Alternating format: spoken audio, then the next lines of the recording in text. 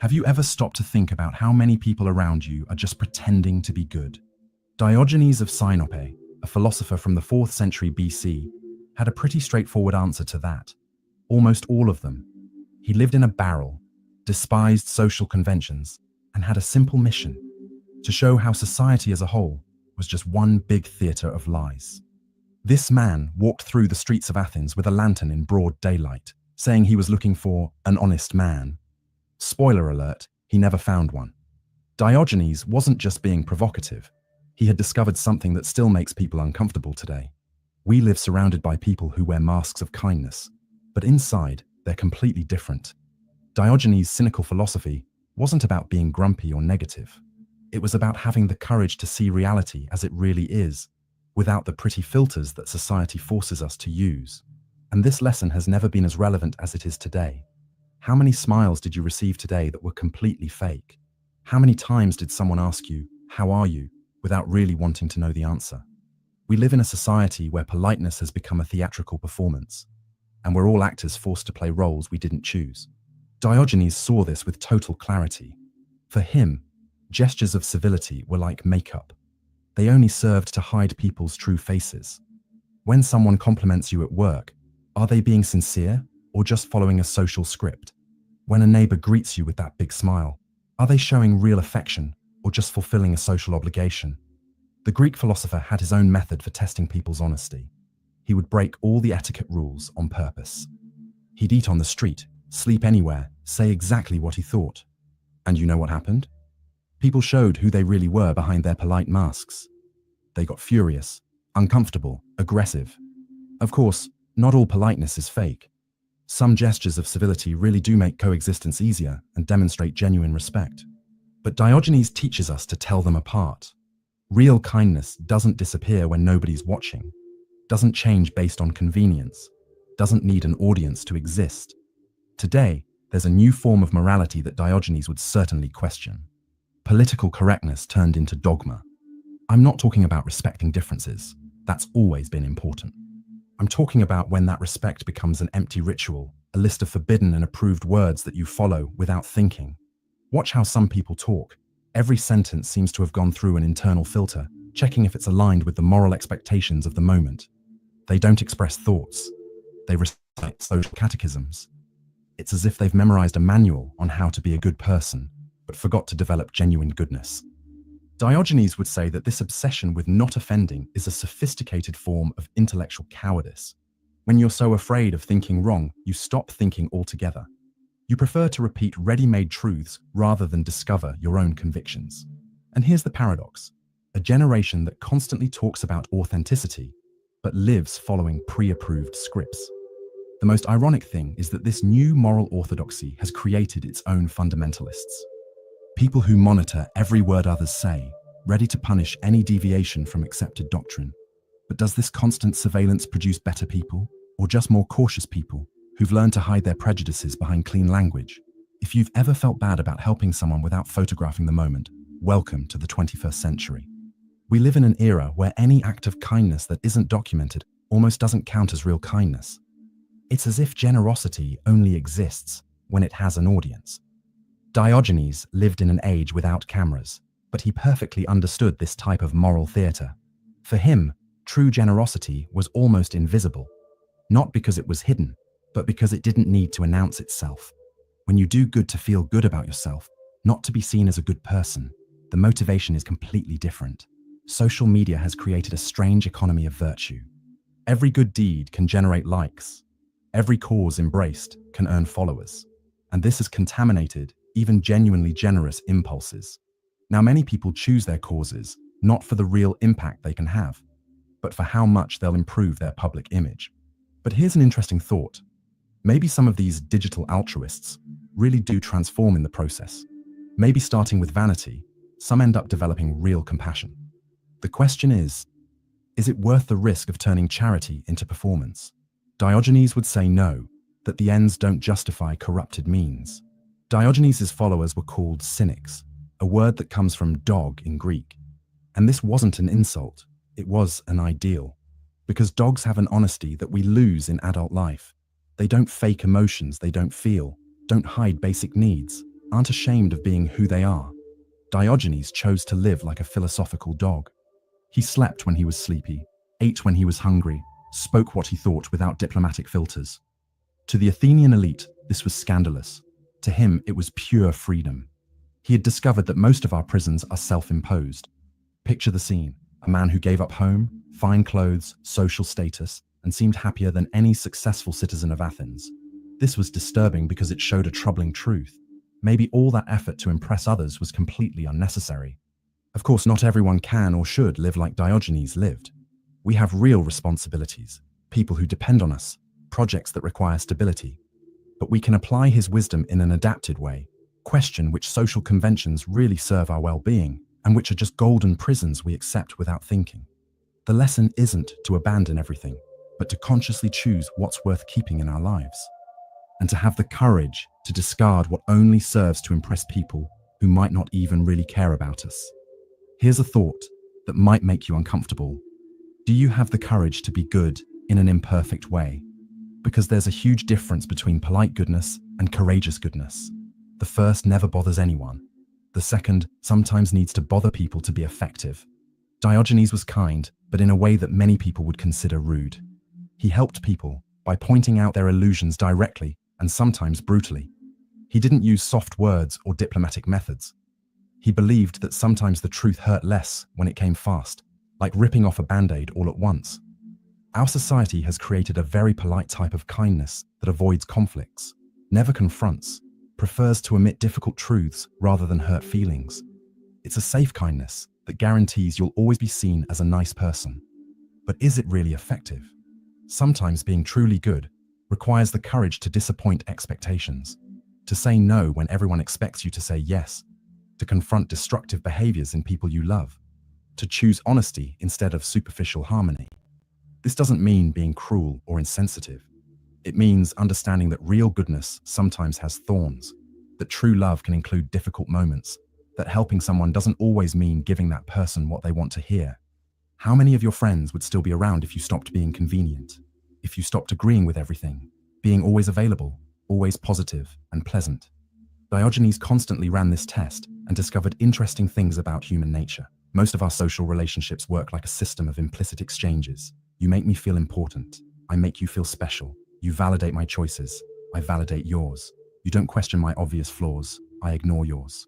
It's a silent pact of mutual convenience. But Diogenes preferred honest solitude to fake company. For him, it was better to be alone being truthful than surrounded by people having to pretend. And this radical choice gave him a unique perspective on human relationships. He could identify who approached out of interest and who had genuine affection. The truth is that many of us tolerate superficial friendships because we're afraid of loneliness.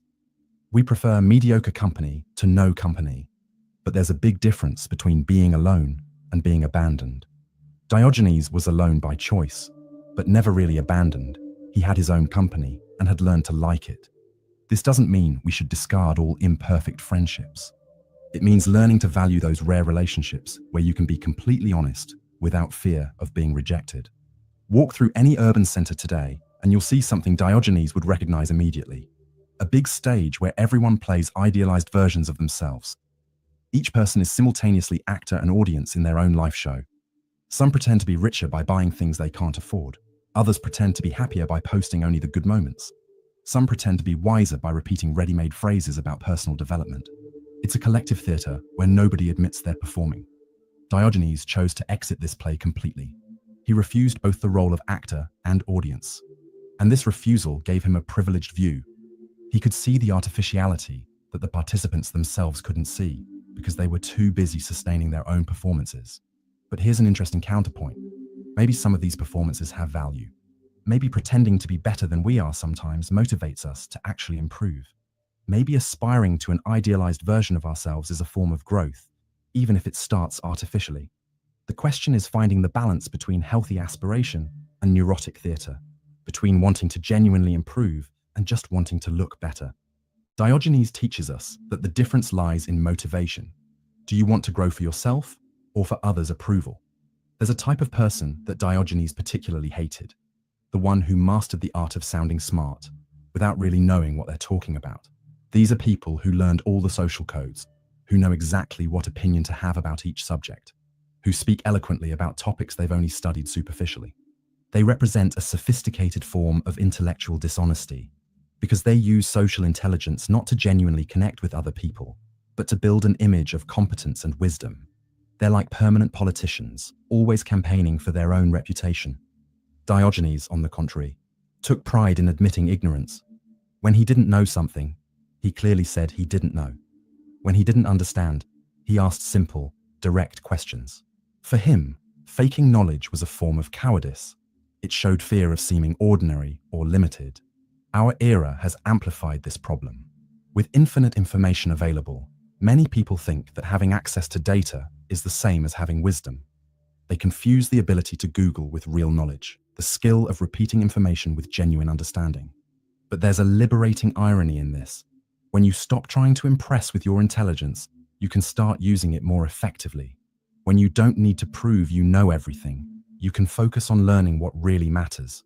And this, paradoxically, makes you wiser than any intellectual performance. Diogenes had only a cloak and slept wherever night fell. When he saw a boy drinking water straight from the fountain with his hands, he threw away his only cup, realizing that even that was dispensable. For him, each object less meant 1 degree more of freedom. Today, we do exactly the opposite. We complicate basic needs until they become sophisticated rituals. We don't drink water. We hydrate with special beverages. We don't eat food. We have gastronomic experiences. We don't wear clothes. We express identity through fashion. This forced sophistication is a subtle form of slavery, because when you need specific things to feel good, you become dependent on those things. Your happiness becomes hostage to the availability of products, services, special experiences. Diogenes discovered something revolutionary. When you learn to be satisfied with the basics, you gain a freedom that no millionaire possesses. You can be happy anywhere, with anything, independent of external circumstances. This doesn't mean embracing poverty out of masochism. It means questioning how many of our needs are really necessary and how many are just sophisticated addictions we created to feel different or special. The word cynic has become almost a curse word today.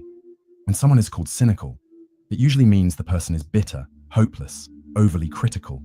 But Diogenes' original cynicism was exactly the opposite. It was a form of mental cleansing, emotional hygiene against collective illusions. Being cynical in the Diogenic sense means having the courage to see through social performances. It means saying the emperor has no clothes when everyone pretends to see magnificent robes. It means questioning consensuses that might just be shared fears. We live in an era that desperately needs this cleansing. We're drowning in contradictory information, surrounded by experts in everything, bombarded by absolute truths that change from week to week. We need the cynical capacity to doubt, question, ask for evidence. But Diogenes' cynicism had something that modern cynicism has lost: hope. He criticized society because he believed people could be better. He pointed out hypocrisies because he wanted to help others free themselves from them. His harshness came from love, not contempt. Sick cynicism is the kind that criticizes without proposing alternatives, that points out problems without believing in solutions. Healthy cynicism is the kind that clears illusions to make room for better truths. One of the most absurd pressures of modern life is the obligation to have an opinion about everything. If a tragedy happens on the other side of the world, you need to take a position. If a controversy arises on social media, you need to choose a side. If someone close goes through difficulties, you need to demonstrate adequate empathy. Diogenes knew that sometimes honesty requires silence. When you don't know a situation deeply, when you have no real connection to certain pain, faking feelings is just another lie. It's more honest to admit limitations than to manufacture instant compassion. The emotional inflation of social media has turned genuine feelings into mandatory performances. Everyone needs to always be sensitized, always touched, always emotionally engaged. But real feelings don't work like that. They're selective, personal, impossible to force. There's something deeply false about people who demonstrate the same emotional intensity for personal tragedies and trending topics, who cry equally for the death of a relative and for a cause they discovered on Instagram. This emotional equivalence isn't sensitivity, it's the opposite of it. Diogenes chose his battles. He cared deeply about some things and completely ignored others. And there was beauty in this selectivity, because it showed that his feelings were real, not manufactured for public consumption. In the end, Diogenes puts us before a choice that defines every human life. Do you want to be free, or do you want to be approved? Because often, these two things are incompatible, and you need to choose which is more important. Social approval has clear rules and guaranteed rewards. Be polite, positive, inclusive, empathetic. Support the right causes, speak the appropriate words, demonstrate the expected feelings. It's a safe path to being accepted and loved by most people. But real freedom sometimes requires that you disappoint expectations, that you disagree when everyone agrees, that you choose truth instead of diplomacy, that you say no when they expect you to say yes. And this can make you seem difficult, complicated, inadequate. Diogenes made his choice more than 2,000 years ago. He preferred to be free and misunderstood rather than accepted and false. And this decision gave him something that most people search for their entire lives without finding: genuine inner peace. Because when you no longer need others' approval to feel valid, when your choices come from internal convictions and not external pressures, you gain a tranquility that no popularity can offer. True goodness can only exist when it springs from free choice, made by someone who knows their own shadows and still decides to do good. Without this freedom, all virtue is suspect. It might just be well-trained obedience, fear transformed into morality. In the end, being free might be the only real way to be good.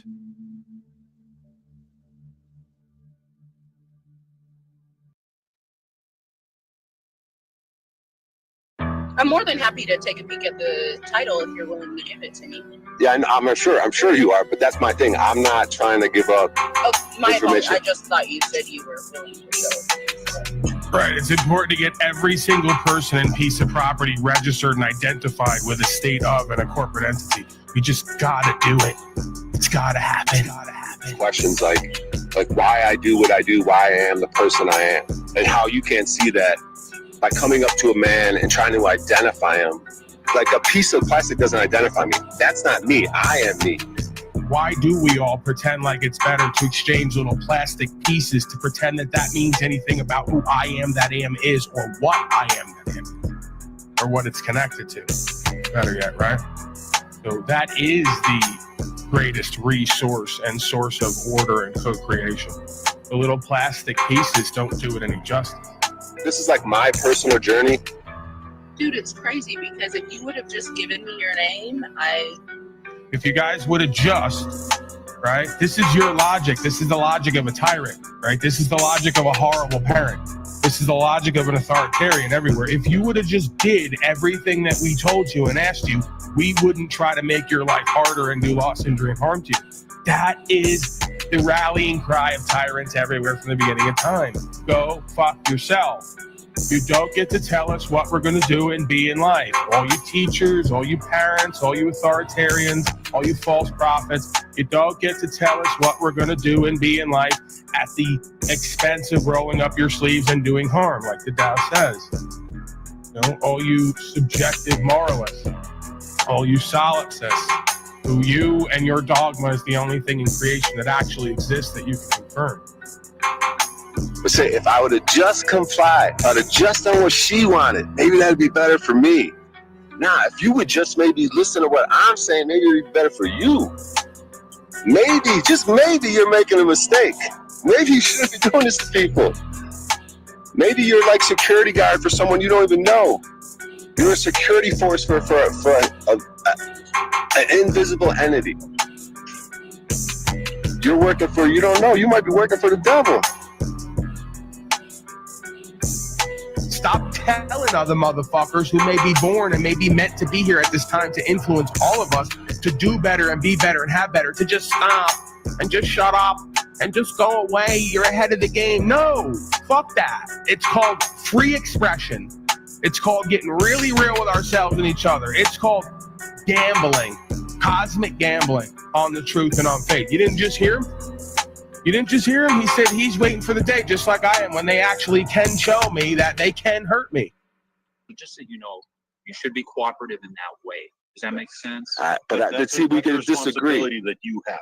To submit, comply, and obey. I don't have a responsibility to submit and comply and obey to you guys. I don't. I have an authority to God, and I have an authority to my spirit. Like, so you guys, it doesn't matter what you guys do. Like I said, you guys could take me to jail. I only get better and level up from this stuff. You guys have never hurt me yet. I'm waiting to see when you guys can hurt me. When you guys take me to jail, when you guys try to do something to hurt me, it never works. You guys never teach me a lesson. You guys are never going to come up to my car and say, and then later on be like, okay, I'm going to give you the ID this time because I went to jail that time. I'm telling you guys, man. And this ain't just about me and my dirty ass in this car. I'm speaking a truth that's beyond me in this fucking car and my goofy presentation. All right. So, Mr. No Name, we're gonna go with it. I want you to know what we legally are allowed to do, and then I want to proceed with what we're going to.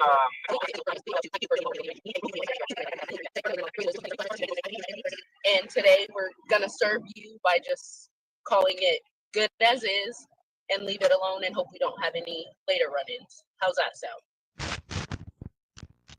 You guys do.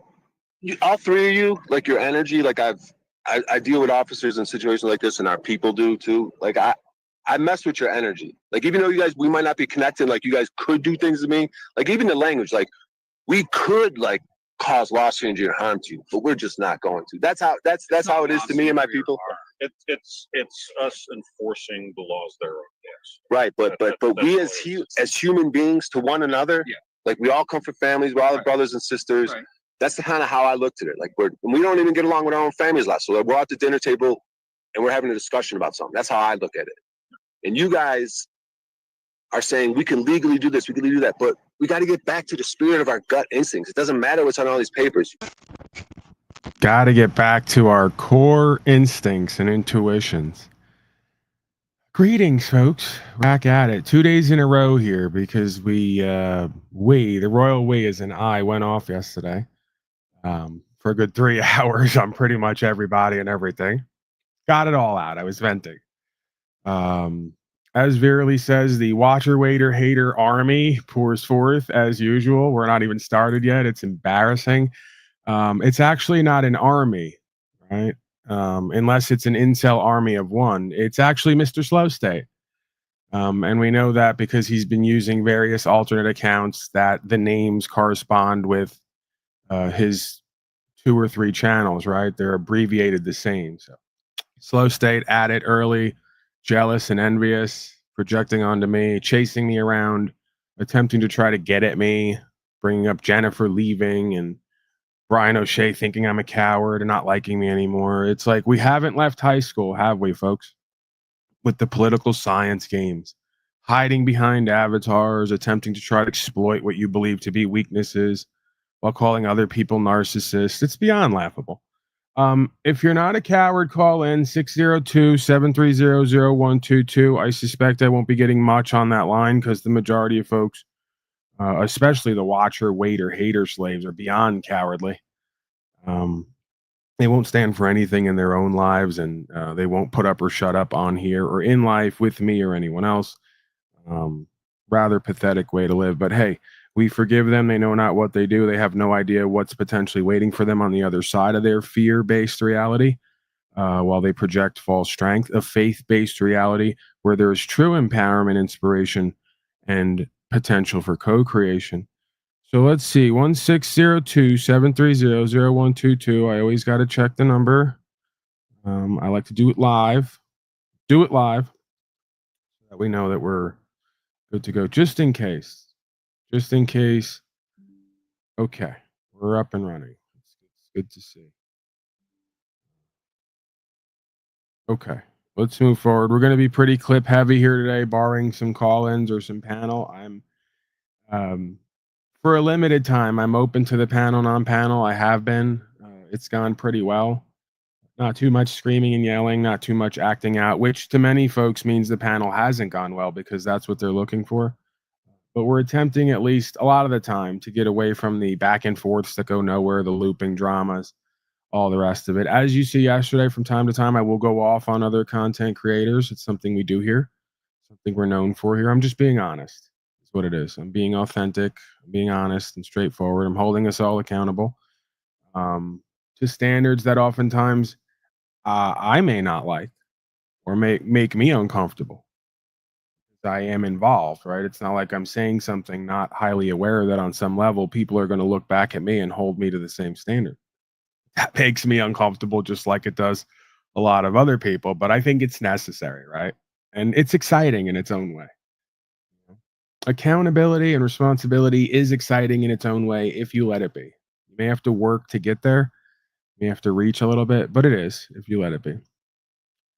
Yo, Paul, blessings. I hope you're doing well and are in better health. I'm getting there. Day by day, I'm getting there slowly but surely. A lot better than I was at one point. I don't just say that. I don't just say things like I expound at times. I maximize and minimize. There are times where I do that. But this health situation was something I've never experienced before, and I'm not out of the woods yet. So I don't want to talk about it like I've got it licked, as they would say.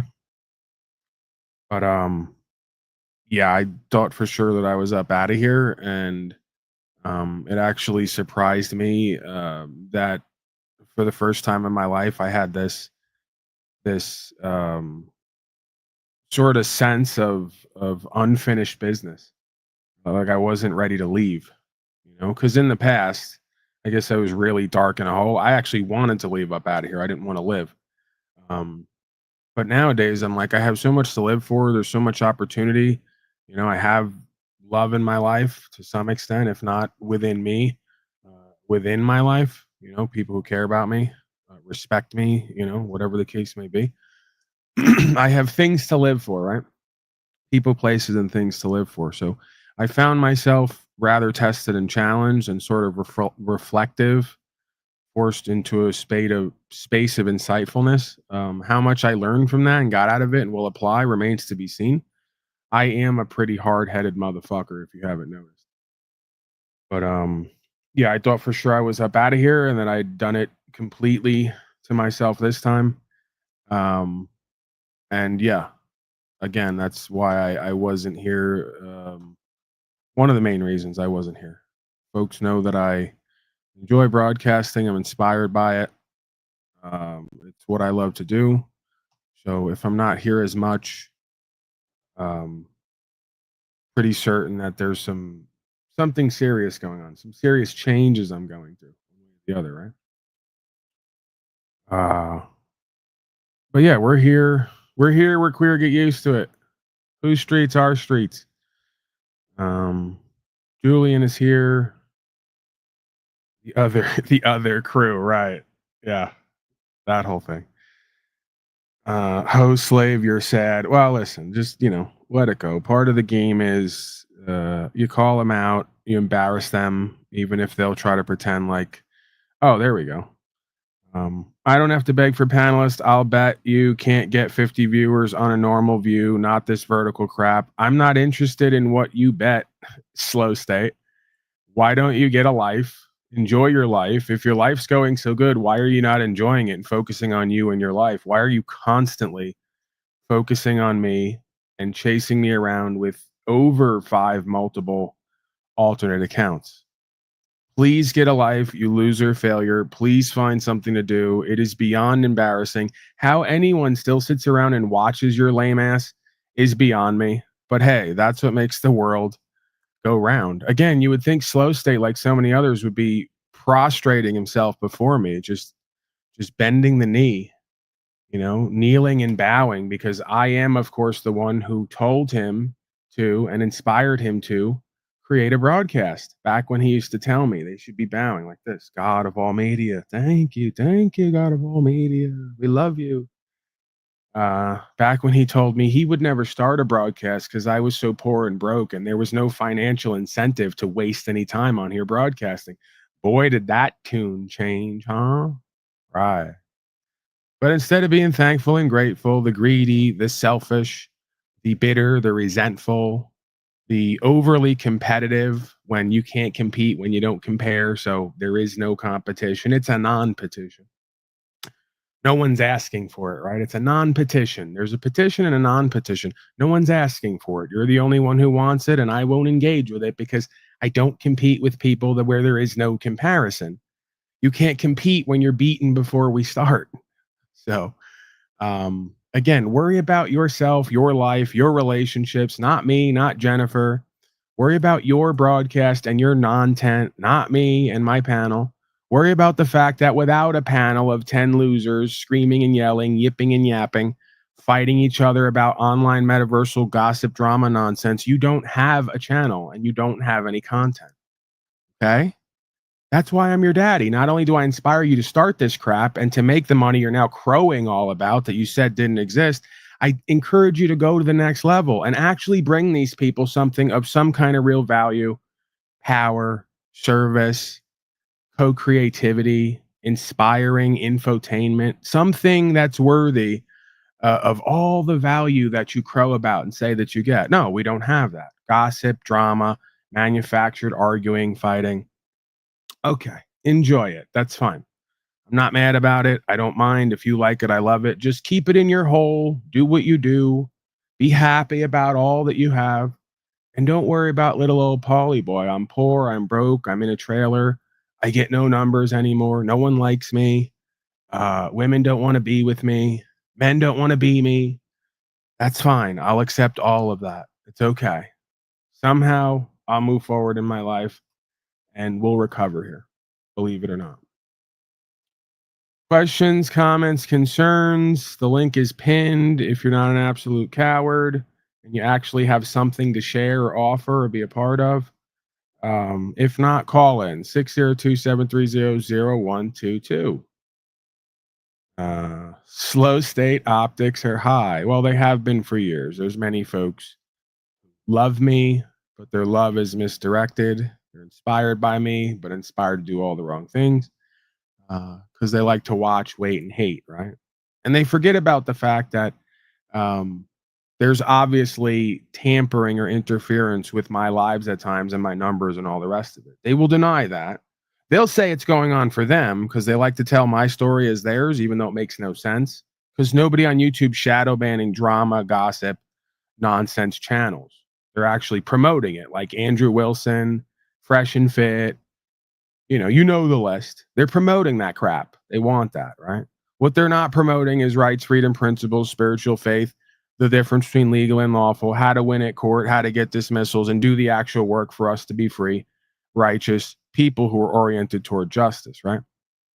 So, again, if I go horizontal and I can't get any views, it doesn't prove your point. It proves my point that when I check the analytics, like last night, I had 13 notifications that went out. Out of 20,000 viewers or 13,000 viewers, if I have 20,000 viewers or 10,000, coming up on 10,000, and my analytics show 37 from the browse feature and 13 from notifications, we got a problem. It would seem. Okay. So I get it. We're not allowed to talk about that. We demean and devalue so that injustice can take place and corruption can take place, and we can ignore instead of working with Paulie Boy and fighting with him and for him, because there may come a day where the same treatment happens to you from him, not from me, but like the same thing that happens to me happens to you, but you don't think that far ahead and you're not oriented toward justice. So nobody cares pretty much, and nobody stands on anything that they should. That's fine too. You like it, I love it. But we're not going to deny it exists. Any day of the week, we can go on that first Paul Unslaved channel and we can fire up a live and we can confirm to everyone all day, every day that shadow banning is active with me, at least, right? So numbers can no longer be accepted. My charts prove it.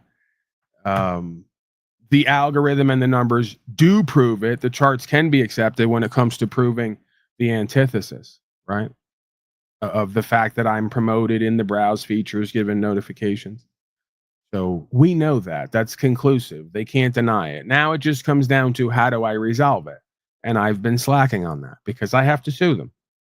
Like everything else here, what I've learned is you give people notice, you try to work with them, You call them out, you hold them accountable. They either want to do what's right and rectify the problem and create remedy for all of us, or they want to lie and spin and project and reject. And then you got to force accountability some way, somehow to get it to stop. So that's the next step on things, if I so decide.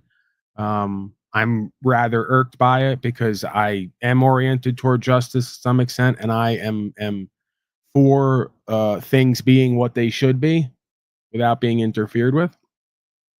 And then I use my spiritual faith to surrender in faith and accept that whatever's going on, even if it is injustice, is somehow on the highest level part of a grander plan.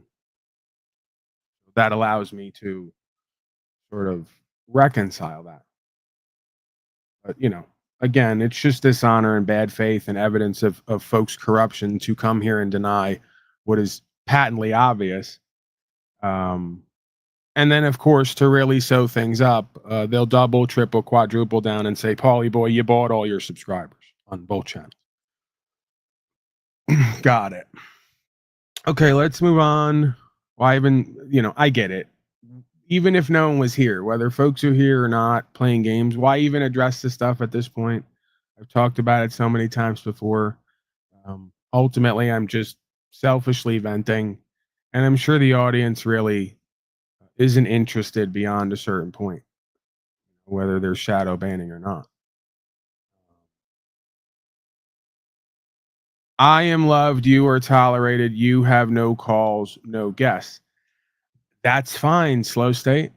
Again, you only tell half of the story and show half of the story on who and what you are. And for the discerning, that would be enough to decide who and what you are and to stay away from you. For the undiscerning, it's just enough for them to be tricked into liking or loving you. So again, we're back at the high school party. I'm the guy in the corner smoking the good weed. I'm the guy with the good conversation and the experience and the understanding and the connections for whatever you want and need. Slow state is the watcher, waiter, follower, hater, slave who's trying to ride coattails and trying to do competitions with me and thinks the competition is who likes and loves him more. He still hasn't figured out, I don't care. He still hasn't figured that out. Many of these folks still haven't figured out that you can call it my trauma, like really accept it and then analyze it.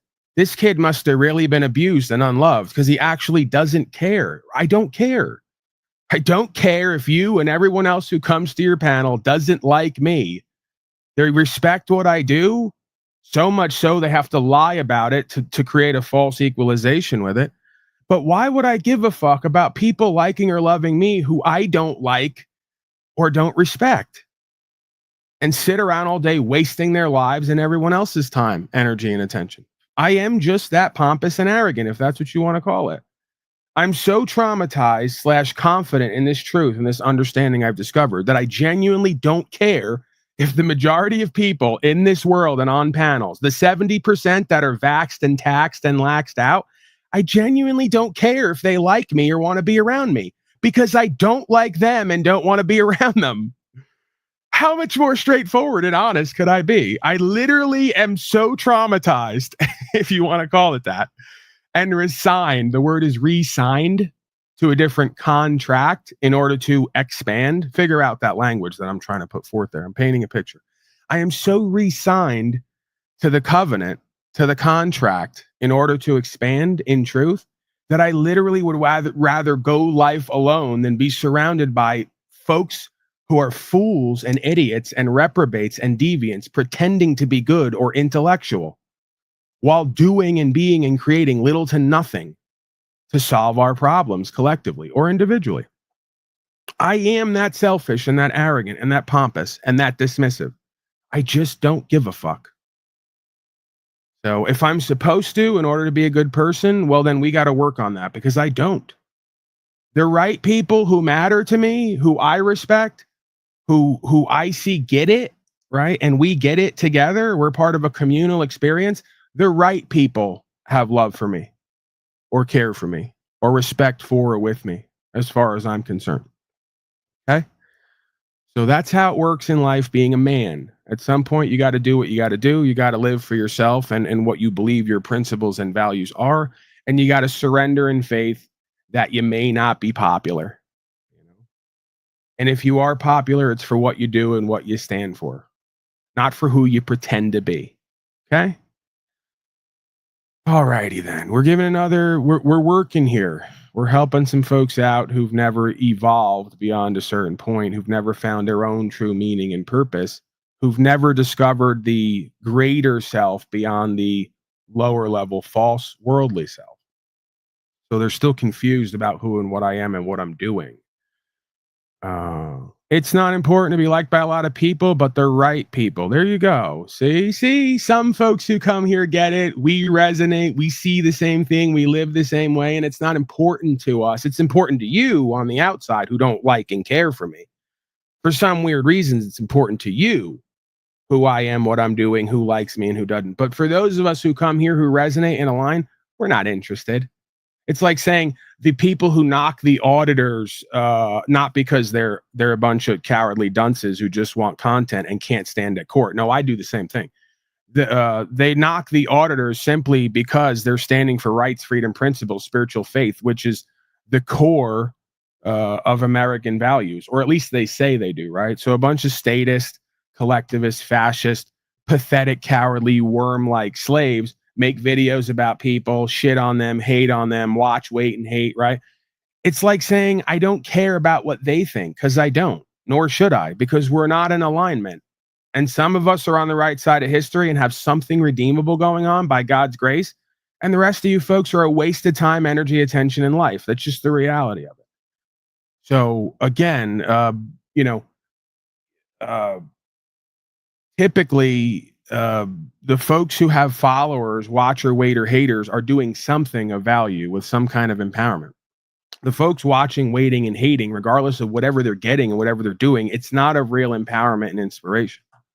If it was, they wouldn't mind. It wouldn't matter who likes me and doesn't like me.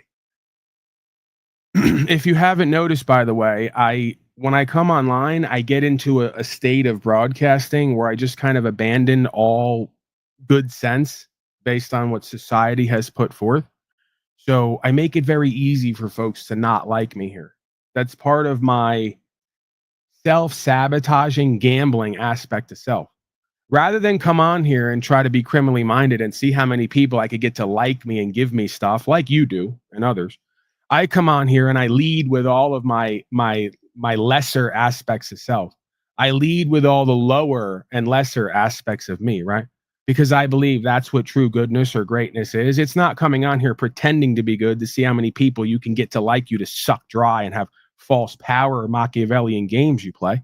To really come on here and lead with your lesser aspects of self and then see who still sticks around because they understand you're being real while everyone else is faking it till they make it. That's true value and power to me. Those people are here for good. They're not going to be a flash in the pan once they find out who I really am, like so many others of you. So you don't understand how to build an actual community based on who you really are, not who you want people to be, and how to surrender all the rest of those people who are never really going to like you or respect you, no matter what you do. So there's no point in trying, see? I've learned that long ago. So I encourage that for other people, right? Lead with who and what you really are. Lead with all the lesser aspects of you and the lower aspects of you, and then see who sticks around, right? Don't come on here trying to be something you're not and acting as if and ignoring all the rest of the things you do and say behind the scenes. That's the practice for all of us, right? If we can get it done.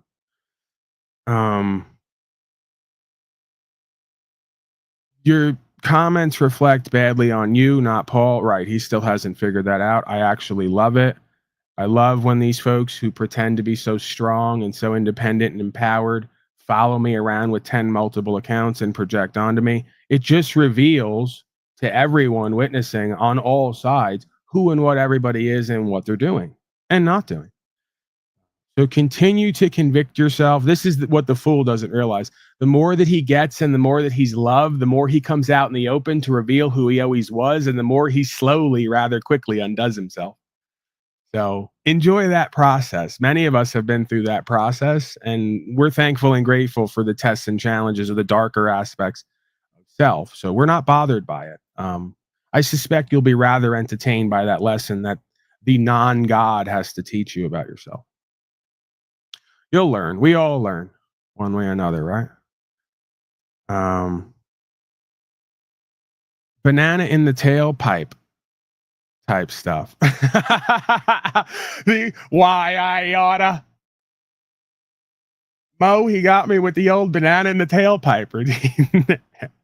Paul is majorly loved. We know that, Jeeps. That's what's so funny about it. I can literally come here, say and do whatever I want, and it doesn't matter because who I am and what I do, at least in certain aspects, is the important thing in the conversation. I've said that many times.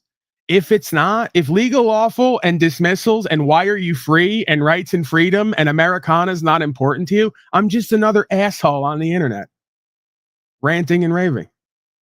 Seriously, as far as you're concerned. So, folks got to say certain things in order to cope and make themselves feel better about what they're doing and not doing.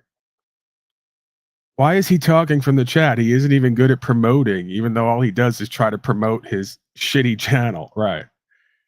Hey, Paul, great to be here. NC7, blessings. Blow State is so obviously jealous. Right. While he runs everywhere projecting that onto me. That's what I mean. It's great because I just sit here and I do what I do and folks just reveal themselves directly or indirectly. Jersey Watcher once told me, if you're everybody's friend, then you're nobody's friend. Again, I'm the guy who, when I went to rehab, an institution that had at least what, 300 to 500 people per session, whatever it was. I'm the guy who, when I went to rehab, most people there probably didn't like me. Even though they would say that I was attempting to do what I thought was true and what's right for myself and others while I was there, most people didn't like me. However, they did, when it came time to voting, voted me big brother of the institution. So that was a shock to me because, again, that taught me, right? That taught me in that moment. That was one of the first times I started to care about myself and what I thought was true and what's right and tried to be a part of the solution rather than part of the problem. That was the first time in my life that I really started to take charge of myself and my life and be a part of the solution for myself and others wherever I was at, rather than be part of the problem. And I did. I felt like people didn't like me and they didn't appreciate what I was doing. And maybe that was the case, but guess what? They had a phrase at rehab, recognizing greatness. See? So on some level, those folks recognized the greatness in me that I was attempting to try to bring out in them. So they voted me big brother. And that means that my job was done, right? On a cosmic level, on a level of conscious and awareness. So I live like that, right? I've taken on some level the reins and the charge of my life and working with others to be part of the solution in all ways, if I can be. If not, I attempt to stay neutral. And so that has created in my life, separate from rehab, the same dynamic that I learned at rehab. You don't have to like me. Or even be a part of what I do, to respect what I do and be inspired by what I do. And even if you don't like me, there's still a level of credibility when it comes to who I am and what I'm doing. Okay, so as long as that's there and people are getting out of me and my experience what they need, and I'm fulfilling a purpose and I'm part of a cause, well, then my job is done on some level. So I'm loyal to the cause because the cause doesn't change. I'm not loyal to people, places, and things for obvious reasons. See? That's another thing folks can understand about me. They think I'm disloyal because I'm loyal to the mission and the cause. I'm not loyal to individual people, places, and things. I will switch up on people, places, and things in a heartbeat when it comes to the cause and the mission. Rights, freedom, principles, spiritual faith, growth, development, prosperity, peace. I will fucking switch up in a second. I am not loyal. Make no mistake. At least I tell you, the majority of motherfuckers where you all go, you pay them, you beg them, you act like everybody's cool, they lie to you. I keep it all the way real as much as I can, right? So don't confuse me with the others. I tell you straight out, I am not loyal to people, places, and things. This broadcast proves it. I've switched up on more motherfuckers than I've stuck with, because they're not loyal to the cause and the mission, and they try to bullshit me and everyone else, and they try to insult our intelligence. And I don't like that. Okay? So I'll burn you in 3 seconds. That's why at some point with most of these content creators, they say, stay away from him. Don't read his super chats. Don't acknowledge him, because we've watched what he does. Just like in life, See, I took my criminal mind and heart to doing something right is really what it is. Because I had this same attitude back on the street. If I hung out with you back when I was a real scumbag lowlife who had no principles and no values, if I hung out with you and I detected, I was a very slow state type of person back in those days. If I detected any kind of weakness or there was something off about you, or I wasn't really feeling you, so to speak, at a certain point, I just go to plotting on you and figuring out how I'm going to take something from you, right? Or make you a victim some way, somehow, you know? Nowadays, I don't do any of that. It's quite the opposite, right? So I've taken my criminal mind and heart to a positive, prosperous, successful endeavor, I believe, and what has shown for myself and others. But the idea remains the same, right? I'm not loyal to any people, places, and things. I will switch up in a second if you put the cause or the mission or the goal between you and I, which so many folks do so often, and they don't even understand how they're doing it. I'll burn you in a second and I'll laugh about it. Because the truth and what's right and my growth and development, my peace and prosperity is way more important to me at this point than any people, places, and things. And it's got to be that way. NAAA will teach you that. Okay. I said I was going to be clip heavy. I intended to be clip heavy, barring some interactions with the people. And we got some of that. And of course, it got me going and got me reflecting, got me yapping. But we're going to move on here. Oh, we got more. Tricky Dick. Jimmy Shively Hoard, all your donors have licenses and pays tax. You have no honor. You are a grift, liar, cheater. That's actually not true, because if I say what I say and I hold everyone to the same standard, just because I don't attack them regularly, doesn't mean we don't have an understanding, right? They've submitted to the truth. See, this is what you all project onto me. We'll continue. I'll do audience engagement today. I can do whatever I want. That bothers many of you as well. You have to do drama, gossip, grift content. I can literally just sit here and talk, you know, and somehow everything will move forward, right? That's why I'm quote unquote God of all media. God of all media, you have no expectations on it. It doesn't have to perform for you. It can do whatever it wants, and somehow, some way, everything continues to move forward. So it doesn't matter if Jimmy Shively Hoard and everyone else here who contributes and supports to what I do contributes and supports to what I do, because I'm clear with who and what I am and what I perceive, and holding all of us to the same standard, and they agree and they submit to the truth. And you want to project that that's submitting to me and my cult. No, they're not arrogant. They're not hubrisful.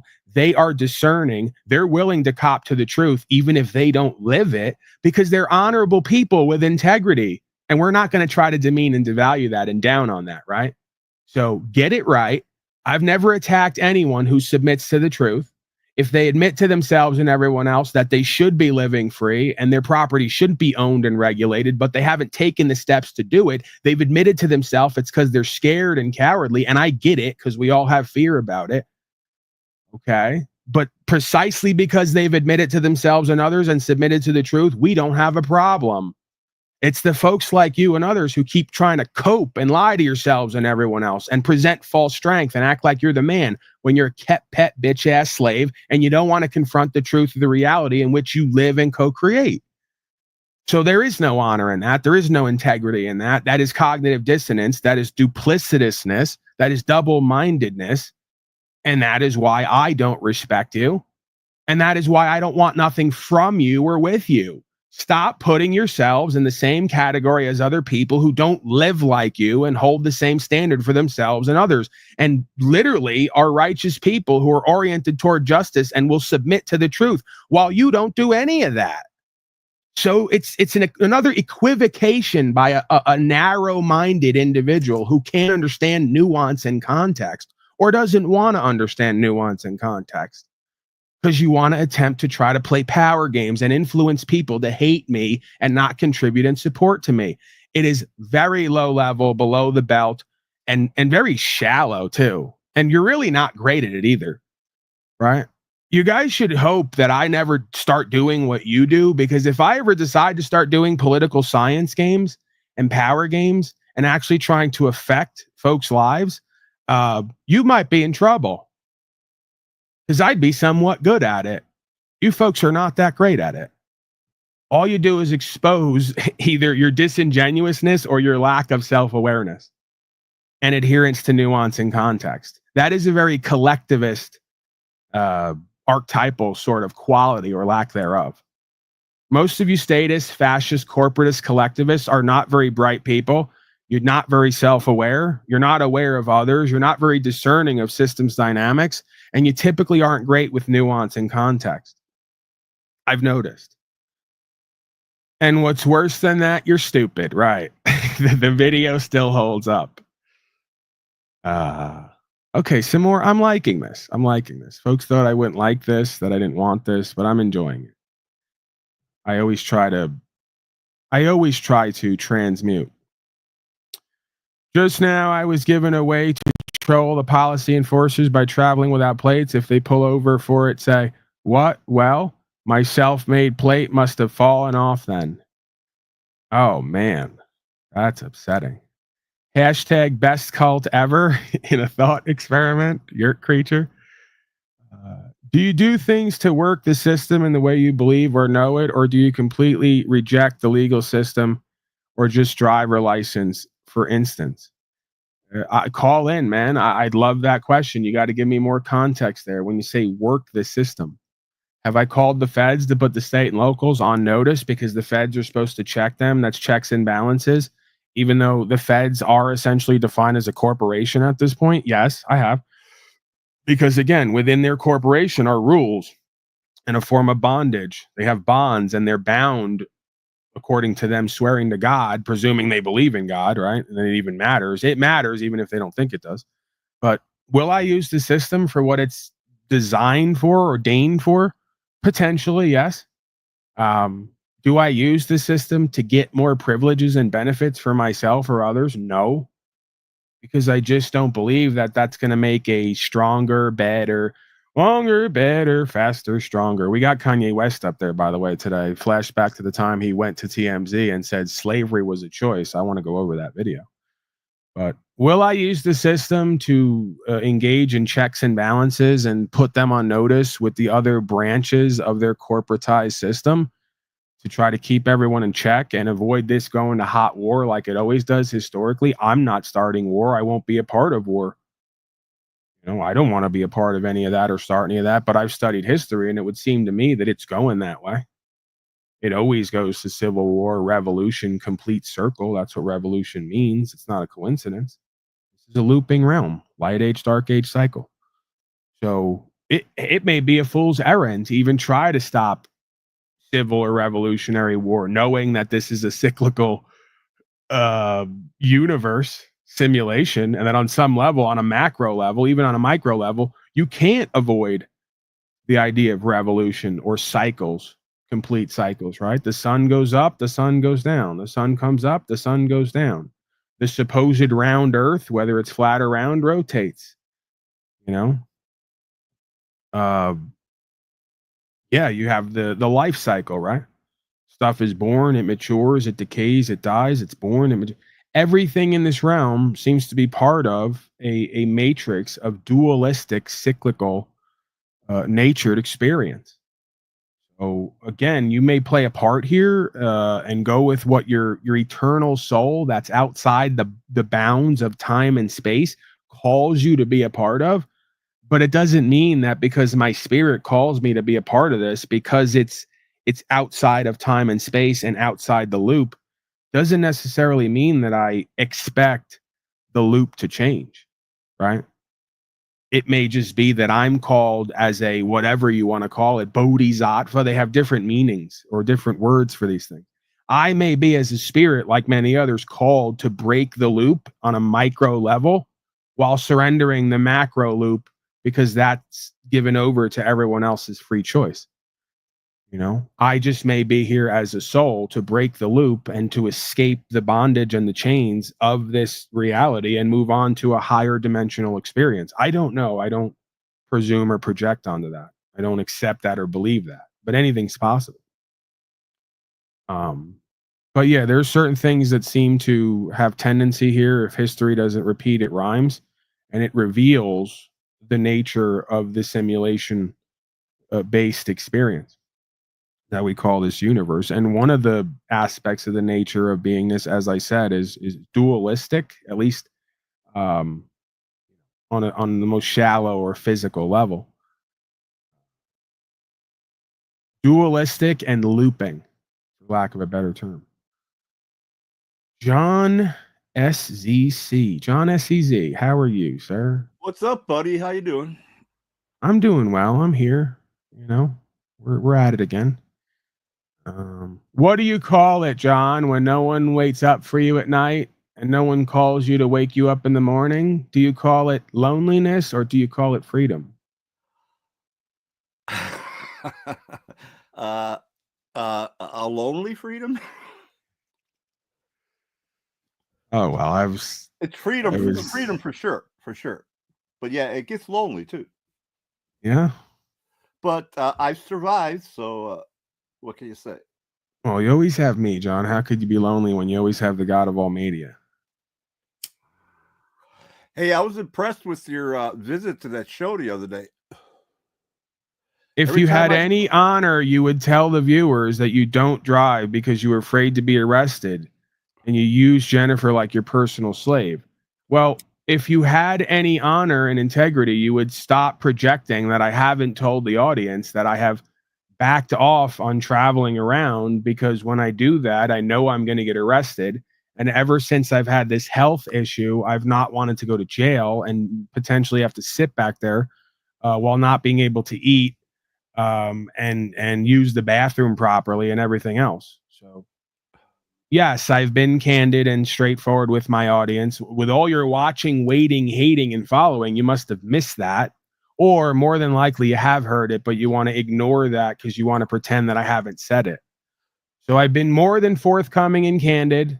That's how so many of you watcher, waiter, haters know so much about me and repeat it while calling me a liar on one hand.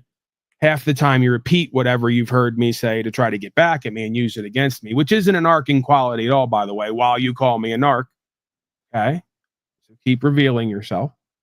I have been honest and straightforward with my audience. Now it's your turn. Your turn. See every time how it works? I entertain you. I correct the record. I never have to explain myself because those who have been here have seen it and heard it all. But I correct the record. I give you the benefit of the doubt. I put who I am on record. Then I turn the light and the microphone back to you, and we never get the answers. We never get the same treatment. Isn't that interesting? Interesting how that works. Double and triple standards. So, audience, were you here for that? Were you here for when I said at first I went back and stayed with her and I didn't drive the car back, so I couldn't travel if I wanted to. Then I had a whole bunch of issues come up with my body that, led me to believe that I was going to die at some point. Literally not being able to eat without my body shaking and convulsing and a whole bunch of other issues happening. Not being able to barely walk without feeling like I'm going to pass out. So once that happened, yes, I decided I'm going to put my activism, so to speak, or certain practices of my activism. By the way, during this time, I also got arrested and got another dismissal. To ignore that. But yes, I put my activism, or one of my practices of activism, on the back burner. Been clear and straightforward and honest and honorable about that. And now that I'm healing up and feeling better, I'm getting right back to it. Okay.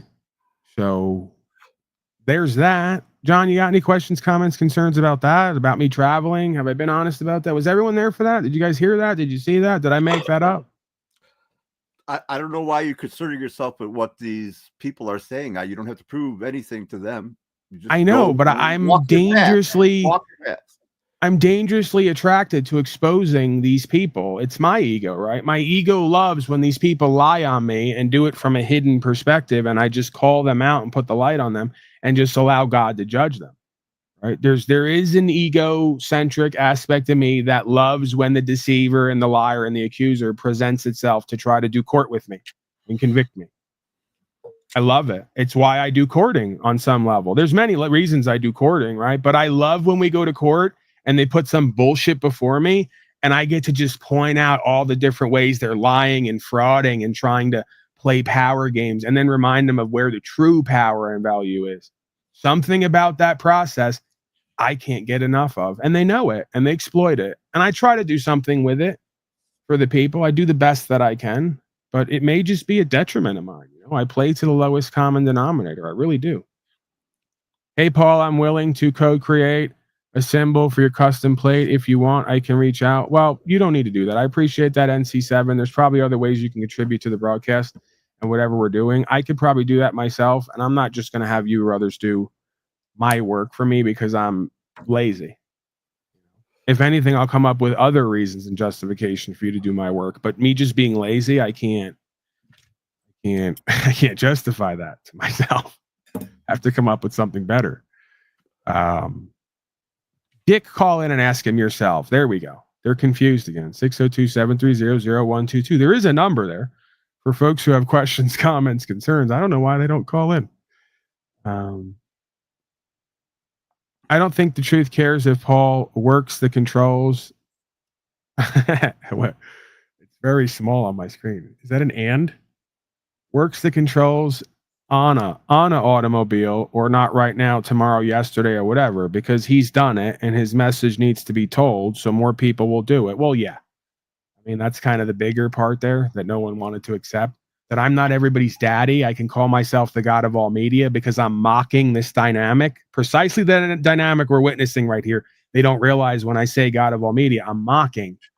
Because when you become a content creator, you have your own little universe here, and then you have all the folks who want to dance around in a circle to celebrate the God of all media and pray that it brings rain next season, you know? And then you have the other circle of people who want to beat the drums and curse the God of all media because he didn't bring rain last season. And then you have the middle ground of real reality outside the Babylonian false worship idol hero cult that all content creation has become, right? Which is, we stand for certain things. Those things are valuable and powerful for me, so it's for you. Now go do it and be it. Don't worry about me. That's my walk with God. That's my judgment. I need to be worried about that more than anybody, if anything. Right? And the same goes for everybody else. But again, when you're not on your own journey of authenticity, accountability, growth and development, actualization and realization, it makes it that much more easy and important to sit around and talk about other people who are. See? But that doesn't help you or your life or anyone else's. So precisely, Paul Enslaved stole my license plate. I could do it once, 10 times, 100, 1,000 times eternally. None of that's going to change who and what you all are, what you're doing and not doing, the results you're getting or not getting. And where the fuck we're at here in slavery and genocide. Instead of asking, why is he free? These folks should start asking, why am I not free? About themselves and each other, right? Going to have mold done this week. Hopefully I'll smile after. Oh, that's John. I always forget that John's take is John. You got mold going on, John? No, you know what I'm talking about. Nothing feels like winning in court, right? Well, don't say the quiet part out loud. The slaves still can't figure out that they'll never have an experience like walking into court, having nobody and nothing on your side but God and the truth, and coming out the other side and then basically saying, we don't want it with you, Paulie boy. We don't want it with you. There's no feeling like that. See, they're still clinging to high school, right? When they pretend they're going to fight at the flagpole, and then when you show up, they're not there because their mom called them to go in early. You know? They're still on that kind of modality. We've moved way beyond that, you know. We moved way beyond telling people, yeah, I'll be at the flagpole because you want to try to bully me, and then show up with 6 people, beat them half to death, and throw them in a pit. We've moved beyond that. Say some of us have. The power games of political science and trying to assert false dominance in these false dominance hierarchy arenas, right? We've moved beyond all that. There's a new feeling here that many of you haven't had. Try showing up to a fight they say you can never win and winning. You imagine a feeling like that. John's laughing because we're living a movie here and they're doing the whole, Paulie, show up at the flagpole routine. We did that all already and almost went to jail multiple times because people get hurt. See? So if people are going to get hurt potentially and bad things, ugly things are going to happen, let's orient ourselves towards something that we can feel good about by the end of this, because I don't feel good about beating people up or being beat up. Now, again, showing up for a fight or a conflict where everyone tells you you can't win and then winning, that's a different kind of glory. And you can only get that with God and trust and equity and faith. So let's be clear, that's not me. All right, that's I am that am, but that's not me.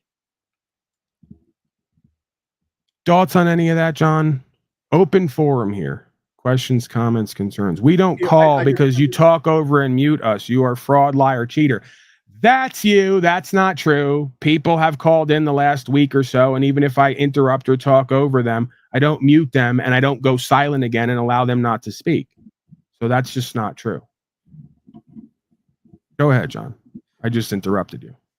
Yeah, I was just, I wanted to comment on that that show you joined the other day, a couple days ago, 2-3 days ago, with all the brothers. I mean, I thought, every time I think you're starting to become a dork, you tend to impress me again sometimes. So, yeah, Why was I a dork? What did I do? Because you got, except for that one guy, you got through to those people.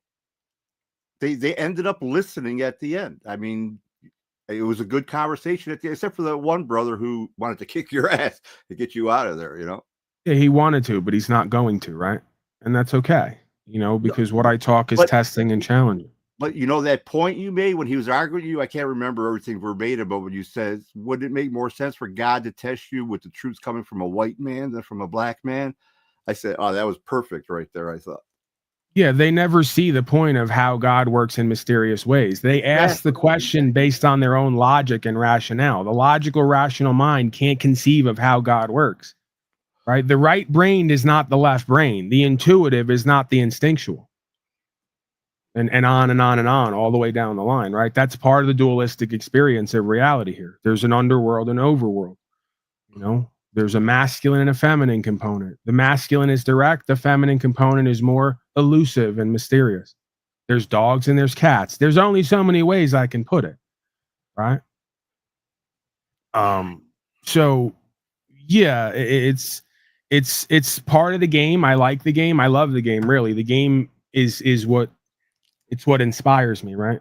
It's all that other stuff, even the comedy. It's just lesser magic, lesser modality, if you want to call it. I'm using the term lesser magic, but if you want to call spelling, words and terms and energies and frequencies sorcery, right? It's just a lesser modality. We can use that, but at some point I get bored of that and I have to just shoot straight with what my spirit is kind of reading or revealing to me. And when you speak to that or from that, the energy and the results can be profound, and I've pretty much learned that in all of the darkest and lowest places, right? Jails, rehabs, the streets with gang members, trap houses. I've had to use this spirit and this energy many times to keep me out of trouble, right? And I prefer it because it's beneficial to me and everyone else. That's the true power and value I've used most of the time, separate from that lesser quote unquote power and value, right? The big shot, tough guy, beating people up, all the rest of that shit. That ain't me.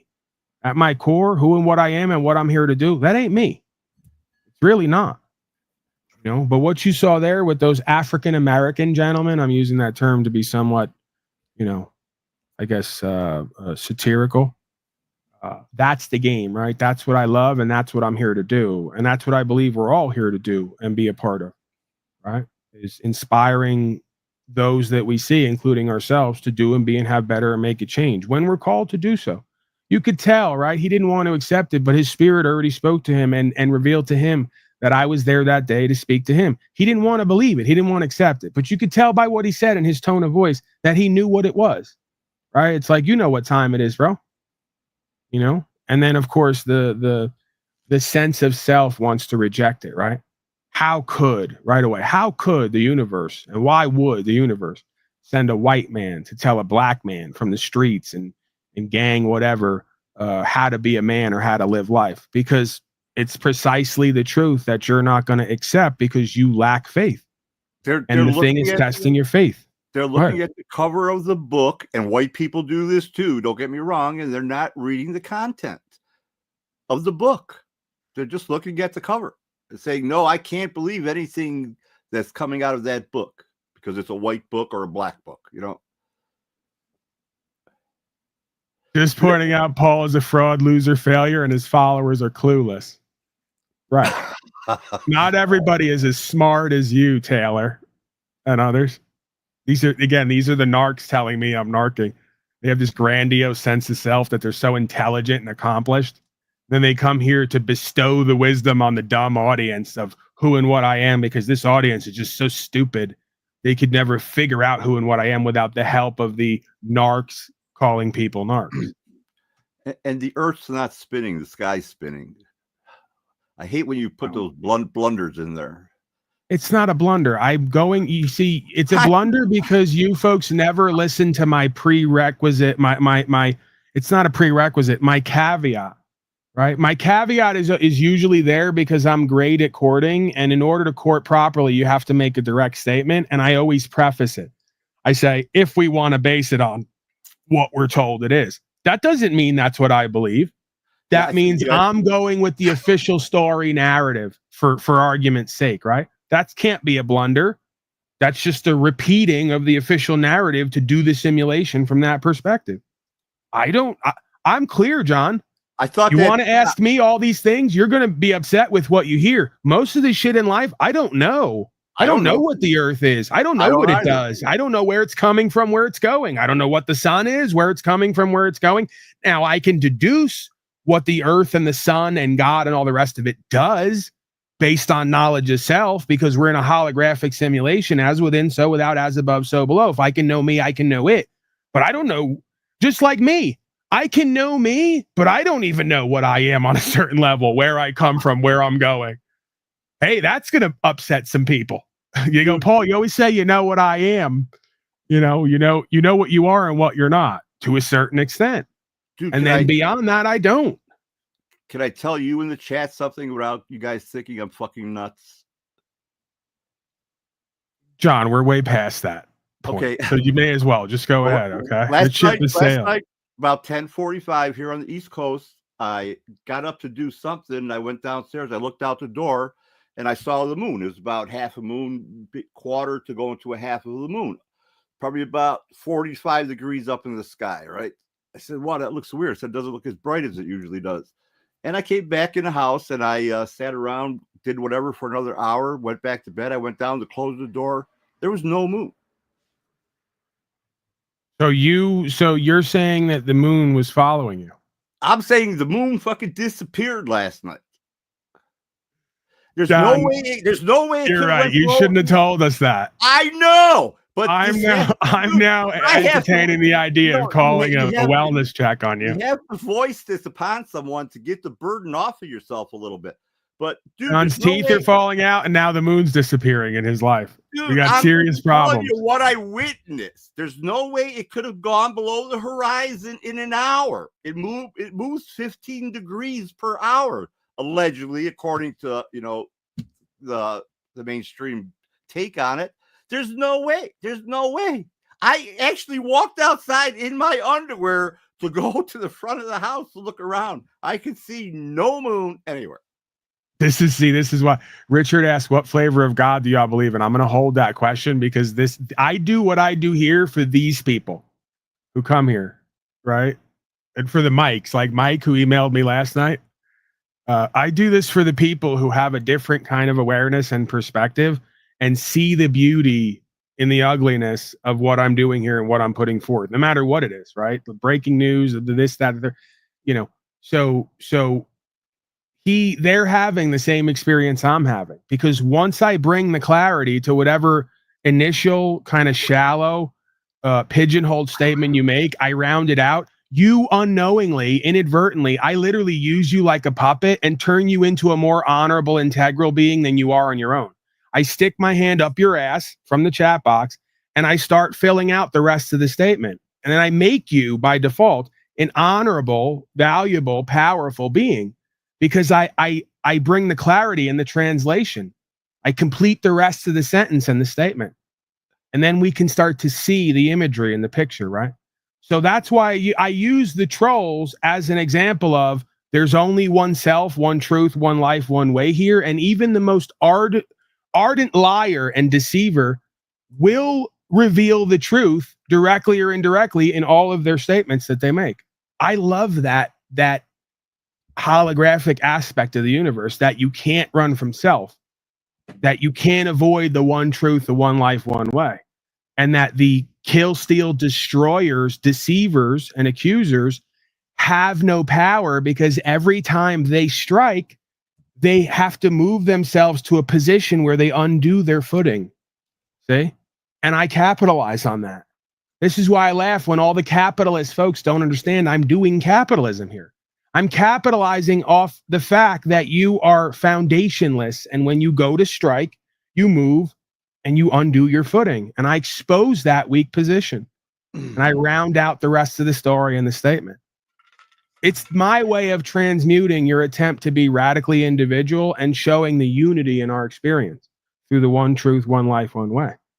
That's my transmutational alchemy. And people love it here. You know, I've turned a liar into a truth teller indirectly. I've done for you folks what you can't or won't do for yourselves. Another reason you should thank me. Be grateful for the God of all media. My chief of staff called me, John. They said, sir, you have haters and losers and failures in chat. I said, we love these people. They're our puppets. We're using them. We're using them to make America great again. Let's see. You're back to licking Jack's boots. You are the fraud of all media, or loser of all media. Come to the FS show. They welcome you. Learn how to be real and not a fraud. It's beyond laughable, sir. This desperate attempt of yours is obviously not working because you keep doing it. And you don't even see how it's taking the power and value away from you and what you're doing. You're so focused on me. But I'm helping you right now by telling you that, but you won't listen because you're so prideful and desperate. So keep doing it. I'm going to laugh at your downfall and failure. Don't tell me about doing good for a time. Tell me about doing good for a long time. See? All I got to do is wait you out. There's an old cliche in war, right? If you hold back long enough, your enemy is most likely to die of suicide or self-destruction than you having to commit murder. I really believe in that. So when I want people to be destroyed, what I oftentimes do is just sit back and wait. I let God work on you. Or the devil. So yeah, me being at Jack's from time to time and having a care for him, or feeling bad for Jack, or having endearment toward Jack because of all the interactions we have, isn't licking Jack's boots. See, this is the thing everyone does, right? Because I'm not attacking police at the moment, I'm licking their boots, right? Because I'm not attacking Donnie Trump or Joe Biden, I'm licking their boots, right? That's not how that works. Just because you're not against something doesn't necessarily mean you're for something. It's called being neutral. I can remain neutral and even have a care for people and be somewhat endeared to them and be willing to co-create with them without agreeing with them or believing in everything they do or are a part of. That's called growth. That's called maturation. That's called acceptance of what is, and not trying to change beyond what's your control, beyond what is in your control, right? It's just how I see it. So I don't lick anyone's boots. Why would I lick boots when I have nothing to gain from licking boots? Nobody has anything that I want. Anything that I want, I'm able to attain and be.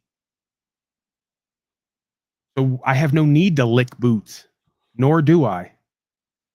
If anything, at times I surrender in faith. My tests, my challenges, right?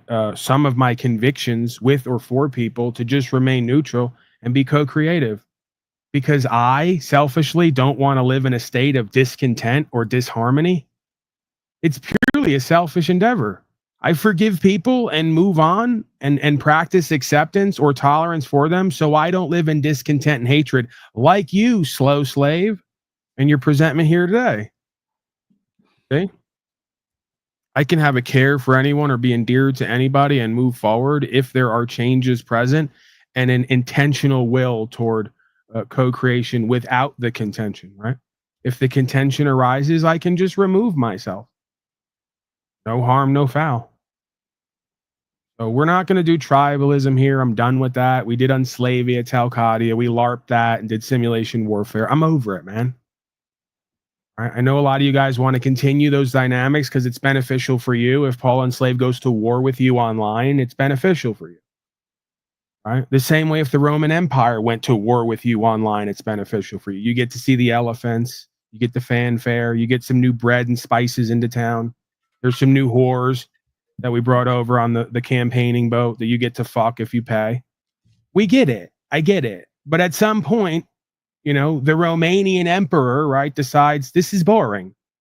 It's boring going to war with a bunch of tiny channels filled with a bunch of people who have little to no meaning and purpose in their lives. If I'm going to go to war and do a competition, it's going to be with people who inspire me to really fight. See, I'm not a coward like you. If I'm going to go to war with people, it's going to be a channel with 500,000 viewers, who are really about something, who really could give me a run for my money. See, I seek fights where I'm probably going to get my ass whooped. I don't seek fights where I'm guaranteed to win. That's the difference between you and I. That's why he allows me here.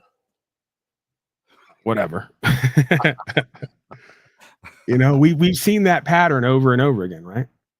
These are the same people who seek fights with me online, but when I tell them meet me in private, they never get back to me because they're fucking punk cowards.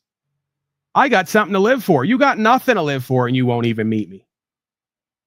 So silly. It's so ridiculous.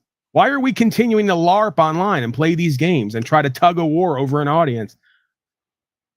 I mean, whatever you all like, I love. You believe it and buy into it, go for it. Go for the gold, right? I ain't going to hold you back. Far from it. At some point, though, here, along this course of years and years, I'm suggesting we all get real with ourselves and each other. Whenever you're all ready, I'm here for it. Daddy's here for it. Till then, let the games begin, right, John? Let the games continue. You want to hear something else weird? Sure, go ahead. Okay, I screwed up my knee about a year ago when I was planning on selling this house, and I was taking everything out and throwing it in a dumpster, and I screwed up my left knee. And Would you try to blow the contractor? What did I tell you about that, John? Go ahead. I'm being lewd and crude. Kneeling. But anyways, I can't hear you. I'm not saying anything. Oh. Anyways, it's been bothering me for about a year and 4 months now. I'm living with it. I won't go to a doctor. But anyways, I went to bed just let me finish. I went to bed last night, woke up this morning. My left knee was feeling fine. My right knee felt like somebody hit me right in the knee with a baseball bat. Spiritual warfare, John. Honest to God. Coming for your knees. It switched knees. What could I have done in bed? Dude, my life is so fucking weird. I don't even like talking about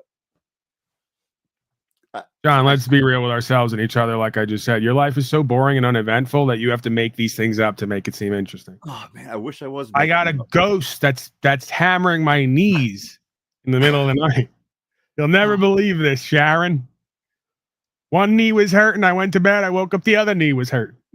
Meanwhile, John's banging his knees in his sleep. Hurting when I got up. That's my point. I mean, it's been hurting every day for, like I said, about 15 John, it's obvious to me, as the doctor of all media, not only the god of all media, that your knees were knocking while you were sleeping because you were deathly afraid you were going to have to show up here and try to give me some kind of content. And that's the best you could come up with. Oh, gosh. I'd be scared, too.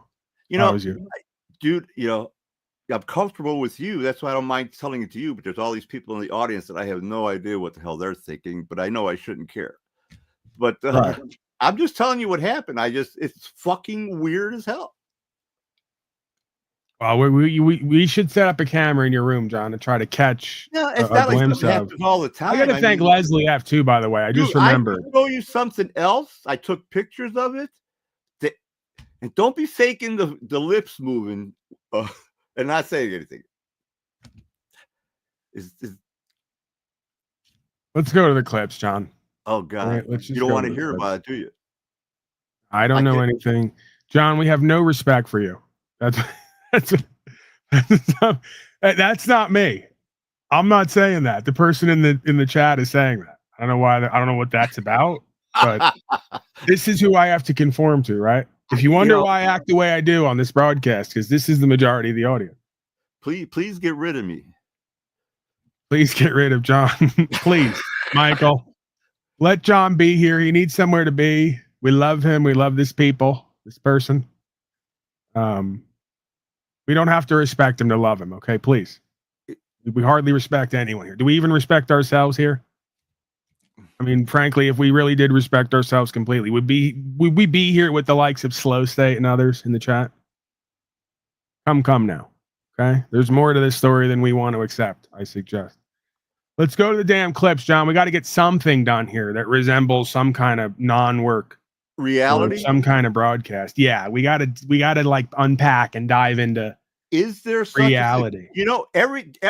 Everything that we see as reality is created by whatever magnetic signal, electronic signals that hit our eyeballs, and then the image is created inside our brain. We think we're seeing outside our eyes, but we're not. We're actually seeing what the images our brain is creating inside our head.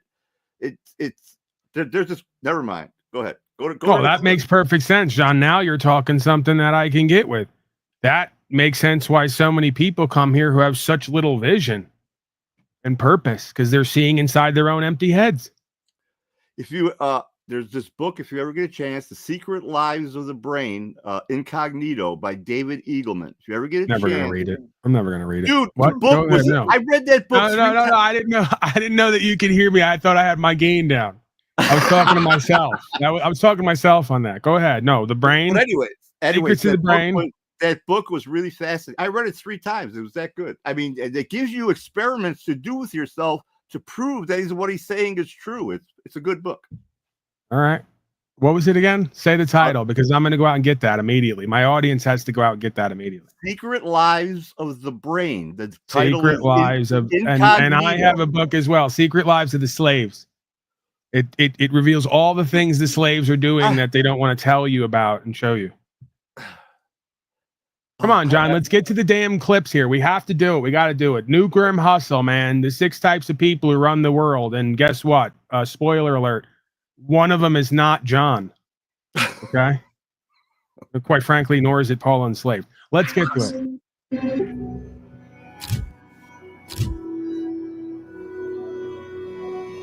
Most people today are lost and confused because they don't see the patterns. What does chess have to do with this? Chess can show you how this world is run, who really is in power, and how you can break that power. Chess? I don't believe it. There are only 6 types of people who make the modern world run. Okay. Who's on top? No, you need to understand who is on the bottom. Number 1, the pawns, the masses. They follow orders. They are predictable.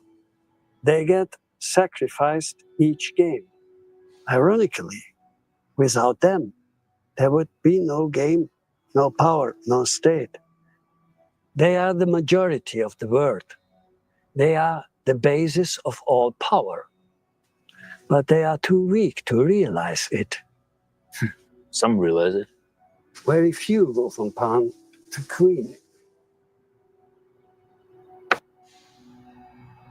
People like Andrew Carnegie, J.K. Rowling, Jack Ma. Jack Ma was not a pawn, but a rook when he started out. Number 2, the rook. These are the 20% of people who do 80% of the work. Long hours, efficient, diligent, straight shooters. They are like machines. But they get stuck when the routines change. They're not flexible enough. And they are useless on their own. They need number 3, the knight. For a long time, the knights just sit there, underestimated. Then they jump over walls, surprise everyone. Nobody can predict their path, their creativity. They connect dots no one else connect. Richard Branson, John McAfee, Kanye. For example, they are ahead of curve. They unplug first. They walk in uncharted terrain. One wrong step and they fall. If you are a knight, you need a good bishop by your side. Number 4, the bishop. The bishop will protect you, and he is a quiet planner. The one who can wait with patience and a plan for months and years. And then he strikes. Like who? Edward Snowden, Jan Cheng-wan, Masayoshi Son. This guy has a plan for 300 years, man. But the bishop is nothing compared to the queen. Number 5. Number 5. The queen can strike anytime, anywhere, all directions. Everyone is afraid of the queen.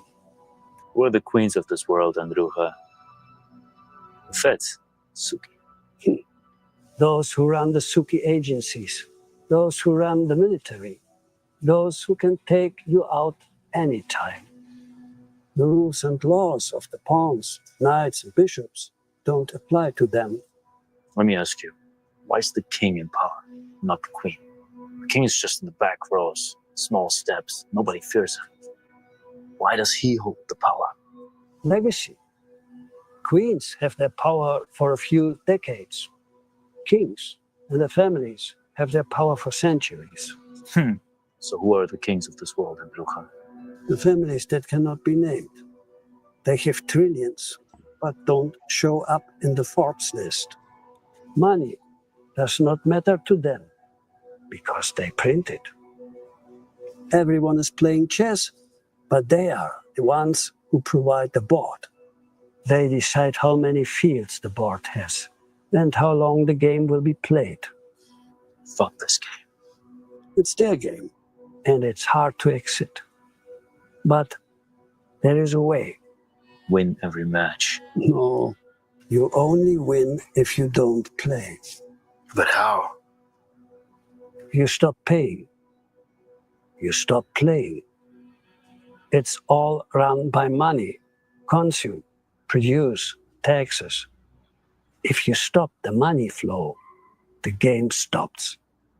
And someday, someone who has stopped playing and has walked away from the game will come back and flip the board.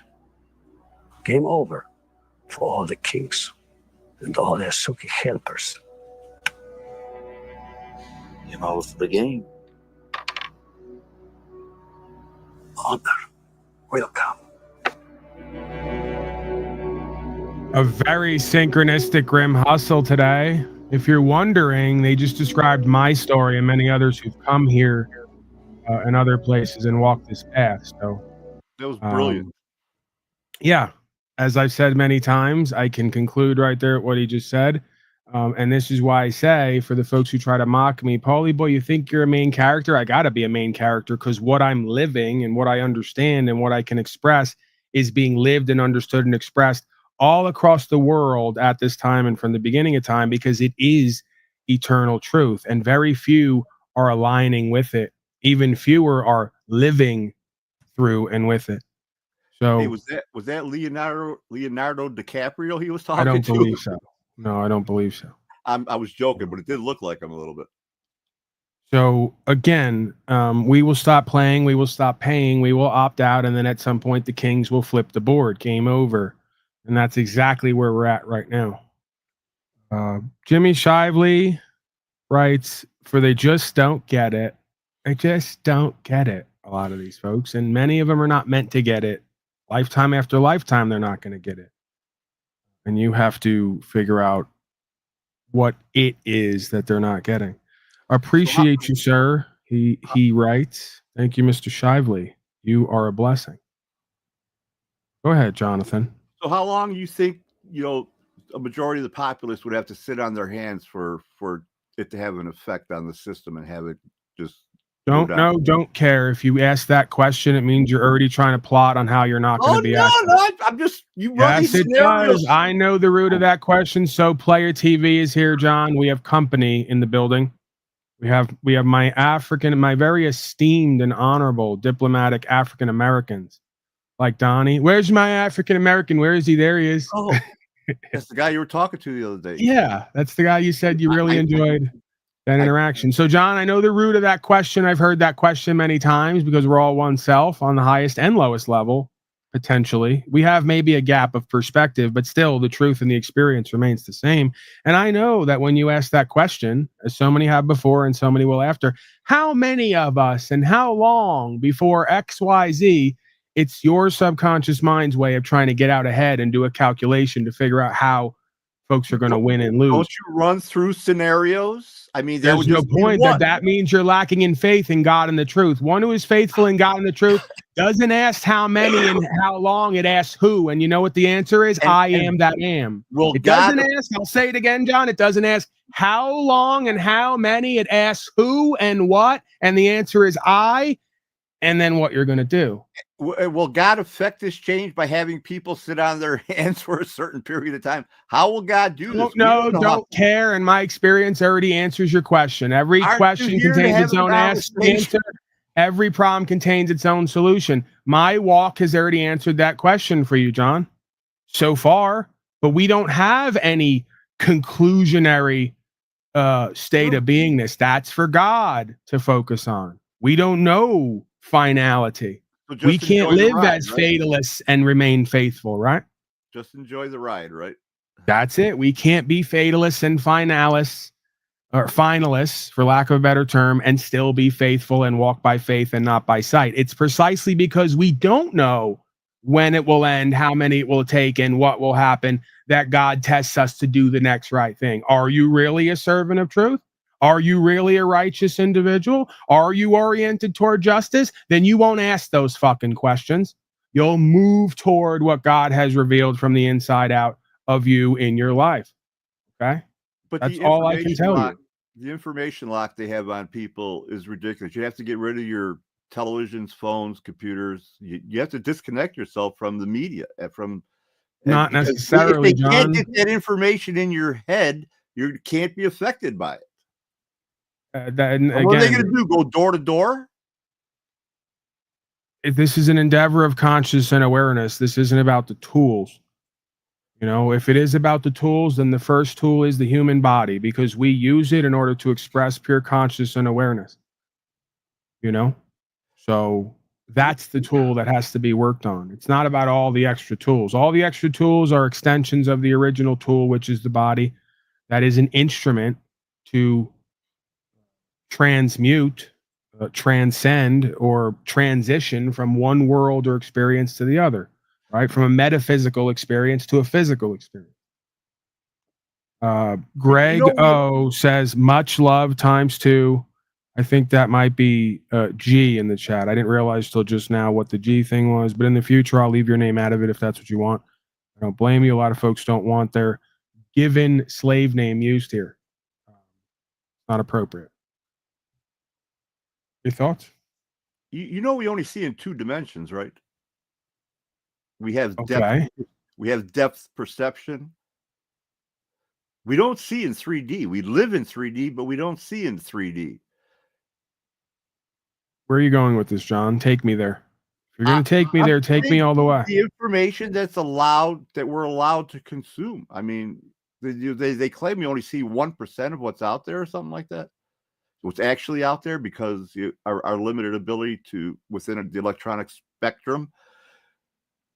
What is Jeeps asking? Oh my God! About what did I say? Right, but that, even if that was an accurate scientific experiment, the experiment would be biased based on the fact there are so few who pursue higher levels of conscious and awareness that the preponderance of the participants in the experiment would lead to skewed data points.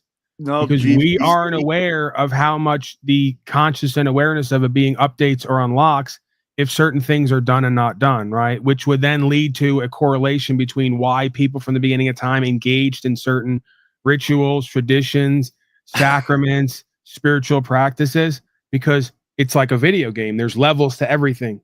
You can move up and down the levels based on who you are and what you do, right? So, we would at that point again have to survey every being here who has incarnated in a physical realm from a metaphysical position and survey their level of conscious and awareness. Well, it's like saying they found out that 50% of people don't have an internal dialogue. I was just going to say that and you wouldn't let me. If you would have let it come out of me, I am that am is already here, John. There's no need for two. This is why they don't understand why I don't need a panel. I am that am is already here. I don't need two versions you are of that it. something, that's for sure. John, I'm the God of all media, God damn it, and I expect you to accept that premise. What? I'm lying about that?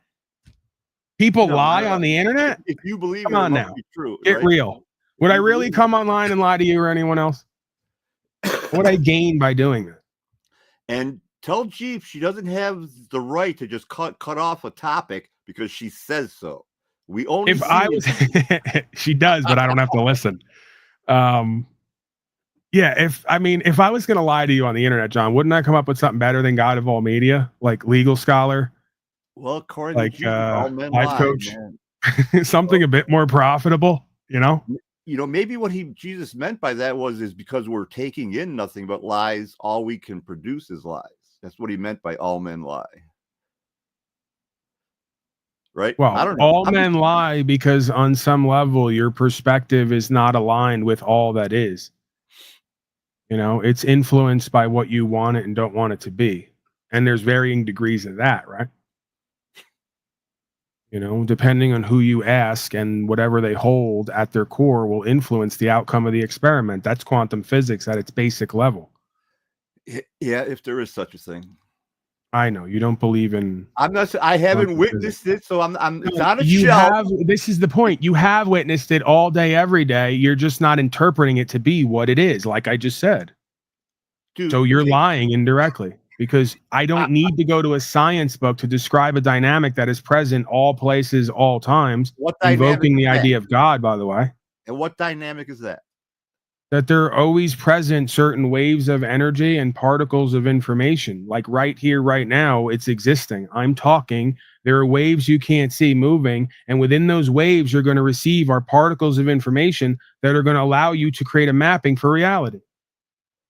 I can't prove that and I can't put hands on it, but it exists. And based on the way that I do it, the truth, life, and way will affect and influence the outcome of the simulation, which would be the collective unified field of existence. That is on display here 1,000 days straight. And John says, if it exists. Well, if this universe is real, because it's a reality, I guess it's not completely real, but it's the best we got for a simulation, right? Of particles of light that seem to be solid, you know, of people who seem to be individual and real. Created light. They didn't just let the sun shine into those slits. They created their own photons. And then on the seventh day, Jack Talcott rested and he behold his creation and he say, it is good. What does that got to do with anything we're talking about? I don't know, John. I'm just as insane, if not more than anyone else here, okay? There's a fine line between genius and insanity. Remember that. I'm constantly straddling that line. You were saying? Me? Yeah. You were saying so. You were mumbling something that I completely ignored to have some fun with my imagination. We're having fun with my imagination. Who's that guy? There's some guy I saw on YouTube. This is what pops into my head. I'm sure he runs around like we're having fun. People have been asking throughout history, whatever that is, or whatever it was, because I don't accept anything out of the mainstream at all anymore. Nothing. I like this person. This is my Arab. Where's my Arab? There he is. Zohar Mahija. Zohar Melj. The fucking text is so tiny on this thing. You know, Slow State is right. I got to go back to horizontal view, man. Sometimes the people who want to be my enemies actually have points.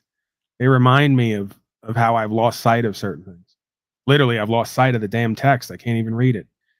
Trump ruin U.S. soil like Satan ruined the world. Well, again, they go hand in hand. Folks keep thinking there's going to be one person that comes forth as the Antichrist. No, it's not. John, please, if I'm talking, you're not. That's rule one here. And if I'm interrupting, you're stopping, you're talking. That's rule number 2. Rule number 3 is see rule number 1 and 2. Thank you for being honest about that. Oh, I always am. You know, I've had to create a character here where I can be unapologetically the asshole I'd like to be in life, but it would be completely unacceptable. You know, I'd probably be long dead or locked away. What was I saying, John? See, this is what you all do. Dude, you This is why changed it's the panel, subject non-panel. because I added a comment to what you were saying. If you would have just continued on with what you were saying instead of Folks all think, belittling John, me and badgering me because I John, made excuse me, folks all think, John, that it's going to be some person that comes forward that is going to reflect the Antichristo. It's a personality, like reality. Isn't the Antichrist just anyone who's against Christ? It doesn't have to be one Yes, individual, John, right? but we would have to understand first what Christ represents. And folks can't seem to do that. Noticed. It's the weird thing about this life. I've noticed that no matter what words you say that point to meaning, if you ask them what the meaning and the experience is, they can't tell you because they haven't lived it. And they've read it from somewhere or heard it from somewhere, but misinterpreted it. So what good is even the language anymore if we can't agree on something as simple as experience and meaning and purpose? Yep. Pictures would work much better than words. Right. Immediately replace all literary books in this society with picture books. Slaves are so fucking dumbed down and unable to make connections. The language where that's what they use. They use, they use drawings of some sort to create the story. John, please, you're an evil heathen, and this audience is demanding my presence and presentment beyond yours. There's a channel, it's called John Has a Take. Nobody watches and listens, but I presume that over there, John gives his takes. Now you know why I don't do anything. Oh, fuck you, John. Don't victim. I gave you and everyone else an opportunity here. If you post content regularly and you're here and I like you, I will promote your channel. I've done it for other loser failures. I got to do it for you. So cut the games. Stop victiming. The point is, I'm not going to give... We're back on the street, John. I'm not giving my customers numbers for a guy who's never got any drugs in stock, right? Because then they're just going to call me twice and go, hey, you didn't go live and you got me calling this guy John and he's got no pack for me. What are we doing here? And I go, didn't I just tell you I'm not around? And they go, yeah, but you told me he's not around. Now I'm in a double bind. You see? If you're going to go live regularly and you got some fucking dopamine hits for these people and some content and you're going to call them slaves and do what I want you to do, and you're going to be an extension of my cult. Oh, sorry. I didn't know we were still on air. If you're going to give them fucking content regularly, I don't even care if it's good. I mean, I've told people about OTW's channel. God help us. Okay. So if you're going to post content with regularity and these people need a pack, 3 a.m, I'll shoot them your number. But if you're just going to post here and there and, and then use the channel to say Paul's fat and we hate him, because now you have insulation. I can't come up with the basis of the channel. My audience will entertain that too. They're just sadistic and masochistic enough to entertain you insulting me and using me and abusing me. Don't worry. A lot of different areas to gain the information that'll present the whole puzzle in front of me. That would be a hard channel to run because I'd be all over the place, I think. And people would probably say that, he's nuts, just like they're saying here, whoever SH is. Right. But does anyone care what they're saying here? They just sent me $200 today. Did you get $200 today for running your mouth, John? I don't think so. People are asking to pay me to have you shut up and go back to John's Take channel. Okay. Quite frankly, I just got a note here. Here's $20. Tell John, shut up. Go back to John's Take. There it is. See how I have to motivate and inspire you people? Because you don't have any passions, John, right? You're extremely white. I can tell you only have sex in missionary position. Don't ask me how I know I'm the God of all media. No need to confirm or deny. We already know. Pepperidge Farm remembers. So, yeah, I'm trying to work with you, John. That's the bottom line here. I don't know where I was going, but I know where I'm landing. I'm trying to help you here. I'm here for you. Okay, and I know I can't inspire you with passion and what you love to do and what you like to do, or maybe even what the people need from you, because you don't see yourself as an inspiring, influential leader. And I get that. You see yourself how I and the audience sees you the majority of the time. And that's the problem. Okay? Stop being a pathetic, cowardly loser, failure, and get your shit together. We want John's take now. And John has no take. Can I grab this microphone and squeeze it? Will it? That's why I do a broadcast outside the room with everyone. So no one can actually ever get to me. We need to be in the same room once. Just like the channel that I don't want you starting, I've already done that. Insulated myself so no one can put hands on me to say whatever I want. It's a beautiful thing. And get paid doing it. and inspire others to do and be and have better. I am doing ministry right here, right now, and nobody even knows it or cares, and I don't mind that. They don't have to. God knows and cares. See? Just like before they said, nobody likes you, Paul. God likes me. I like me. Isn't that all that matters at the beginning and the end of the day? Shit, people, places, and things are fickle, man. You ever see these people, what they like and don't like day to day? Oh, Nicki Minaj, the greatest thing ever. Did you see Nicki Minaj, that fat pig? Just like that, you know? So long as God's got your back and I am that am, right? Or self has your back and is moving toward a goal and is co-creative and getting results, does any of the rest really matter? So John has a take. If John's going to give his take, he gets a boost here in numbers. Why not? I like John better than the rest of these skunks and swine who run around these panels. Okay. And John is likely to actually have something to say. Legal, lawful. He's got experience. He's another replication, emulation of the God of all media. That's why I'm the best daddy, non-daddy on the internet. 2024, I nominated myself and voted myself in. I one can want change to that. say one thing. I would have never Stop it, John. I was myself just in the middle of, how dare this idiot? After all the negative things I've said that he's cried about, I'm finally giving him credit and building him up, and he cuts me off for that. Yeah, you know what? John's take is not going to go well. This guy's not very media savvy. Definitely not a God of all media. Not even demigod of all media. Okay? John, please. Let me finish for God knows what reason, giving you credit and building you up right now. Lord knows you don't deserve it. But that's just how magnanimous I am. Okay? It's how loving I am. So John does legal lawful. He's got experiences traveling without plates, all the rest of it. He understands trutheism just as good as anybody. He's white as the day is long. People like that. Okay? They relate to that. He's well dressed. Keeps himself looking prim and proper. He's got a way with words in his own way. He's rather befuddled at times, right? Not as great of a speaker as God of all media, but who is? But he's got his own way with words, you know? He's got an energy to him when he wants to. I think there's something potentially there. Were you talking in my backstage? How dare you? I didn't put you back there to talk back there especially. What is that? Go ahead, John. There's no working with you. There's no helping you. There's no being nice to you people. Don't think I don't appreciate everything you said. I just don't do well with that kind of stuff. It makes me uncomfortable. But anyway, I know, John, that's why we're all here, because you're all reflections of me. And that's part of the problem is we didn't get any praise growing up. So when people give us credit or praise, we get put off by it. They don't understand part of the God of all media, I'm so great bit, is actually an ironic inverse reflection of who I really am. I don't like praise. I'm not as narky and arrogant as you all would believe. But I like running with this presentment for some reason. Dude, you know, I was a total introvert till my mid-30s, man. I thought, okay, John, but there comes a point where you gotta learn to. I'm not gonna let you fucking talk over me again and be dysfunctional when I'm trying to teach you how to love yourself. And damn it, love me. Okay?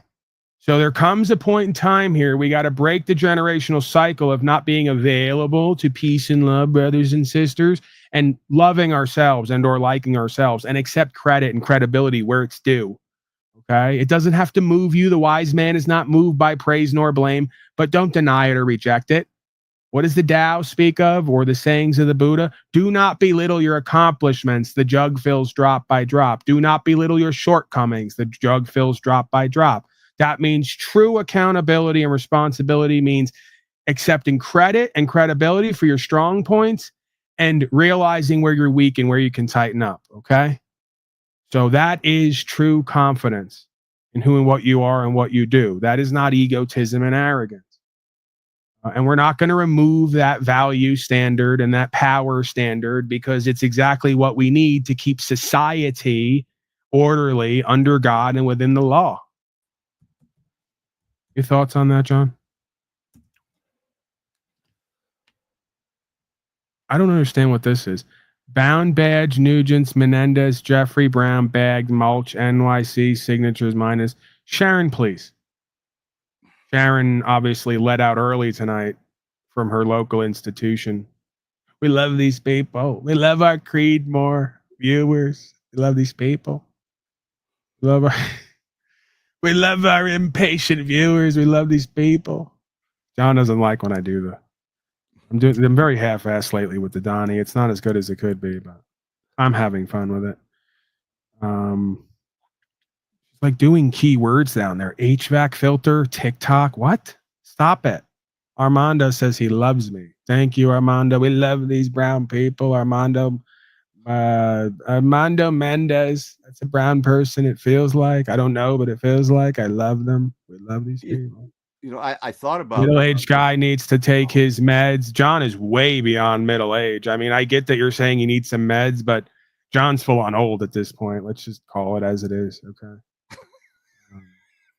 No way he's talking about me. I am the meds. John, please. God, I can't even take a breath around here without people jumping in and taking over and cutting me off. One person on panel and I can't even handle it. Dude, come on, dude, seriously. Really? Dude, really? This is just an experience. Dude, seriously. They're counting now down there. The audience has resorted to counting numbers down there. It's paint by numbers with John's take. They've gone completely over the edge. They're just counting numbers down. It's literally like just a 1, 2, 3. What is that? I got to get out of here, John. I just come to the point I realize I don't know why I'm here. What the fuck's on your list today, dude? All right, the list. Thank you. I was just about to go back to my list. Assholes are everywhere. Thank you for noticing. And how do you fit into that equation? I'm wondering. Cass? I'm wondering. I'm just asking. How do I fit into what? Not you, John. Not everything's about you. Okay. Witness recounts Midtown Manhattan shooting. All of us were shocked. And this is going to be the 33rd floor scenario. And let's just go to this real quick. I heard you bringing that up the other day. Look at this guy's hairline. That's what's shocking. God, John, can you give it a rest? Dude, what's your address again? What? Yeah. 1313 Mockingbird Lane. I'm bring in Jessica Chen. She was in. All right. Midtown Manhattan shooting, 33rd floor, totally not a Masonic ritual. Jessica Chen. And she was inside the building when this all played out. Jessica, thank you so much for joining us. I'm sorry that you had to endure this today. Can you give us a sense of what you observed?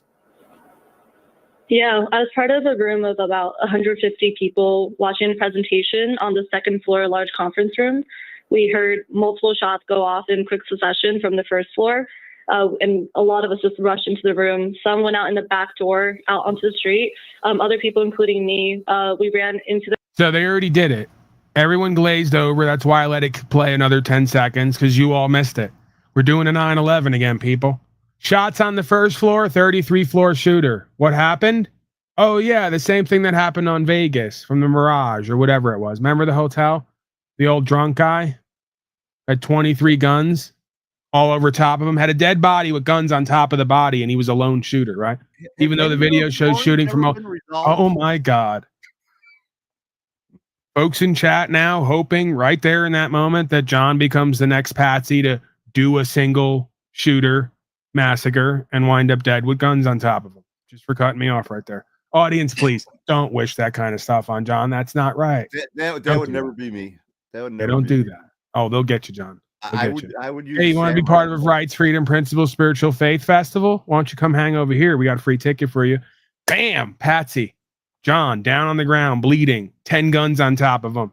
News report. John shoots the whole place up. Massacre. First and 33rd floor. No one knows what happened. John happened. Yeah, think about that. Conference room, and then eventually barricaded the tables across the doors and just stayed still. I think it was very, very apparent through all this that a lot of us were young. A lot of us went through training in elementary school of what to do in an active shooter situation. We were all, unfortunately, prepared. People called the police. You know what the training is? Take a guess on what the training is at the public school system for an active shooter. The same training it is. John, that's not where you answer. Oh my God, these can't be real.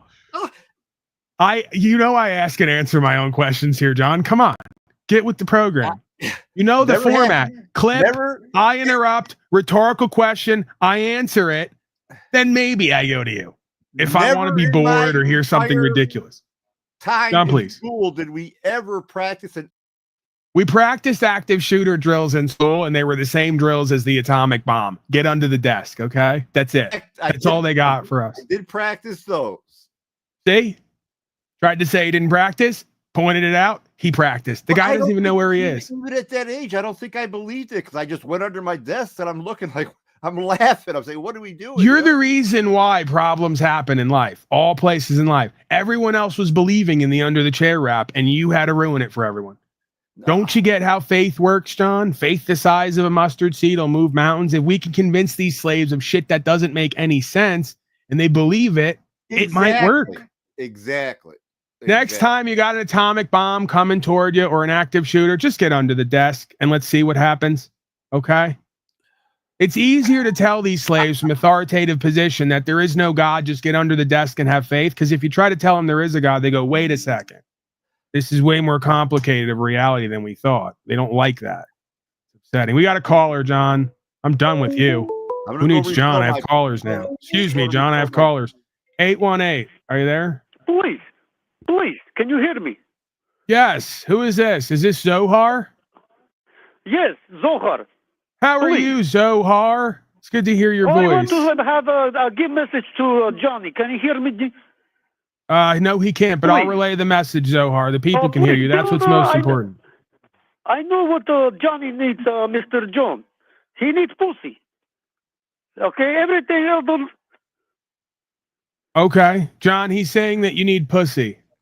That's Zohar the Arabian. Zohar the Arabian. Yeah. Zohar very sort of on the ball. Old school, very old school. I need. Next time he sees a young woman he talked about last time in broadcast, please, go for pussy. You come from pussy. Okay, he's saying vote for pussy. He's saying he doesn't think that you can actually get any, so if you vote for it, someone might drop some off. Some governmental agency, some NCO or NGO, whatever it is. Who knows what the acronym is. Thank you, Mr. Unslavian.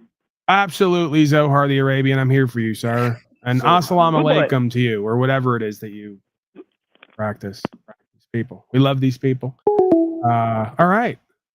Amazing call. Amazing callers, John, with solution-oriented callers, unlike you, babbling, rambling, talking in circles, talking about nothing, putting out a word salad bar out here. You know, you're like the Ruby Tuesdays of broadcasting.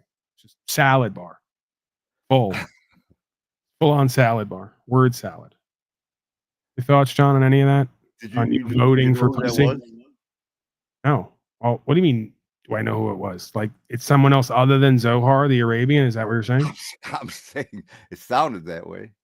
Okay, here we go with the theories. Right away. It's not Zohar the Arabian. What kind of input could I offer that would, get to you and through to you, maybe? The presence of God, absolute silence. Like that one song with the two effeminate gentlemen who we can't confirm or deny are they actually homosexual. Simon and Garfunkel, I believe, is the name. No, the sound of silence, John. Talking about Hall and Oates. They were gay. Did it again. What? All right. Witness recounts Midtown Manhattan shooting. Let's get back to that. And the recognition of true faith in the form of hiding under desks anytime shit gets bad and denying the existence of God altogether. The best cope that we can come up with. There was somebody who had a direct line with the police, updating them. The police, I think, skipped our floor and kept going up to follow the shooter because they heard that the shooter was going upstairs towards the 33rd. So we didn't get let out until a bit later, but it was very apparent that there was a lot of gun awareness among the room of 100 people still there. And so what did police tell you? They told us to stay in, and we were in constant communication about what signals they might give us. Even though they were suspecting that a shooter has gone further upstairs, we were also on Twitter, on apps. There was another rumored shooter out in the garden, so they wanted to stay inside. It was generally very unsure. A lot of us were just scrolling Twitter feeds to get better understanding of the situation. We also heard about the profile of the shooter, though we had no visibility. All right, I'm done right there. I can't take any more. God bless these people's hearts. Bless these people's hearts. I got to tell you.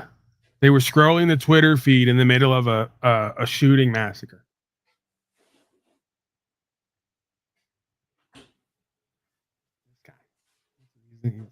Go and come back from the clip. He's not even there. Like, what's that about? Yeah. Anyway, they're scrolling Twitter feed in the middle of a damn mass shooting. I don't know if that's an all-time low or an all-time high. Slaves might have finally found enlightenment. They've completely let go to the point where they're now just accepting their own false flag psyop related death while scrolling Twitter. The god of AI's got their back, you know. Somehow, some way, this universe has got these slaves to find God in its own form. And of course, it's the god of AI. Some might argue a lesser god, but hell, at least it's a start. Complete surrender and faith. Complete enlightenment. This is good. This is big, I suspect. How did Donald Trump ruin America? Well, Joe Ho, I got to confess to you, I baited you in here. Because when I'm in the algorithm and I get notifications sent out and I'm in the browse features, we do 10, 15, 20, 50, 100,000 views. When I'm not, we're lucky if we can break 1 to 3,000. So from time to time, I'll put something up on screen to attempt to influence the algorithm. And it's worked in the past, or at least it seemed to.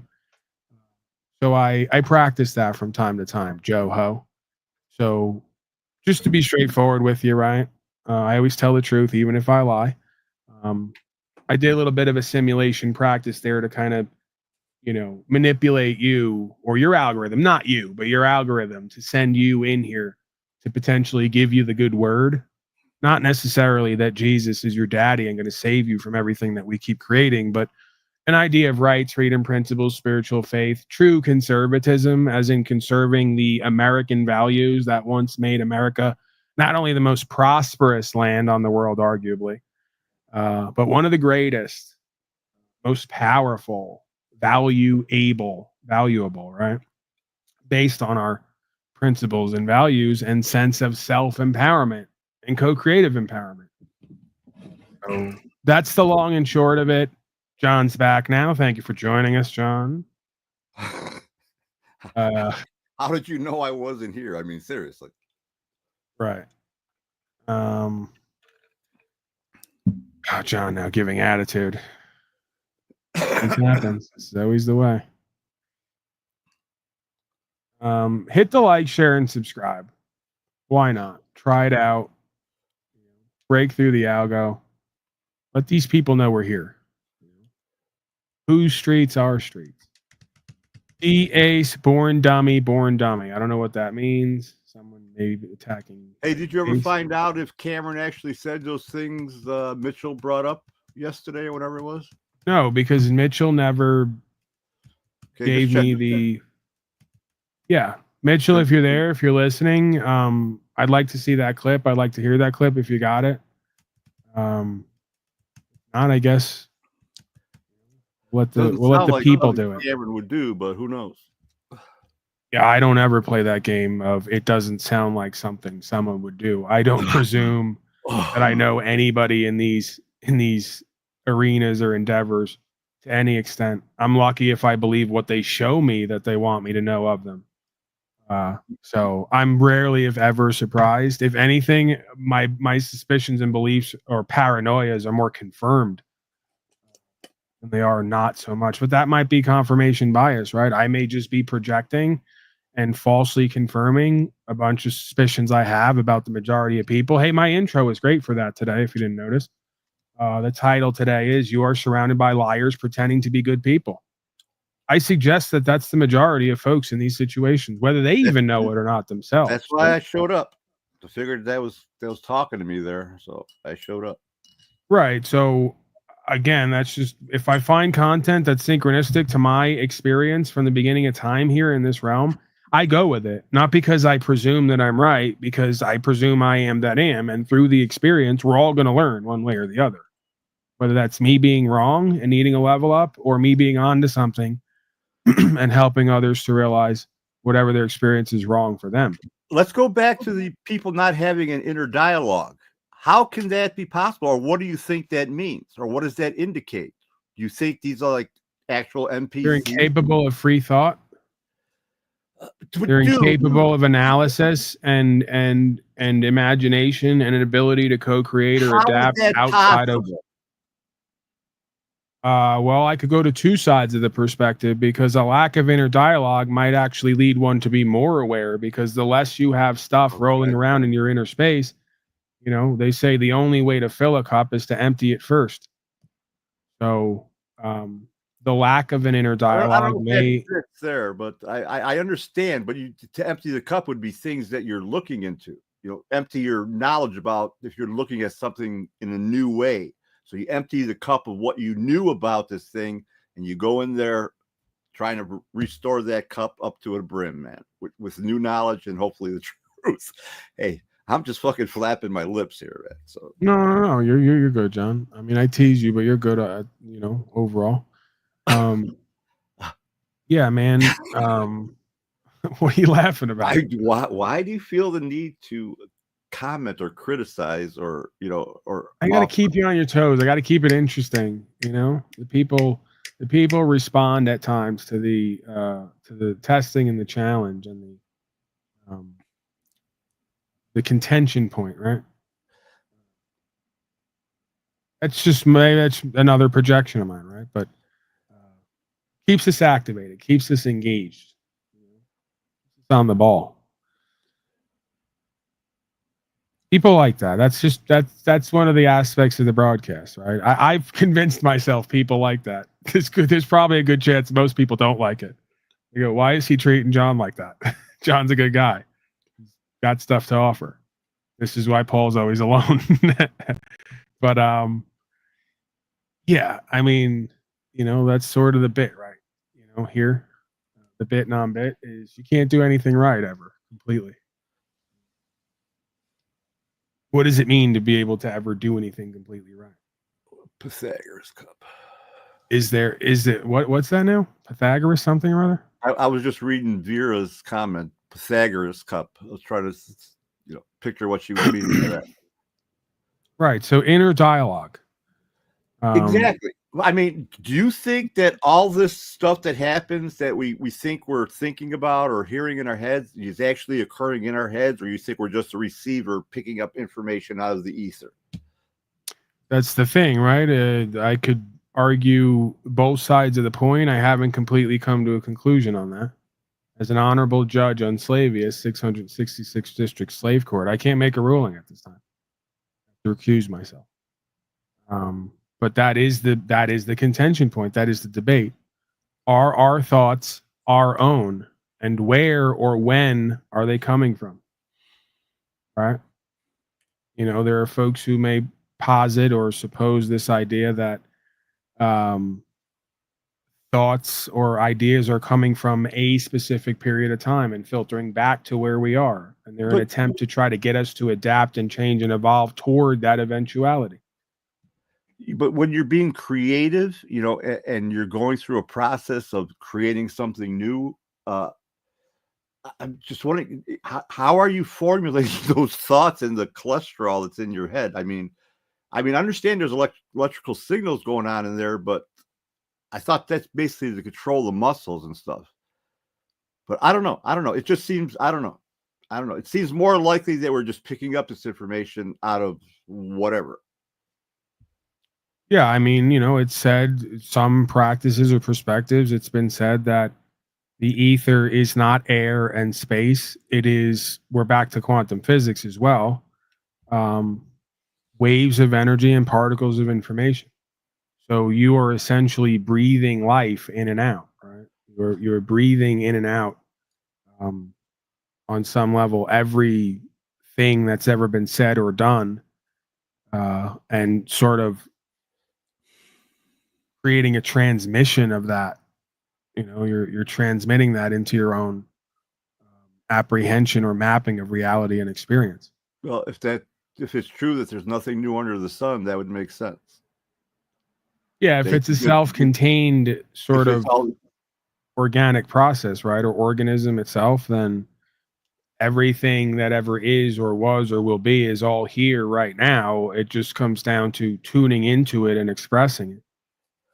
That's why this global warming and all this pollution shit makes no sense, because all we're doing is taking stuff from the earth that was already here, using it, and then it's just going to go back to the earth. Nothing new is coming in. It's all already been here in different forms, yes. And then we change that form. It's going to go back to its original form eventually. It's going to level itself out. I think that's how this system works. Well, that's another reflection of the human cultural experience, societal experience, is the corruption of the supernatural into what is manufactured or, sort of replicated or corrupted, right? So there's an intermediate, or there's an sort of interstitial experience, and then all things return back to source. So that process seems to exist for everyone and everything that exists within the confines of whatever this universe is. That's where this is, again, if you want to know how folks deduce who or what they are as a beingness, they simply sat around, like myself and others, and looked at the trees. If you sit with yourself and you block out all other interactions and interferences, you start to become more conscious and aware. As you become more conscious and aware, you start to be able to see the connections and the unity between all things and the interrelatedness, the relativity, right? General relativity theory. I don't know what Einstein's theory of general relativity is, but I know what I am that am is. That all I have to do is look around with pure conscious and awareness, and I can experience the direct relationship, of unity and correlation within the simulation of the replication of how things work here. Right? The way that one thing works carries over to the way that all things work, because it's a holographic. That's how we deduce it's a holographic simulation, is you can look for these understandings in anyone or anything and find them consistently. These reflections, right? As within, so without, as above, so below. That's what allows the individual to be so powerful as a microorganism on a macro level, is the fact that the microorganism is the macro level, right? It's just, there is no separation. So as the micro moves, the macro moves. That's been proven through the 100th monkey effect and other kind of studies and simulations. There is no separation. There is only unity and connectivity. The only division is the alignment with that understanding and the expression from that state of understanding. And of course, the works that come with that, right? Because the faith or the understanding without the works is a dead concept, at least in the living world, the real world, so to speak, the physical manifested world. So, yeah, man, I'll never stop being fascinated by this idea of a universe, which is essentially a single-celled living organism or program-based simulation reality, where all things, all parts reflect the whole and vice versa, revealing how much power and value we have that we're not aware of. If we don't allow ourselves to become aware of this just systems dynamics, these components of the systems dynamics, how things actually work here. Yeah, just think of the meat suit, man. It's waterproof, it's self-healing, and a couple grams of carbohydrates will allow it to run for hours. It's an amazing machine, dude. It's an amazing. This thing we're allowed to use over here is really an amazing thing. Someone said plastic is not, might not be. I don't see how you, again, there's corruptions of the original, but all things have to emanate from what already exists. And that all comes from petroleum. Unless there's a technology that can replace the God of creation and synthesize matter, which I'm sure the best Luciferian scientists are working on it. Because again, all of scientism, not science, science is a practice. I love science. All scientism is a religion and an attempt to try to replace the God of creation with something lesser than, with something artificial, corrupt, some kind of tool that's going to stand in for the original producer, right? The original director. It's a co-producer and director, right? Co being short for corruption. because it's lesser than the original. It's a knockoff. It's a fugazi. You know, they do it with everything. Oh, Japan's going to bring in a second sun, right? Luciferianism, scientism. Right from the fallen angel thematics in the scripture. Lucifer said, I can do it better than the God of creation. And God said, go ahead and try. And all that ever happens is Lucifer keeps undoing himself and his angels in an attempt to try to overtake the God of creation, unaware that it can never be done, or unwilling to accept that it can never be done and be done better, at least. So, yeah, unfortunately, science was supposed to be a tool that was supposed to bring scientism in alignment with creationism. And of course, it's done the exact opposite, because it's filled with a bunch of people who got a bunch of pride and a false perspective, and they will always see the outcome the way they come into the experiment viewing it. That's quantum physics, by the way, once again. My man could never rule over man. Right, because man is not God, and a man who's in alignment with God would never want to rule over anybody else. Exactly. So the only people who believe that ruling over people is legitimate and even more want to rule over people are all the illegitimates. The ones who are legitimized by the true authority of God would never see legitimacy in false authority and hierarchy, and would never see the power in being part of it. The only reason you would join an illegitimate hierarchy is to fill the place, to stop doing stuff. Like, I've thought about becoming a sheriff and getting all the crap just to fill a place, to stop doing what the rest are doing.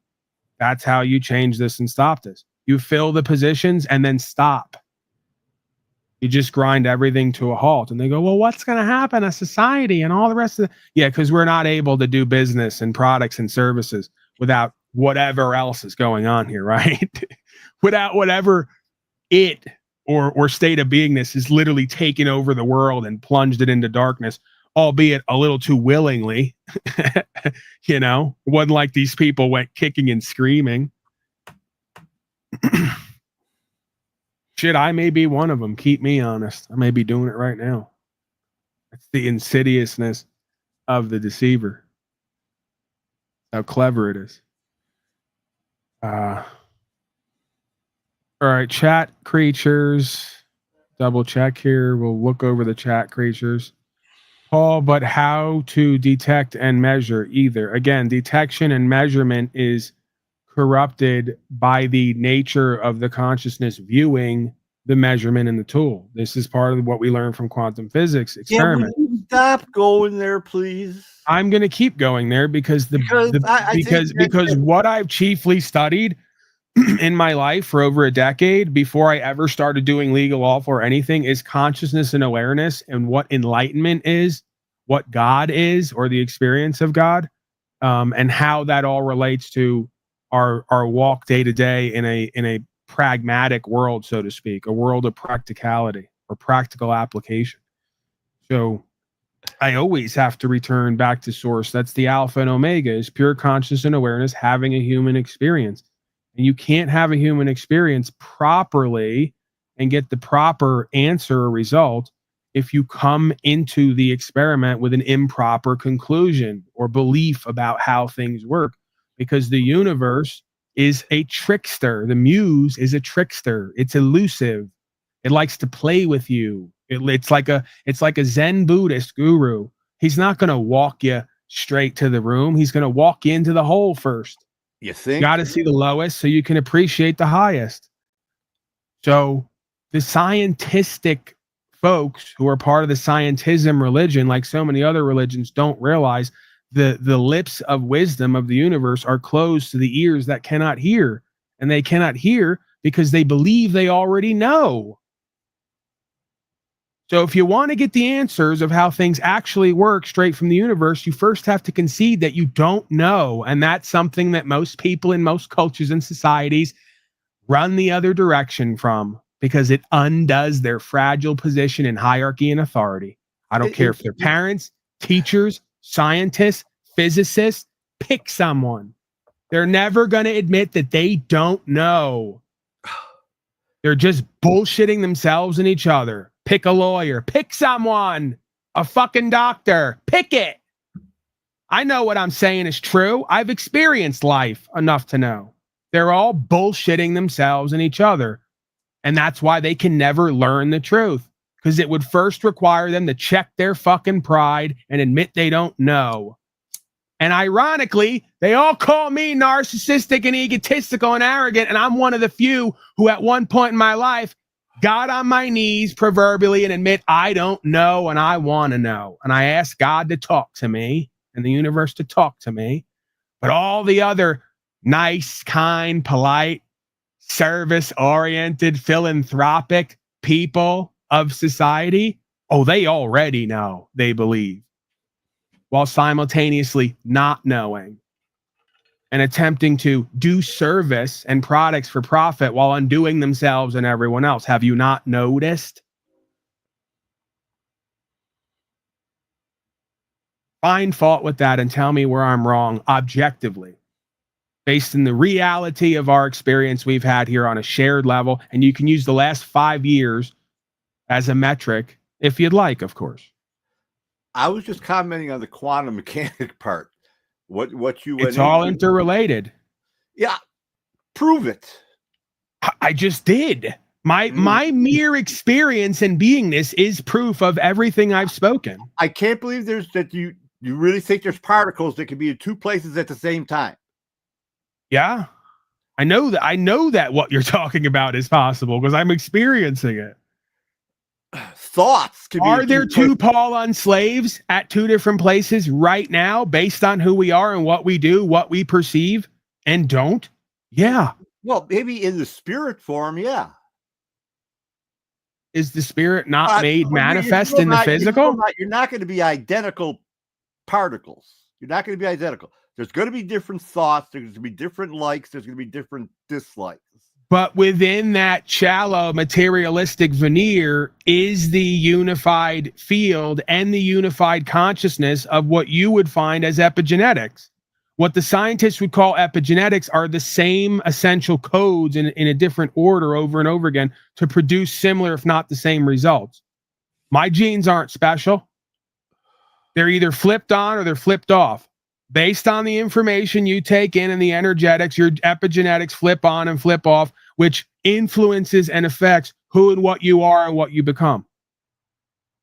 Did you do that? Did I do that? Do we even have complete control over that? Is that not all an ordered process that is on some level meant to be unlocked and experienced if you let it be, meant to be closed off and not experienced if you let it be? There's Schrodinger's epigenetics.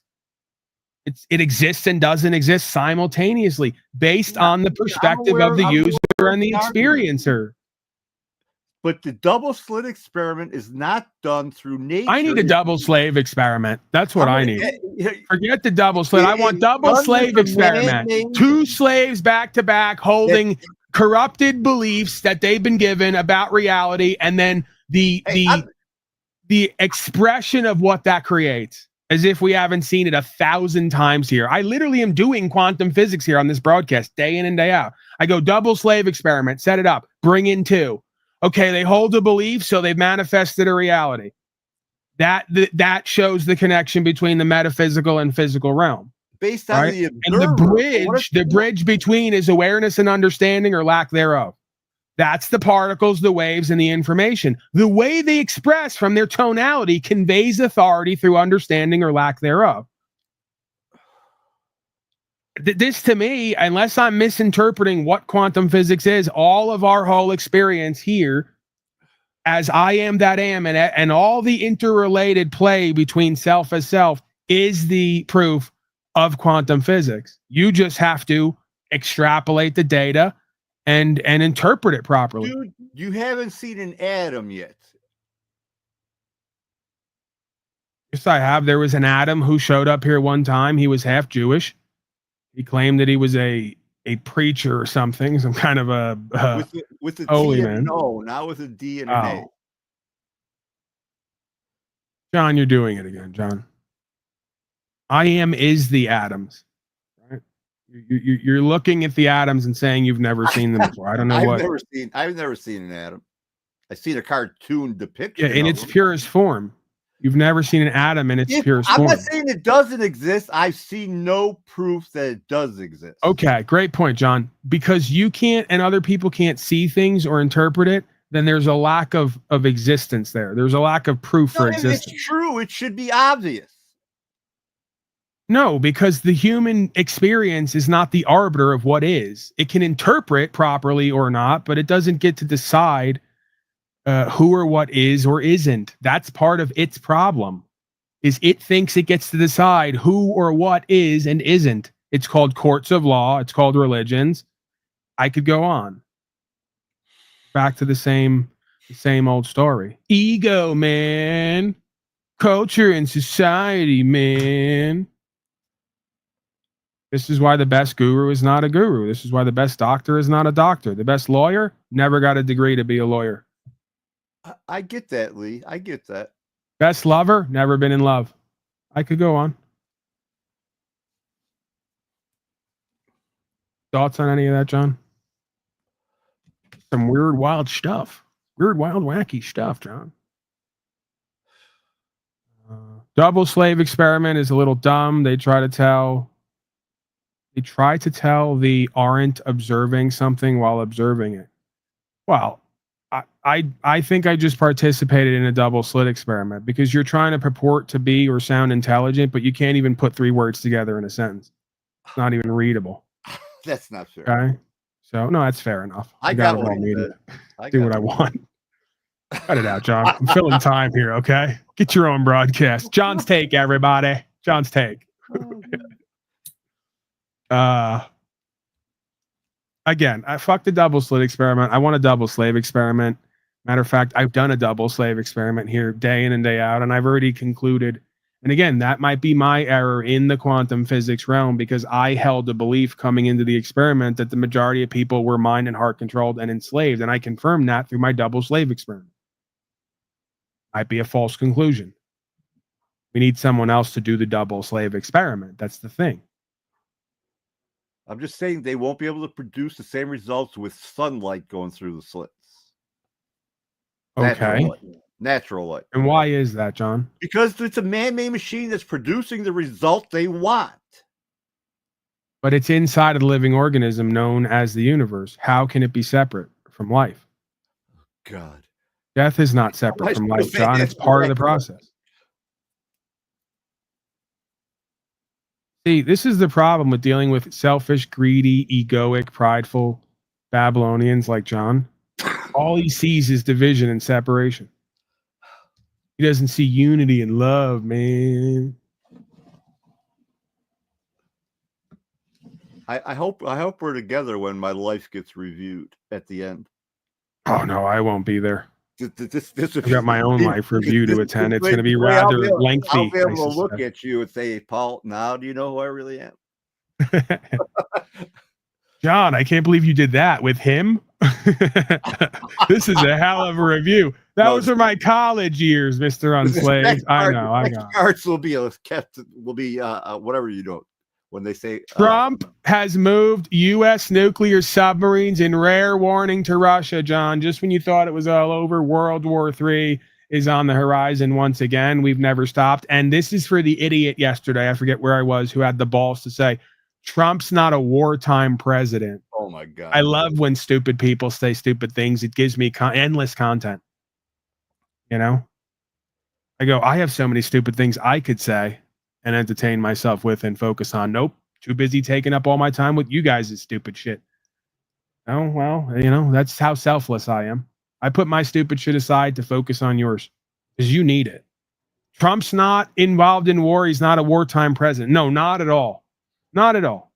Yeah, and I'm not a god of all media either. Ha! Right. Let's get to it. Trump issuing new warnings to Russia and repositioning 2 U.S. nuclear submarines after what he calls highly provocative statements by Russia's former president. Meantime, President Trump has given Vladimir Putin just one more week to negotiate peace with Ukraine or face tough new sanctions. That was highly provocative, so we moved some submarines. Martha Raddatz. Tonight, in a rare and extraordinary warning to Russia, President Trump ordering 2 U.S. nuclear submarines to the region. A threat was made, and we didn't think it was appropriate. So I have to be very careful. So I do that on the basis of safety for our people. That threat Trump was talking about, a post on social media from the former Russian president about unleashing Russia's nuclear arsenal.